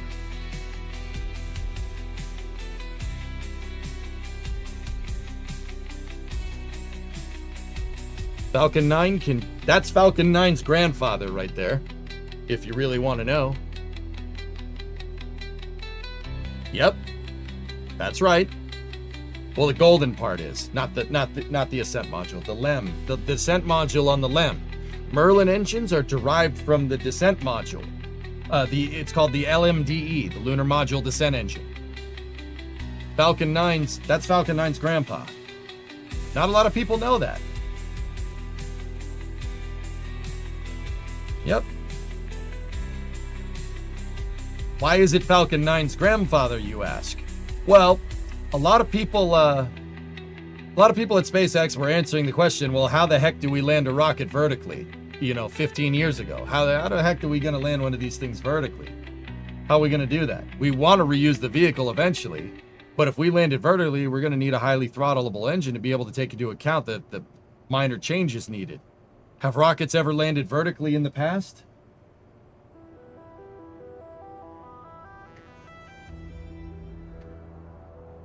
Yes, they have. There's a good example of one.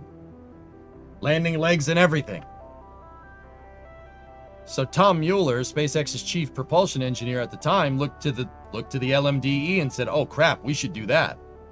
We should do that, but with kerosene and liquid oxygen, because kerosene and liquid oxygen is cheaper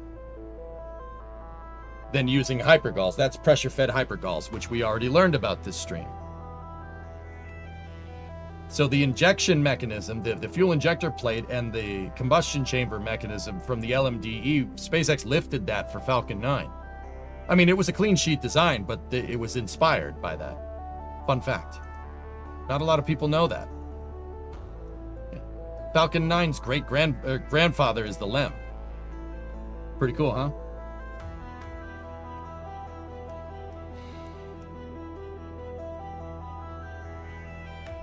They were cooking in the 50s and the 60s with spaceflight, dude. With rockets, man. So many good ideas not underutilized, dude. So many good ideas. It's ridiculous.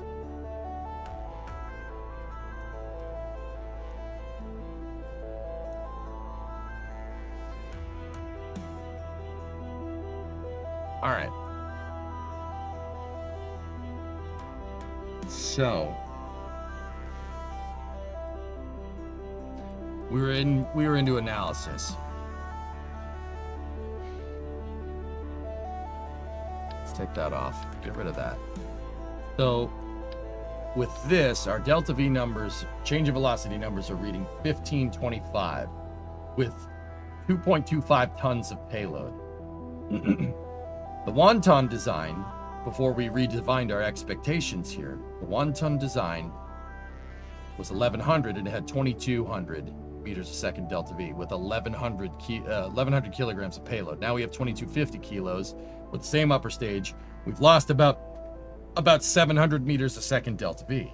So let's see where this gets us, just out of curiosity. So that's 2034. Not bad. Not bad. That's okay.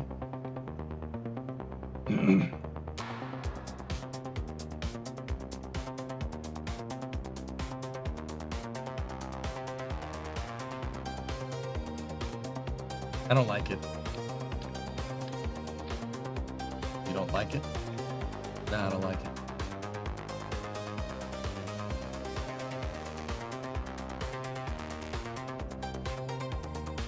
I think I'm going to keep that like that.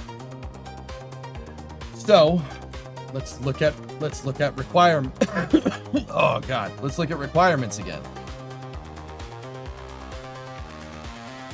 In order to get into an 80-kilometer circular orbit, you need 3,400 meters a second delta V.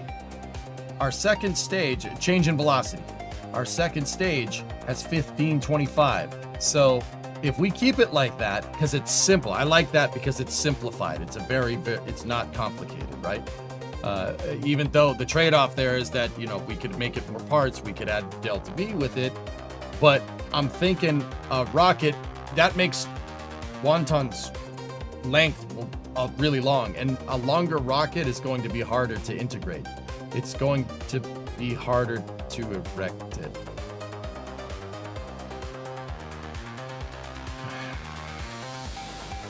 All right, so 3,400 minus 1525 means we need a stage that makes... That means we need a stage that has 1875 delta V.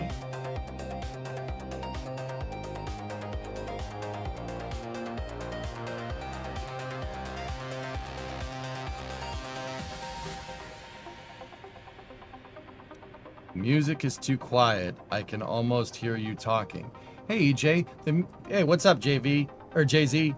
Oh, the music is too loud. Do you think you could turn it down a bit? I'm having trouble hearing. Yeah, dude, I'll get right on that.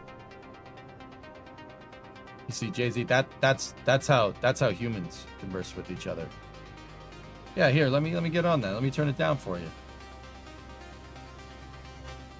There you go.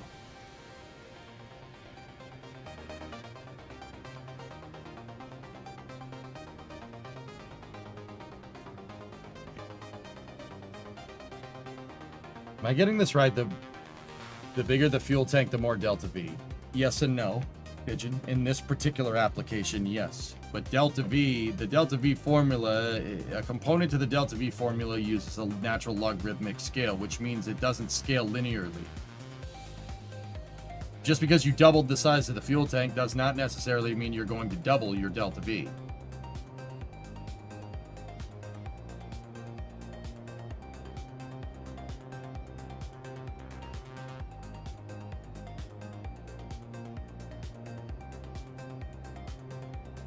Discovery, go and throttle up. 60-month resub. Worm. Thank you for your time. I've learned so much over the years. My pleasure.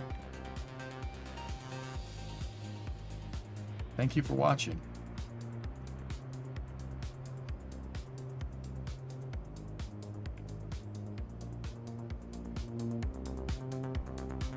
I turned it back up just a little bit, dudes. I didn't mean it like that. Oh. Never mind then. It's good, Vargon, yeah. I redesigned it and I changed a couple of requirements for Wanton to the point where the Wanton name doesn't really make sense anymore. I switched it to 2-ton launch capacity because I was looking at my other small sat launcher that I made for mission mode. I was looking at Imahara and I realized that that rocket is really more well suited for small sat launching, and in doing that we changed the payload capacity. So the Wanton rocket is really the 2-tron rocket now. 2-ton rocket, 2-ton, so 2-ton, yeah. Pretty much, but I don't feel like making another craft file in here, so we'll just keep calling it Wanton for now. It's basically Imahara 2.0, but it's scratch built. So really, scratch building a rocket that's based off of another rocket is not really grounds for calling it 2.0. But yeah, extra spicy wonton. Yeah, we could add SRBs. I saw some of you guys talking about it. We could add SRBs, but remember, whatever we add, we have to integrate potentially.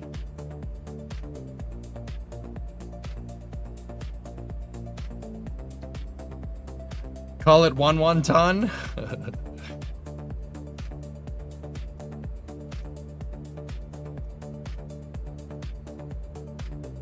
Oh dear.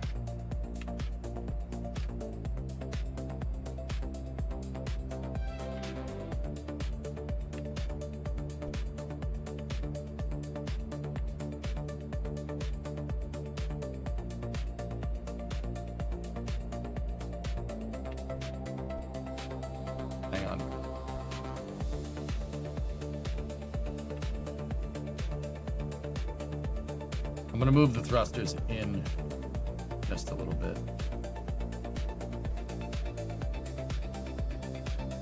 Yeah, there we go. Cool.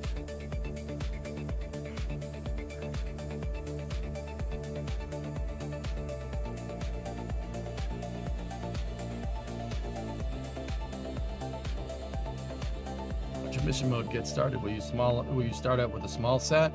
Vargon, so what I did with mission mode the last time I played it was I didn't scratch build a vehicle when the save started. What I did was I built a small sat launcher, a minimum viable small sat launcher, and started mission mode with that launcher. I started with one. So when we start mission mode, I wouldn't just be sitting here doing this all day. You'd actually get some launches. So if we do, what I'm trying to tell you is that when we do start another mission mode, Wanton will, or Neutron or whatever you want to call it. Maybe we should just call it like Fred or something. I don't know, dude. We've called stuff in my space programs Fred before, and Jeff, just because I couldn't come up with the names. It's like, I don't know what we should call it. Maybe we should call it Greg. Maybe. Vote on it. Hell no. No way. Why are we building a rocket in the hangar bay? Fox, I like building rockets in here because you have better camera controls. Do you see how I'm moving the camera around? Much easier to build. What's an astronaut's favorite computer key? The space bar.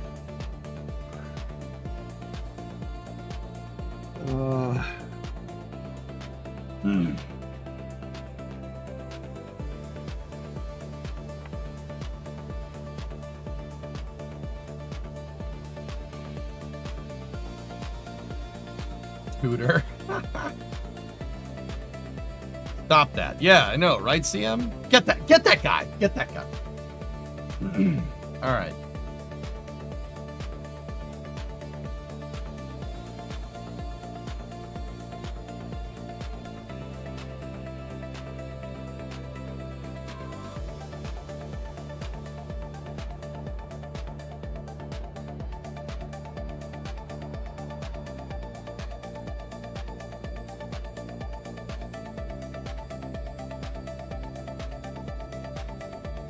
Give me 1 second, dudes.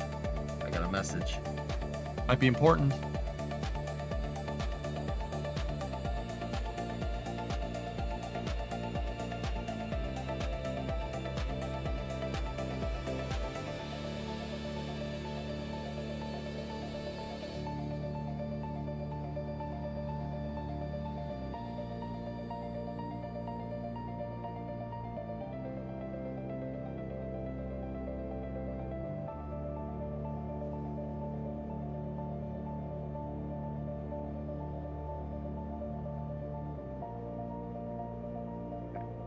Don't forget dinner.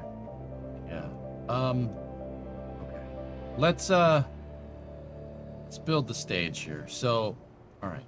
Another thing that I don't like doing, guys, is so if we want to go and attach this thing here, it's giving me the option to attach it to the rocket engine. Rocket engines are not structural. They are not structural. The things they're attached to are, right? So I don't really like this. I think this makes for a very weeble wobbly rocket, and I'm not really a big fan of that. Even with the shroud and everything. It does look nice, but I don't like doing that.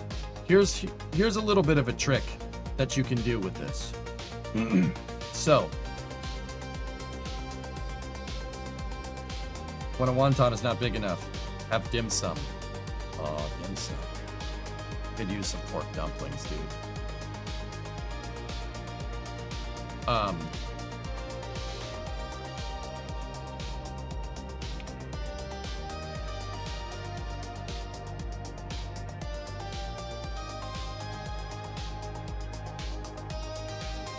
Sorry, talking to Sawyer. All right. So, let's tool around with this. I don't want to attach to a rocket engine. So how do we do that? Well, here's a trick that you can do. Nose cones, right? Let's find the smallest nose cone that we possibly can, right? And what I'm gonna do, nose cones can be radially attached. See? Right? I'm gonna attach my rocket engine to the nose cone. And what I'm gonna do now is take a decoupler, right? And I'm gonna attach a decoupler to the tank instead. We're gonna move that back, right? And here, we can do some pretty cool stuff here, right? the nose cone, right? The downside of this is that Kerbal thinks this is attached on the side now, even if I move it down into position. But bear with me here. Now our decoupler is attached to the fuel tank. Remember, in real life, rocket engines are not structural. The things they're attached to are, like a thrust structure on a first stage, or a bulkhead, or an aft dome design on the second stage, right? I'd like taking the rockets out of the mainline structure. I think that makes for a more structurally rigid rocket. It makes it less weeble-wobbly, right? And I frankly think it looks cooler. Go figure. Now, another thing we're going to do here, let me think about this for a second.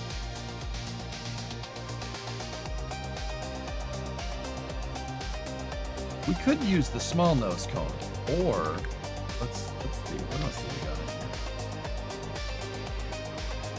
What other nose cones we got? We got that one. That's too small. We got this. That's not radially attachable. That is. Why do engine plates not work in this situation?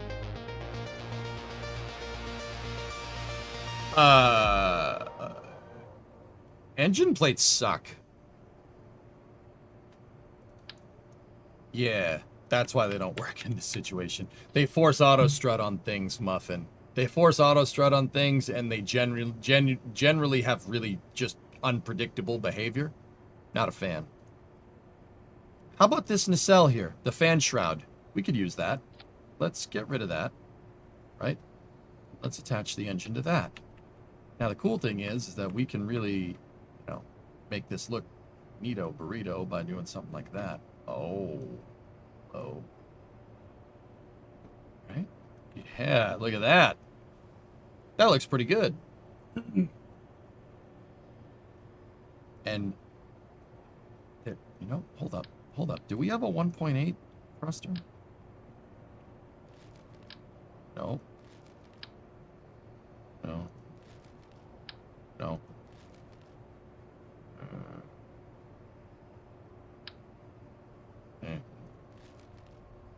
Nah, it really doesn't want to be that way. So we'll use this, and we'll, the cool thing here is that looks like your turbine machinery. It looks like the rocket engine. I never really liked that the 909, the Terrier engine, has just these two things on the side, and it just has a nozzle. There's no throat, there's no combustion chamber. I always thought that was a little bit strange.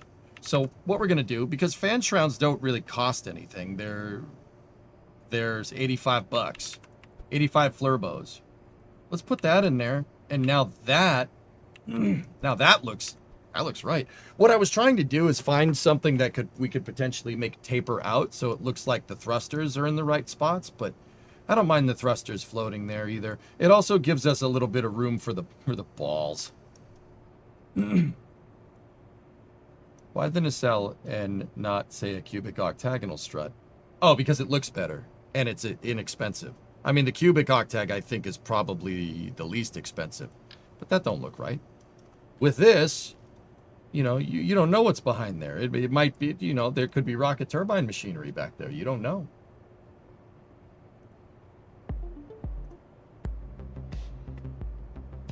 Now look at that. Now that looks like a second stage. It looks good.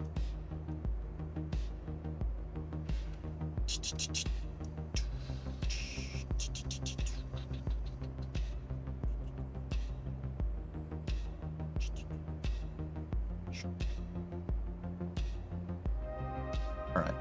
So now we have our decoupler down here. And now, here's the thing. Kerbal doesn't understand that this is behind the tank because I attached it on the side. So Kerbal is treating it aerodynamically like it's attached to the side. That's no good. That's not good. Nobody wants that. That's bad. We don't want that, right? Because that means the engine will be making drag when the rocket's going up, and you don't want drag being made high up on the vehicle when you're trying to fly through the atmosphere. This is the reason why rockets have nacelles, have like fins and nacelles and stuff at the bottom, right? They have them down there to lower your center of pressure because they're making drag intentionally at the back of the rocket, right? Now, with all that being said, how are we going to tell KSP? How are we going to tell Kerbal that rocket shouldn't be aerodynamically there? Well, a fairing is a good way to tell Kerbal that thing shouldn't be subjected to aerodynamics. So instead of doing this dang shroud thing with the rocket engine, I don't like that. What I'm going to do is I'm going to take another one of these small nose cones, right? And I'm going to attach it to the back of the rocket engine first. I attached it to the back of the rocket engine so I know that I don't accidentally attach it to anything else. And we know we attached it because of the shroud. I'm just going to take that nose cone for a second and just move it out of the way. Now what do we do? Well, all right. Here's where we kind of hit a little bit of a convergent divergent path with our rocket engine design, right? Some people have asked me, will we try to reuse Wanton's first stage? I don't know. Do you guys want to? Do you guys want to? Hey, Redbeard, just got back from class. How's it going? Is this the start of the new mission mode, you think? It's the start of a new rocket that could be used for mission mode, Redbeard. What's up with the light coming from the hangar? I don't know. Don't look in the light. EJ, you're in Boston, right? Yeah, some stuff is happening now in downtown. Please stay safe.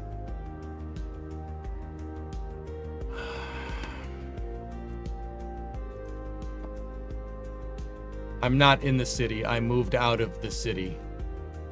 The reason why I moved out of the city, Blake, is for reasons like this.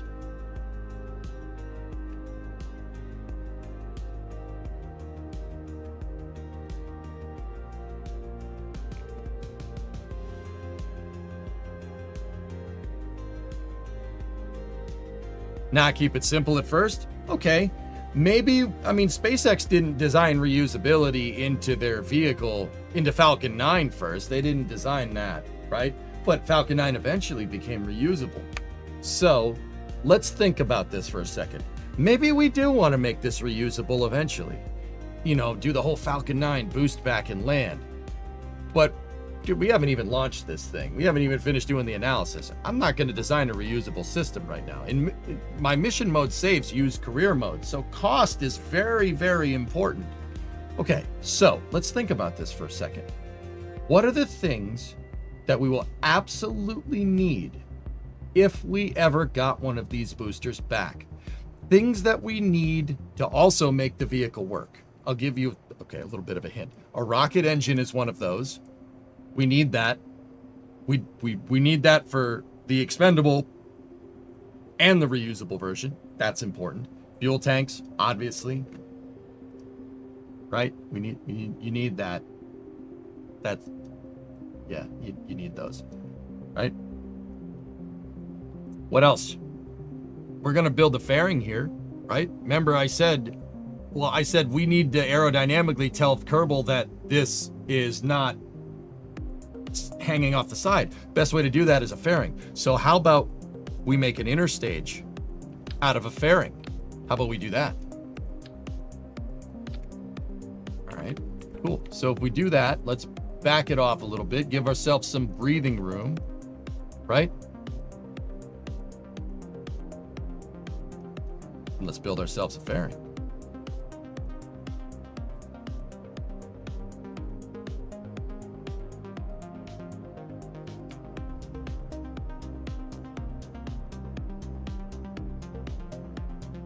Oh, the engine glider. Look, see how the engine is highlighting?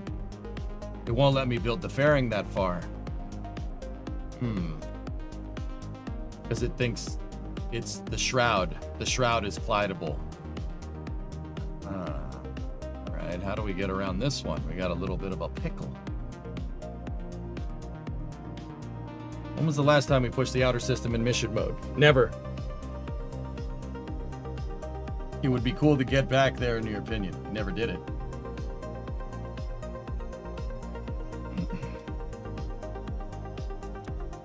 So I'll tell you guys what, because in the spirit of time, it's 5 o'clock already. We have the new Centaur Lima launch happening at 8. The weather is not looking great for it to fly at 8. There's a viewer in my chat named Nate. And you stay out of my way. You listen to what I say. And then make things out of clay and lay by the bay. Just may. What do you say?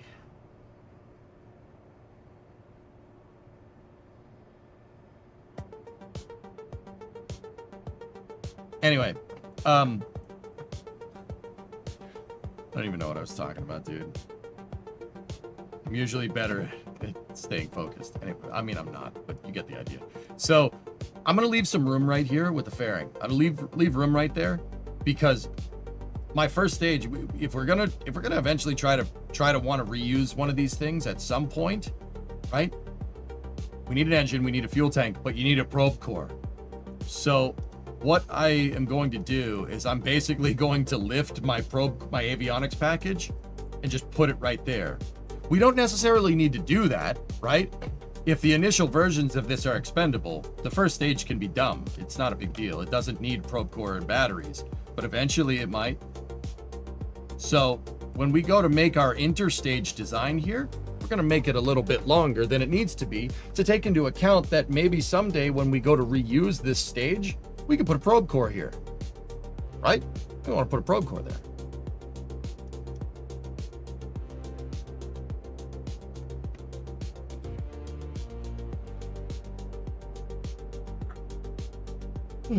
So what I'm going to do is just take this and we're going to turn on the fairing interstage nodes again. I'm going to rotate this up like that. And we'll put it there, rotate this back into position. I rotated it out of the way to make sure that it attaches to the fairing. Oh, look at that, dude. It's perfect. Have a little bit of clearance there just in case. But yeah. Now, the other thing I'm kind of wondering about is with Imahara, how did our staging go? So what I'm going to do, we're just going to attach that there. We're going to leave this just like this. Do not build this just yet. I'm wondering, can we make a fairing, an interstage, go around that rocket motor, and will it cause a collision problem with the fairing? I don't know. Let's go look.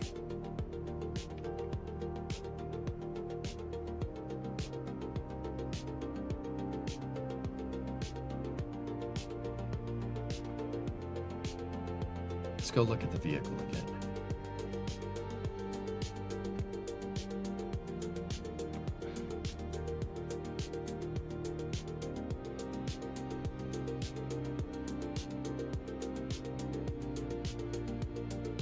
Yeah, I don't know, dudes.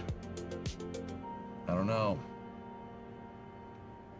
Can you rebuild fairings in EVA construction? I don't think so, but I've never tried, Jackal.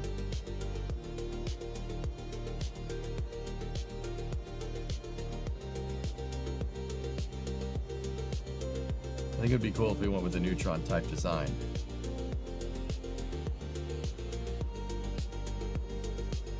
How? You don't have this in stock KSP. You don't have a chomper fairing. The closest thing would be that. We could deploy it out the cargo ramp and use that as our chomper. But it would be weird flying a duckbill platypus into space every time, Blackness, don't you think?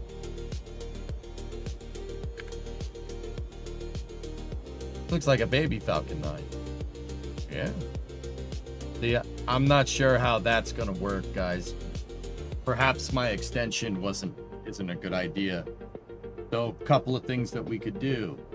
The reason I think this is gonna work is because the fairing basically ends where the rocket collision ends. So that might be a little bit of a wonky separation with Imahara. I don't remember that being a problem, but I know that if we have it go past it, we're gonna have some problems. So let's think about this for a second. Go back to Wanton here. Are there any other options here for upper stage engines that we might want to look at? Let's take a look. Remember, so, okay, who was paying attention in part 1? What are we looking for an upper stage engine? What are you looking for? What's the big one?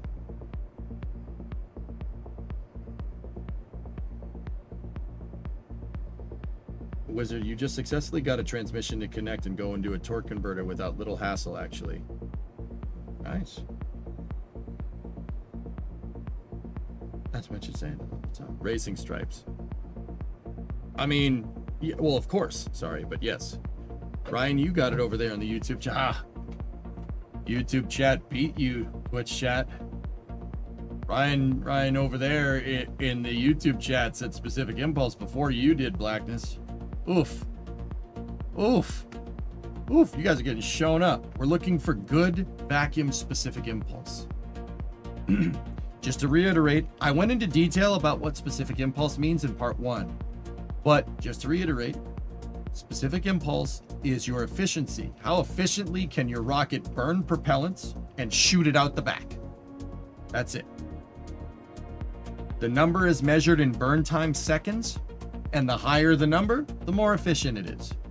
The higher a specific impulse of a rocket engine is like having a car with higher miles per gallon. Oh, good for you. So, the Terrier engine, which is tax exemption, right there. It's 500 kilos, 345 second specific impulse in vacuum at 60 kilonewtons of thrust. All right, is there anything even remotely close to that? The Rhino makes 340 second specific impulse, but the Rhino might be a little too big for our application here, considering that the engine is bigger than my second stage and payload fairing. Probably don't want to do that. The swivel engine, 320 at 215. That's really, really high thrust to weight ratio. It's not as efficient, but it makes way more thrust. We don't necessarily need more thrust, but that is the engine I'm using for the first stage. It could be useful. And its gliders aren't screwed up at all, either. The gliders aren't messed up. In case you wanted to have Fleet's race on another screen, about 30 minutes till green. Oh, okay. Now there's a lot of smaller engines in KSP here. The Spider is 290. That's not good. 315 on the Ant engine. What about the Spark engine? Spark makes 20 kilonewtons of thrust at 320 seconds specific impulse, and it's 130 kilos. That's not bad. Spark could be a contender.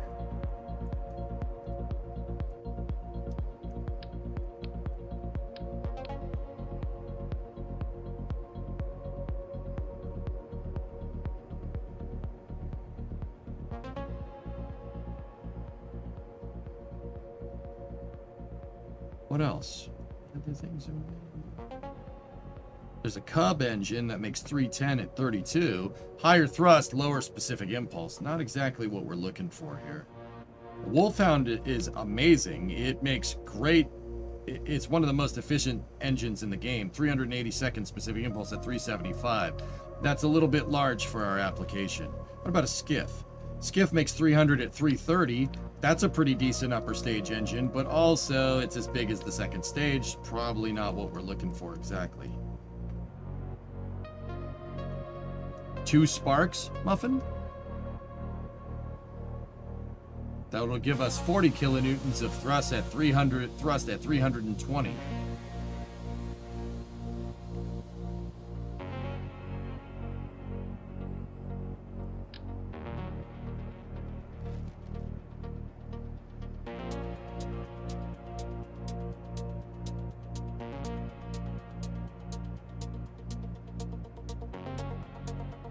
You had to watch 2 ads to get here?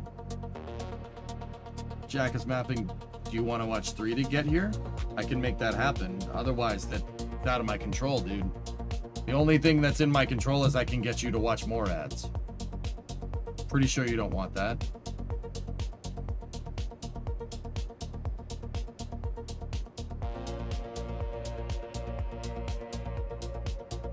second B-21 Raider's flown. Hell nah, ain't worth it. Thanks.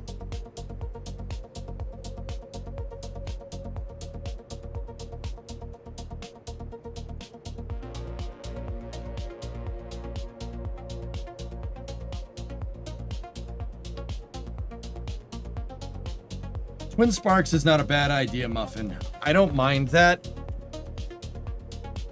but that's not going to give us the efficiency that we're looking for. I'm kind of thinking maybe try this with the stage and then hope and pray that the engine doesn't get hung up. Oh, there is another thing that we need to do here. So if we're going to do this, we need to make a docking port. We need to put a docking port in the decoupling system here. The reason why we needed to do that is because if we ever reuse this, right, this mechanism is going to be needed to reintegrate a stage. You need a docking port to be able to reattach something to the stage. Decouplers don't have reattachment capability. And the back part of that is not glidable, so there you go. Could an SRB be used for stage 2? Solids in this game generally aren't really good up there. 195 vacuum, 165 vacuum for any engine that would be suited for application here. 210 vac, 215, they kind of suck, dude. SRBs in this game are really not vacuum optimized. They're very much first stage and attachable SRB mechanisms.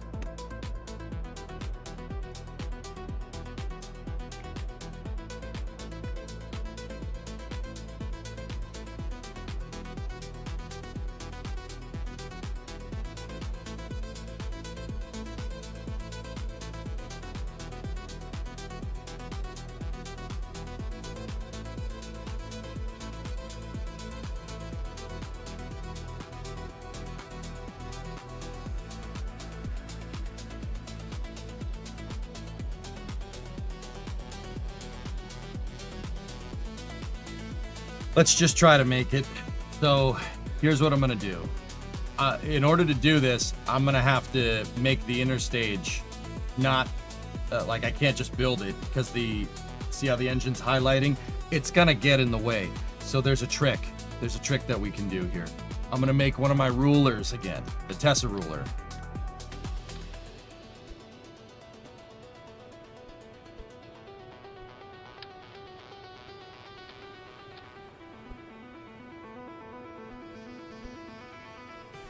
Right? We're gonna pull the ruler this way by holding left shift, and then we're gonna move it this way. Note that I attached it to the fairing, okay? So what we need to do is push this ruler into a position where we want our fairing to end, right? So where does the glider on the tank end? It ends pretty much right where the checkerboard where the checkerboard starts. All right, so I'm gonna just dial this in so the edge of the strut is right where the glider starts. And just to be sure, let's, move this out of the way, right? Now, we attached that to the fairing. So if we take the fairing, right, and we move it all the way back, move it out of the way, now we have the exact length to that tank. So we build out our fairing, right? And then we just, the second it starts colliding with the strut, just, get a close eye on it. Right? We can hit left alt, left mouse button, and terminate the fairing. And then now we have an open fairing. So now we take the fairing, we move it back into position, we make sure that it lines up with the ruler, and boom. Inner stage. See? Pretty cool, huh? And now, remember, the way I attached the Terrier engine, guys, the way we attached it, I attached it on the side. right? So Kerbal thinks it's on the side. Kerbal thinks it's attached on the side. Kerbal thinks that's in the way of aerodynamic flow. It doesn't understand that it's behind the tank. Kerbal isn't that good. But now it does because it's inside of a fairing. Fairings occlude stuff. Anything that's inside of it gets occluded.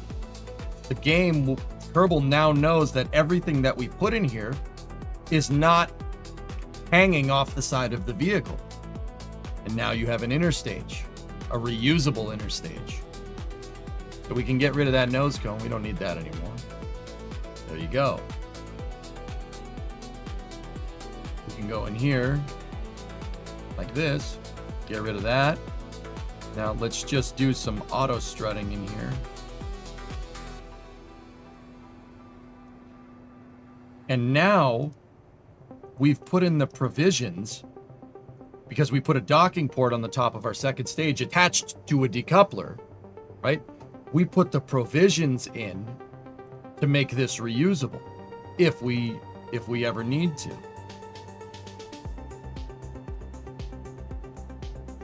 We just got to make sure that this thing can actually separate correctly without causing a huge problem with the fairing. We'll have to test that, but we'll test it later.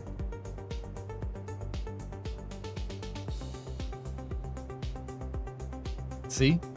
Reusable interstage. It'll stay with the first stage, so if we ever want to get our first stage back, boom. Simultaneously, we ever want to put on, say we do get our first stage back, we're going to need to attach a second stage to it at some point, right? You have to do that. You can't, what's the point of getting the first stage back if you can't attach something to it, right? If we want to reuse the dang thing. Now, because I have a decoupler with a docking port, I can reattach a new payload fairing and new second stage to this. Perfectly reintegratable. I've used this system before on other rockets. It absolutely works. I've reused first stages from rockets in mission mode. I've had them come back down. I have a vehicle that goes, grabs them, picks them up, takes them back over to the pad, puts them on the pad, puts a new stage and a new payload fairing on top, and you're good to go.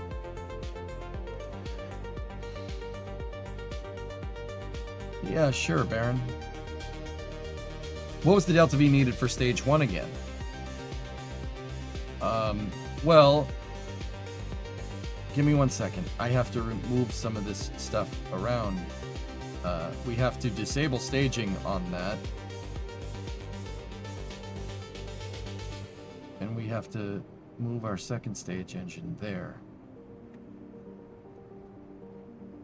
1511 on the second stage. So we need 3,400 total.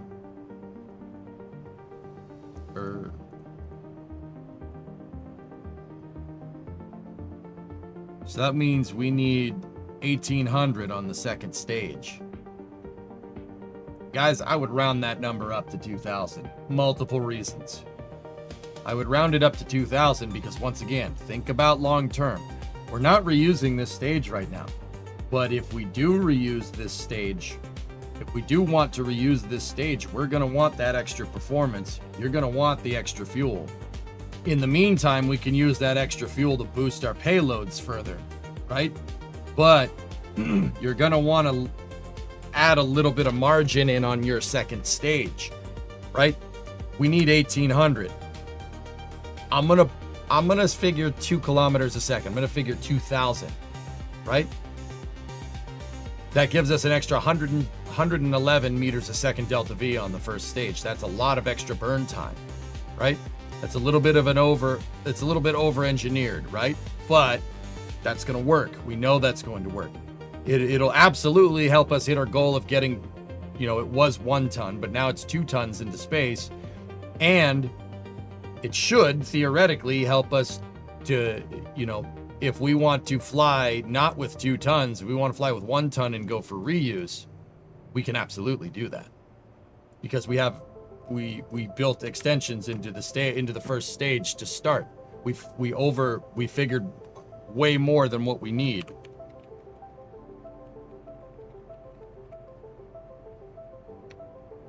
I'll give you another hint of a family of rockets that have done this. Look at Falcon 1, then look at Falcon 9. And then look, Falcon 9 1.0 to 1.1. They did the same thing. SpaceX did the same thing. That's where I got the idea. SpaceX is a pretty good thing to want to emulate, in my opinion.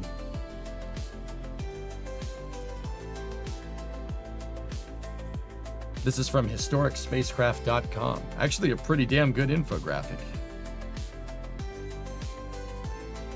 Cool. Here, I'll link this stuff up if you guys want to see it.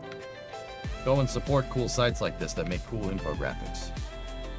The Wanton is now a lie? It's not a lie. Vehicles' names change all the time. So let's figure 2,000 into our stage here.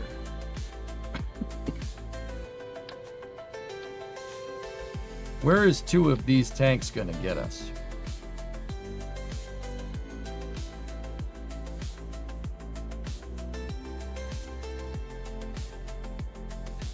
Oh. Discovery, go at throttle up. But I wanted the spicy wonton variant. This is the spicy wonton variant. Stoyer, tier 2, 94-month resub. Thank you.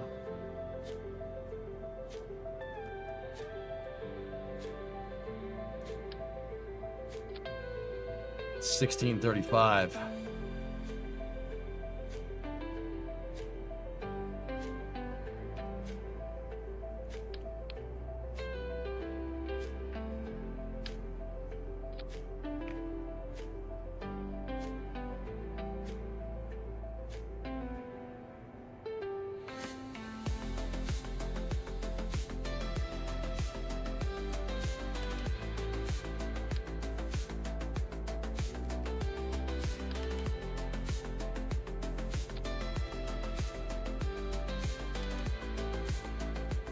Oh boy, we're about 400 Delta V short.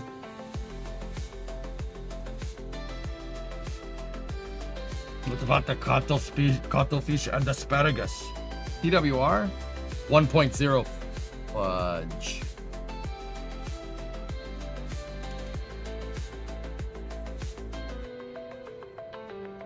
Our avionics, Jackas, our avionics have short band capability. This rocket isn't going to go very far, so I wouldn't worry about that too much. We might need communications antennas for it eventually, but would you maybe use a different engine for the first stage?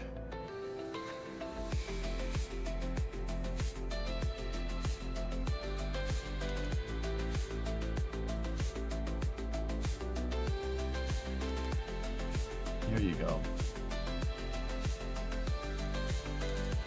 Oh, interesting, dude.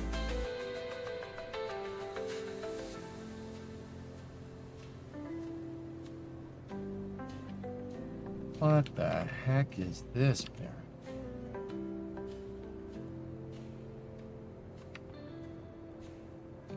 Project KVP. Known as Glishko's opening gambit. Russian manned spaceplane, 1974 study, competitor with Buran. Manned lifting body spaceplane designed by Soviet engineers as a recoverable spacecraft in the 1970s.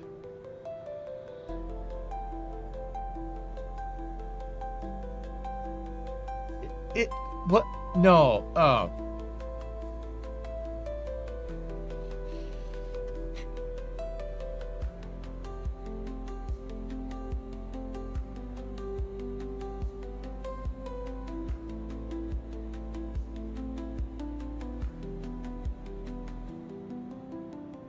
Mom, can we have Space Shuttle? No, we have Space Shuttle at home. Space Shuttle at home.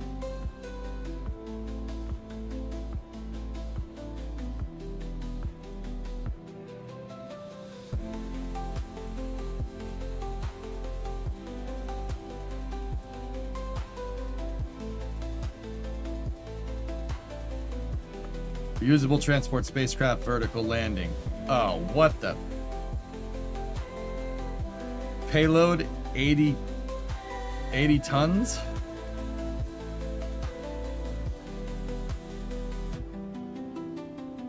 Who folded the drawings? I don't know, man.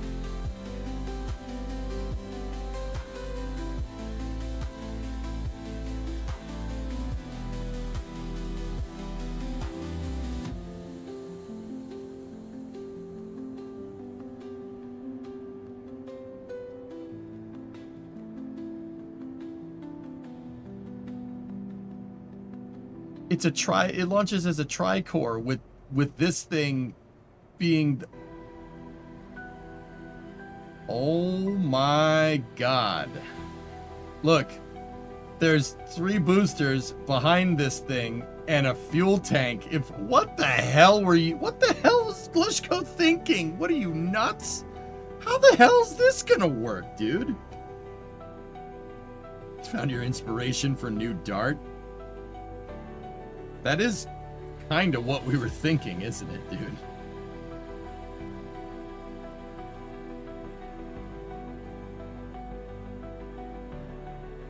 Nah, I'm good. I ain't making that. That's... Yeah, nah. Yeah, nah, mate. Yeah, nah. It got a pretty big payload bay, though. Yeah, nah. Yeah, nah. Yeah, nah, I'm good, mate. So sea level, we're at 1.04.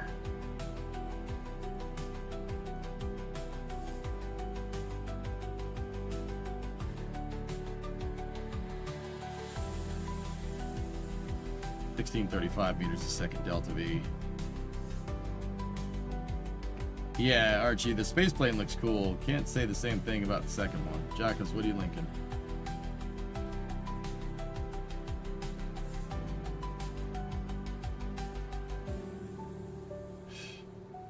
Yeah.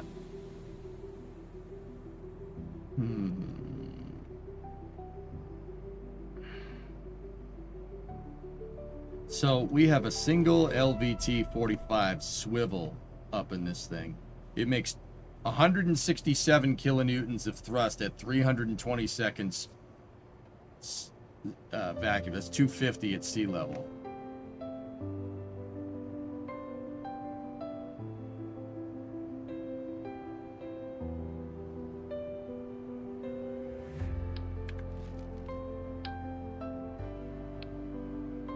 Can I look at something?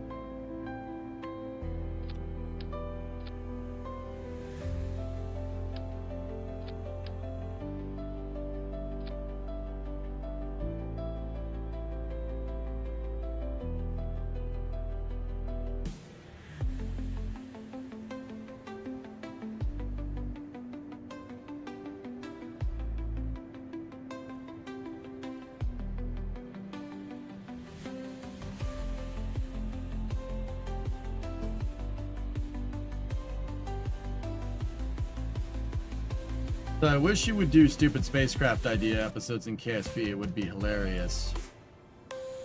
Aren't those just car streams? 27 engines would theoretically give the same thrust as 3 big ones. Image for reference. You just linked a picture of Falcon Heavy, and it's an old version. It's a version of Falcon Heavy that never flew. I'm not sure what you're trying to tell me here, Jaka.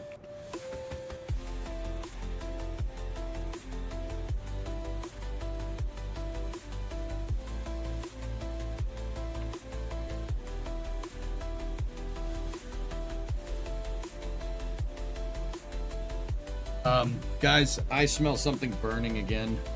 It smells like fire. Let me just make sure my neighbors have a fire going in their backyard and the shop isn't burning down. I'll be right back, 1 second, okay?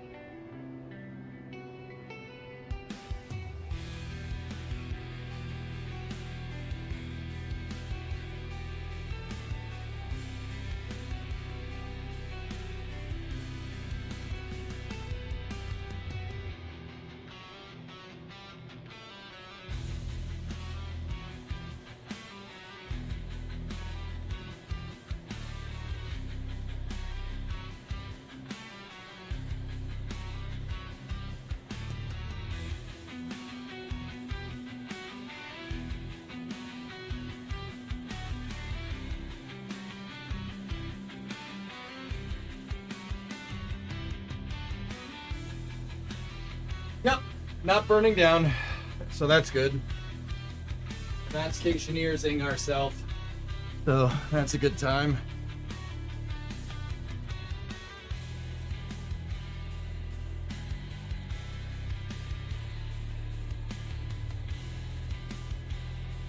So spark engines would be cool because we get 9 engines, and I think that'd be super neat, but they really don't make the thrust that we're gonna need.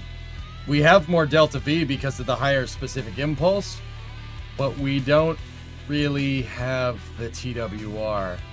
If these things made 20 kilonewtons at sea level,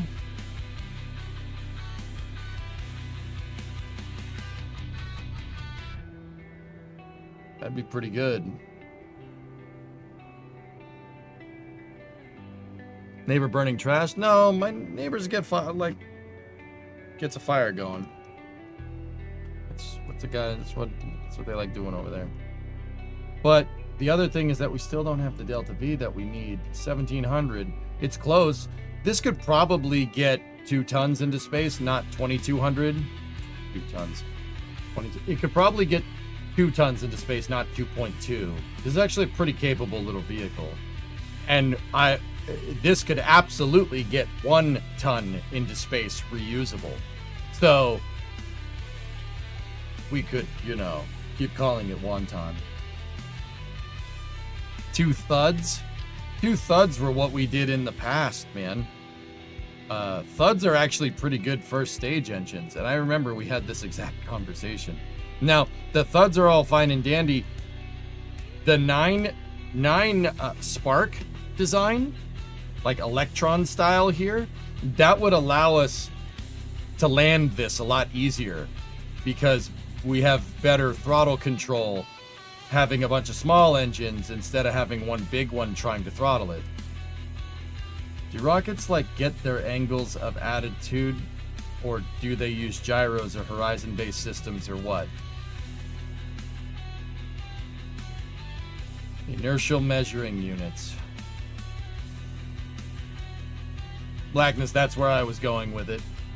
That's where I was going with that. We could make... Dude, we could use a Cal controller, and we could get a little more kick out of these engines, and that would give us what we need, but it wouldn't give us the delta V that we need. So we might need to change this a little bit more. What about Cubs?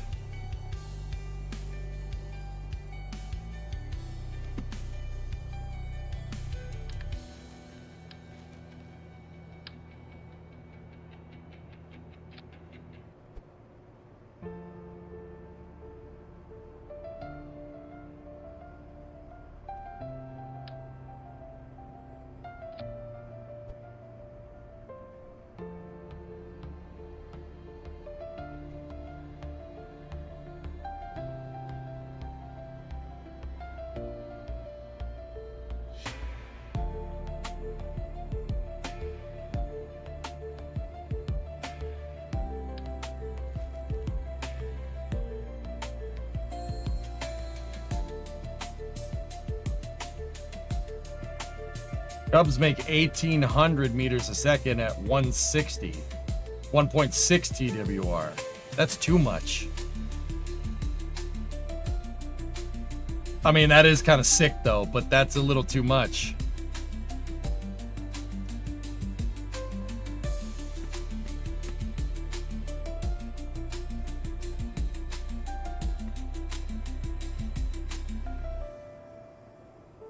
Seven Cubs?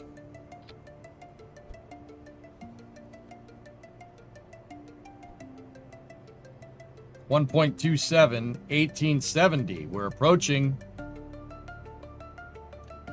Does it have to be 9? No.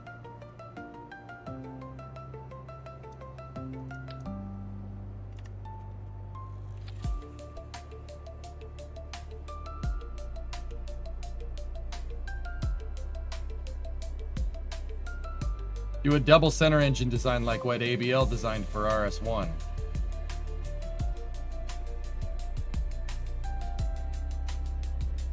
I mean, I kind of like what's on the screen right there. 1.27 at 1.8. 6? We're doing an Astra? Are we doing an Astra here? Oh no.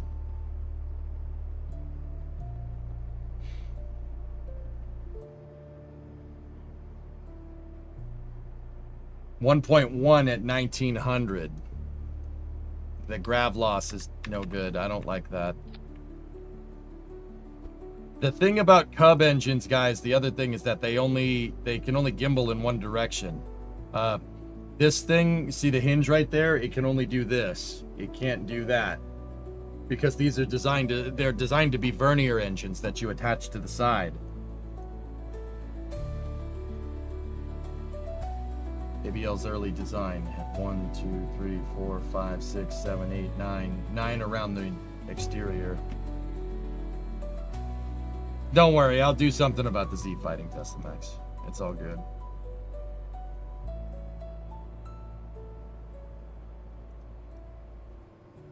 Now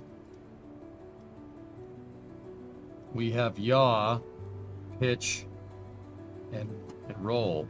We don't, these motors up here, they don't even need to be, they don't need to have thrust vector control. It's just that one, and that one.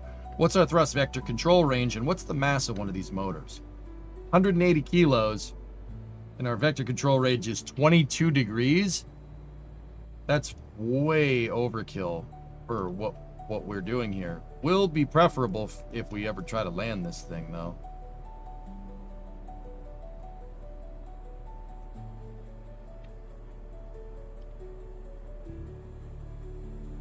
One mastodon in the middle. Nah.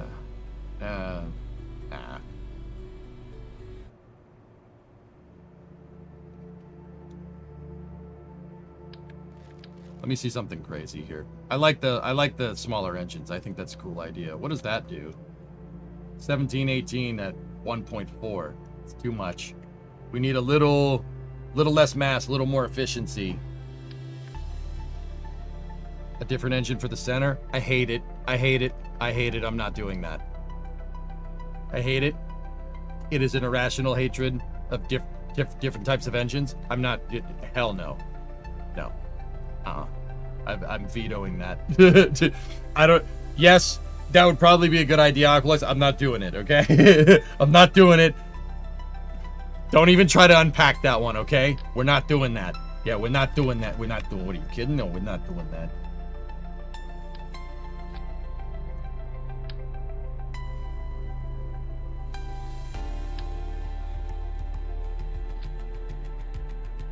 I am immediately vetoing that.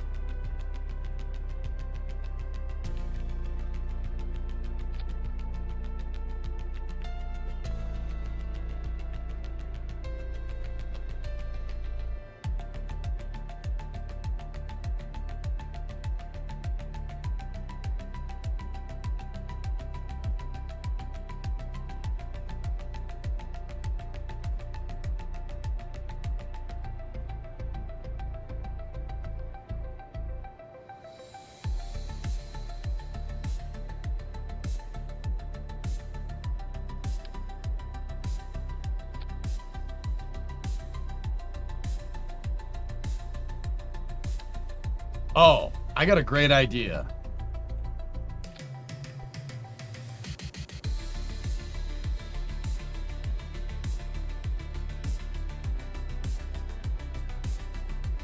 Nah, I'm just kidding. I'm just kidding. I'm not doing that.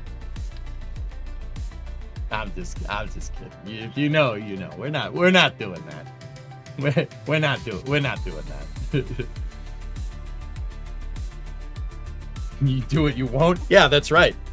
I won't. yeah, that's right. It goes in the square hole. It goes, no, we're not doing that. Guys, I got a plan. Just add more engines to the outside. My God, what a genius. What about a Reliant as the center and 2 or 4 Torch engines for steering? Are you doing this on purpose?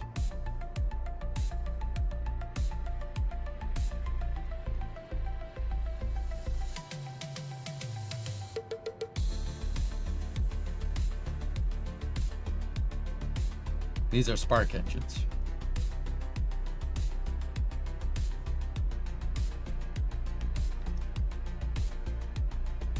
I like that. And I like that. And I like it with Cal overclocking. If we just make these engines have a little bit more staminky, these things should go. Last. I'm trying to finish this, man. What the hell do you want?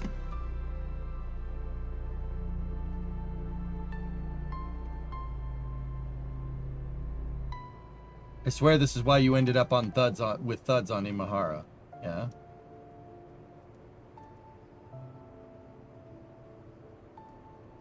I want to talk to Sam. This is Samson Smartfit. Samson is a Sheila Mama Phil. Shut up, chat!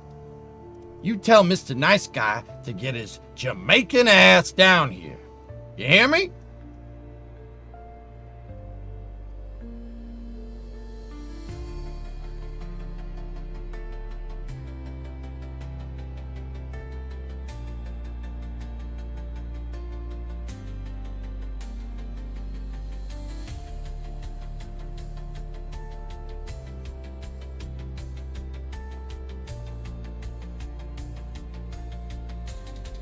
Penta, what's this?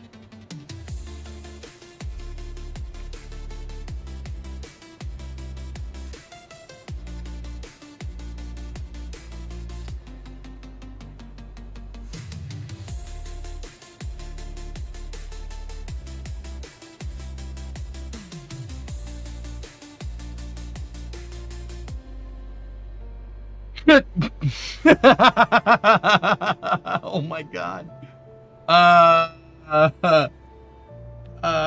It's so small. Tim, it's so small. It's small. It's a little small guy. Look at it, Chad. This is tiny. Tim!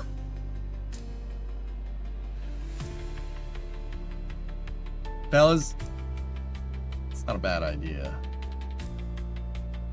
That's not a bad idea, dude. Ain't a bad idea.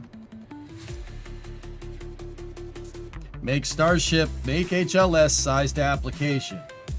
Enough to get people there, and that's it. People and their life support systems there, and that's it.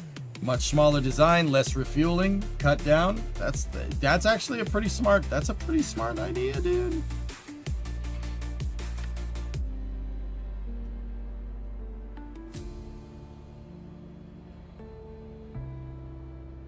I actually don't hate it. It's a little strange looking, but I don't hate it. How does he intend human landing system TLI? We can talk more about it and take a look at it when we're finished. Get off the screen. When we're finished designing. Now, guys, the thing is that we're going to have to get into analysis here, because if we overclock these engines, so I can make these engines produce just a little bit more thrust. We go here and I select them and go to thrust limiter and thrust limiter, and we take the curve, right, which is like 0 to 100, and we just bend the curve off the screen a little bit, place it there. Now they're making 1.5 times the amount, or 150% of their rated performance. We don't necessarily need 150%. Let's just chip that down to like right there. 116. That's good. Take that, copy that, paste that, paste. Take this, copy that, paste it there so all the engines have it. Move this around. Now look. Check that out. We made the line go off the screen. Look at the thrust limiters. 116.8. Now go over here and just try to refactor this a little bit.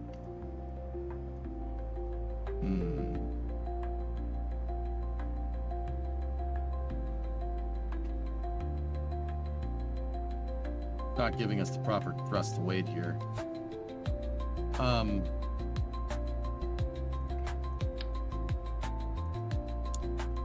Spark engines at sea level make 16 point, they make a fraction of their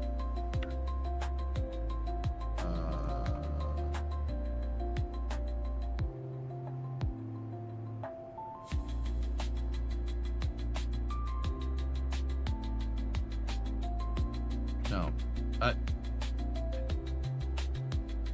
Chap, my brain's paced. How do you find how much percentage that is?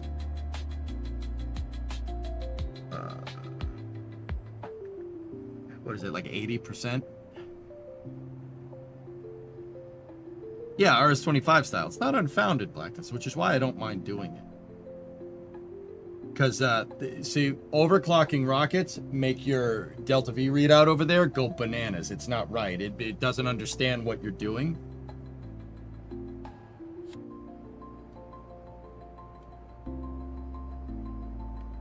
Okay, so these engines are making 116.8.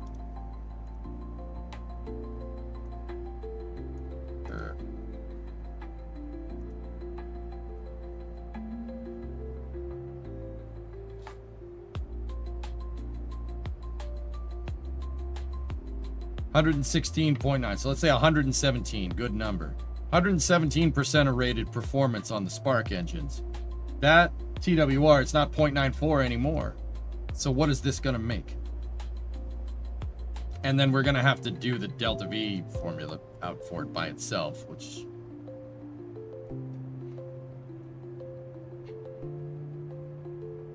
yeah. We'd have to do the Delta V out manually, but that's fine. That's okay. We've done that. We did that in our analysis. Let's...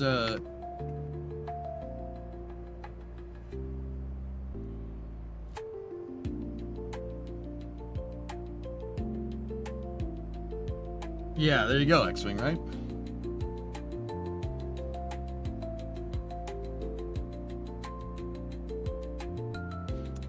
.1, 1.2. So headcanon is that these engines reliably tested higher than rated thrust. Otherwise, going above 100% is an in-universe dangerous. Yeah. Well, you can always test the engine more. A lot of engines have their thrust rating past their initial baseline rating of 100%. Shuttle engines, for instance, could go to 109. SLS engines can go to 113, and it's using shuttle engines.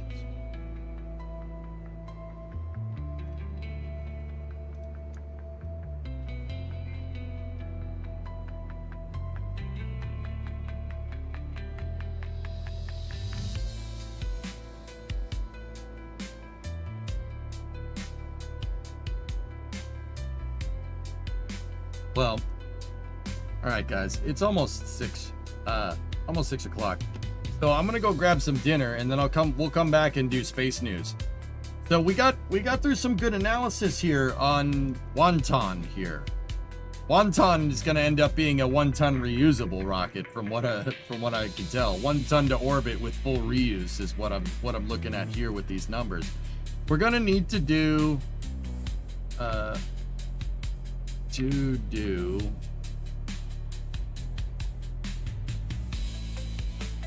first stage analysis with overclock,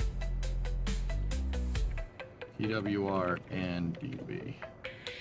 That's what we're gonna have to do next time. Respectfully, hell yeah. This 9-engine variant is going to be super cool. That's going to be a cool little rocket. I have some ideas for how we can make the thrust structure look really good and be really primed for reuse. It's going to be nice.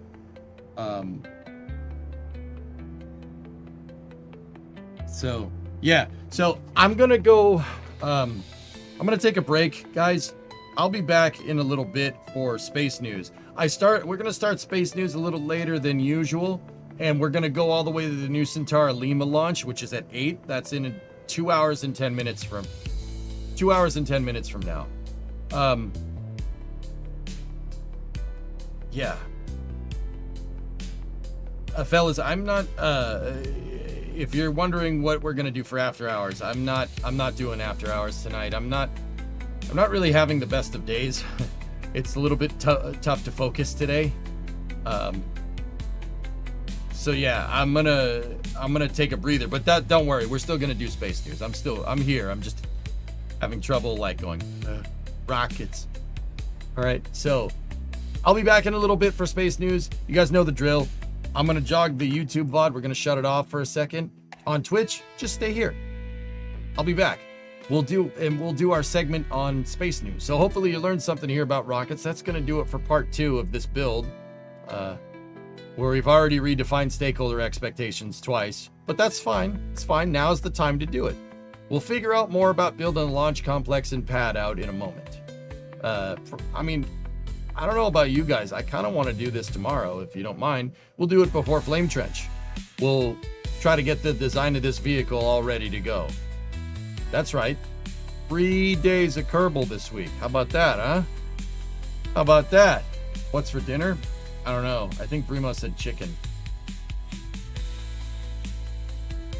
Are you doing the Falcon 9 engine or Falcon 9 1.0 engine grid? I know how much you love that. No, I hate it. I hate it a lot. We're not doing that.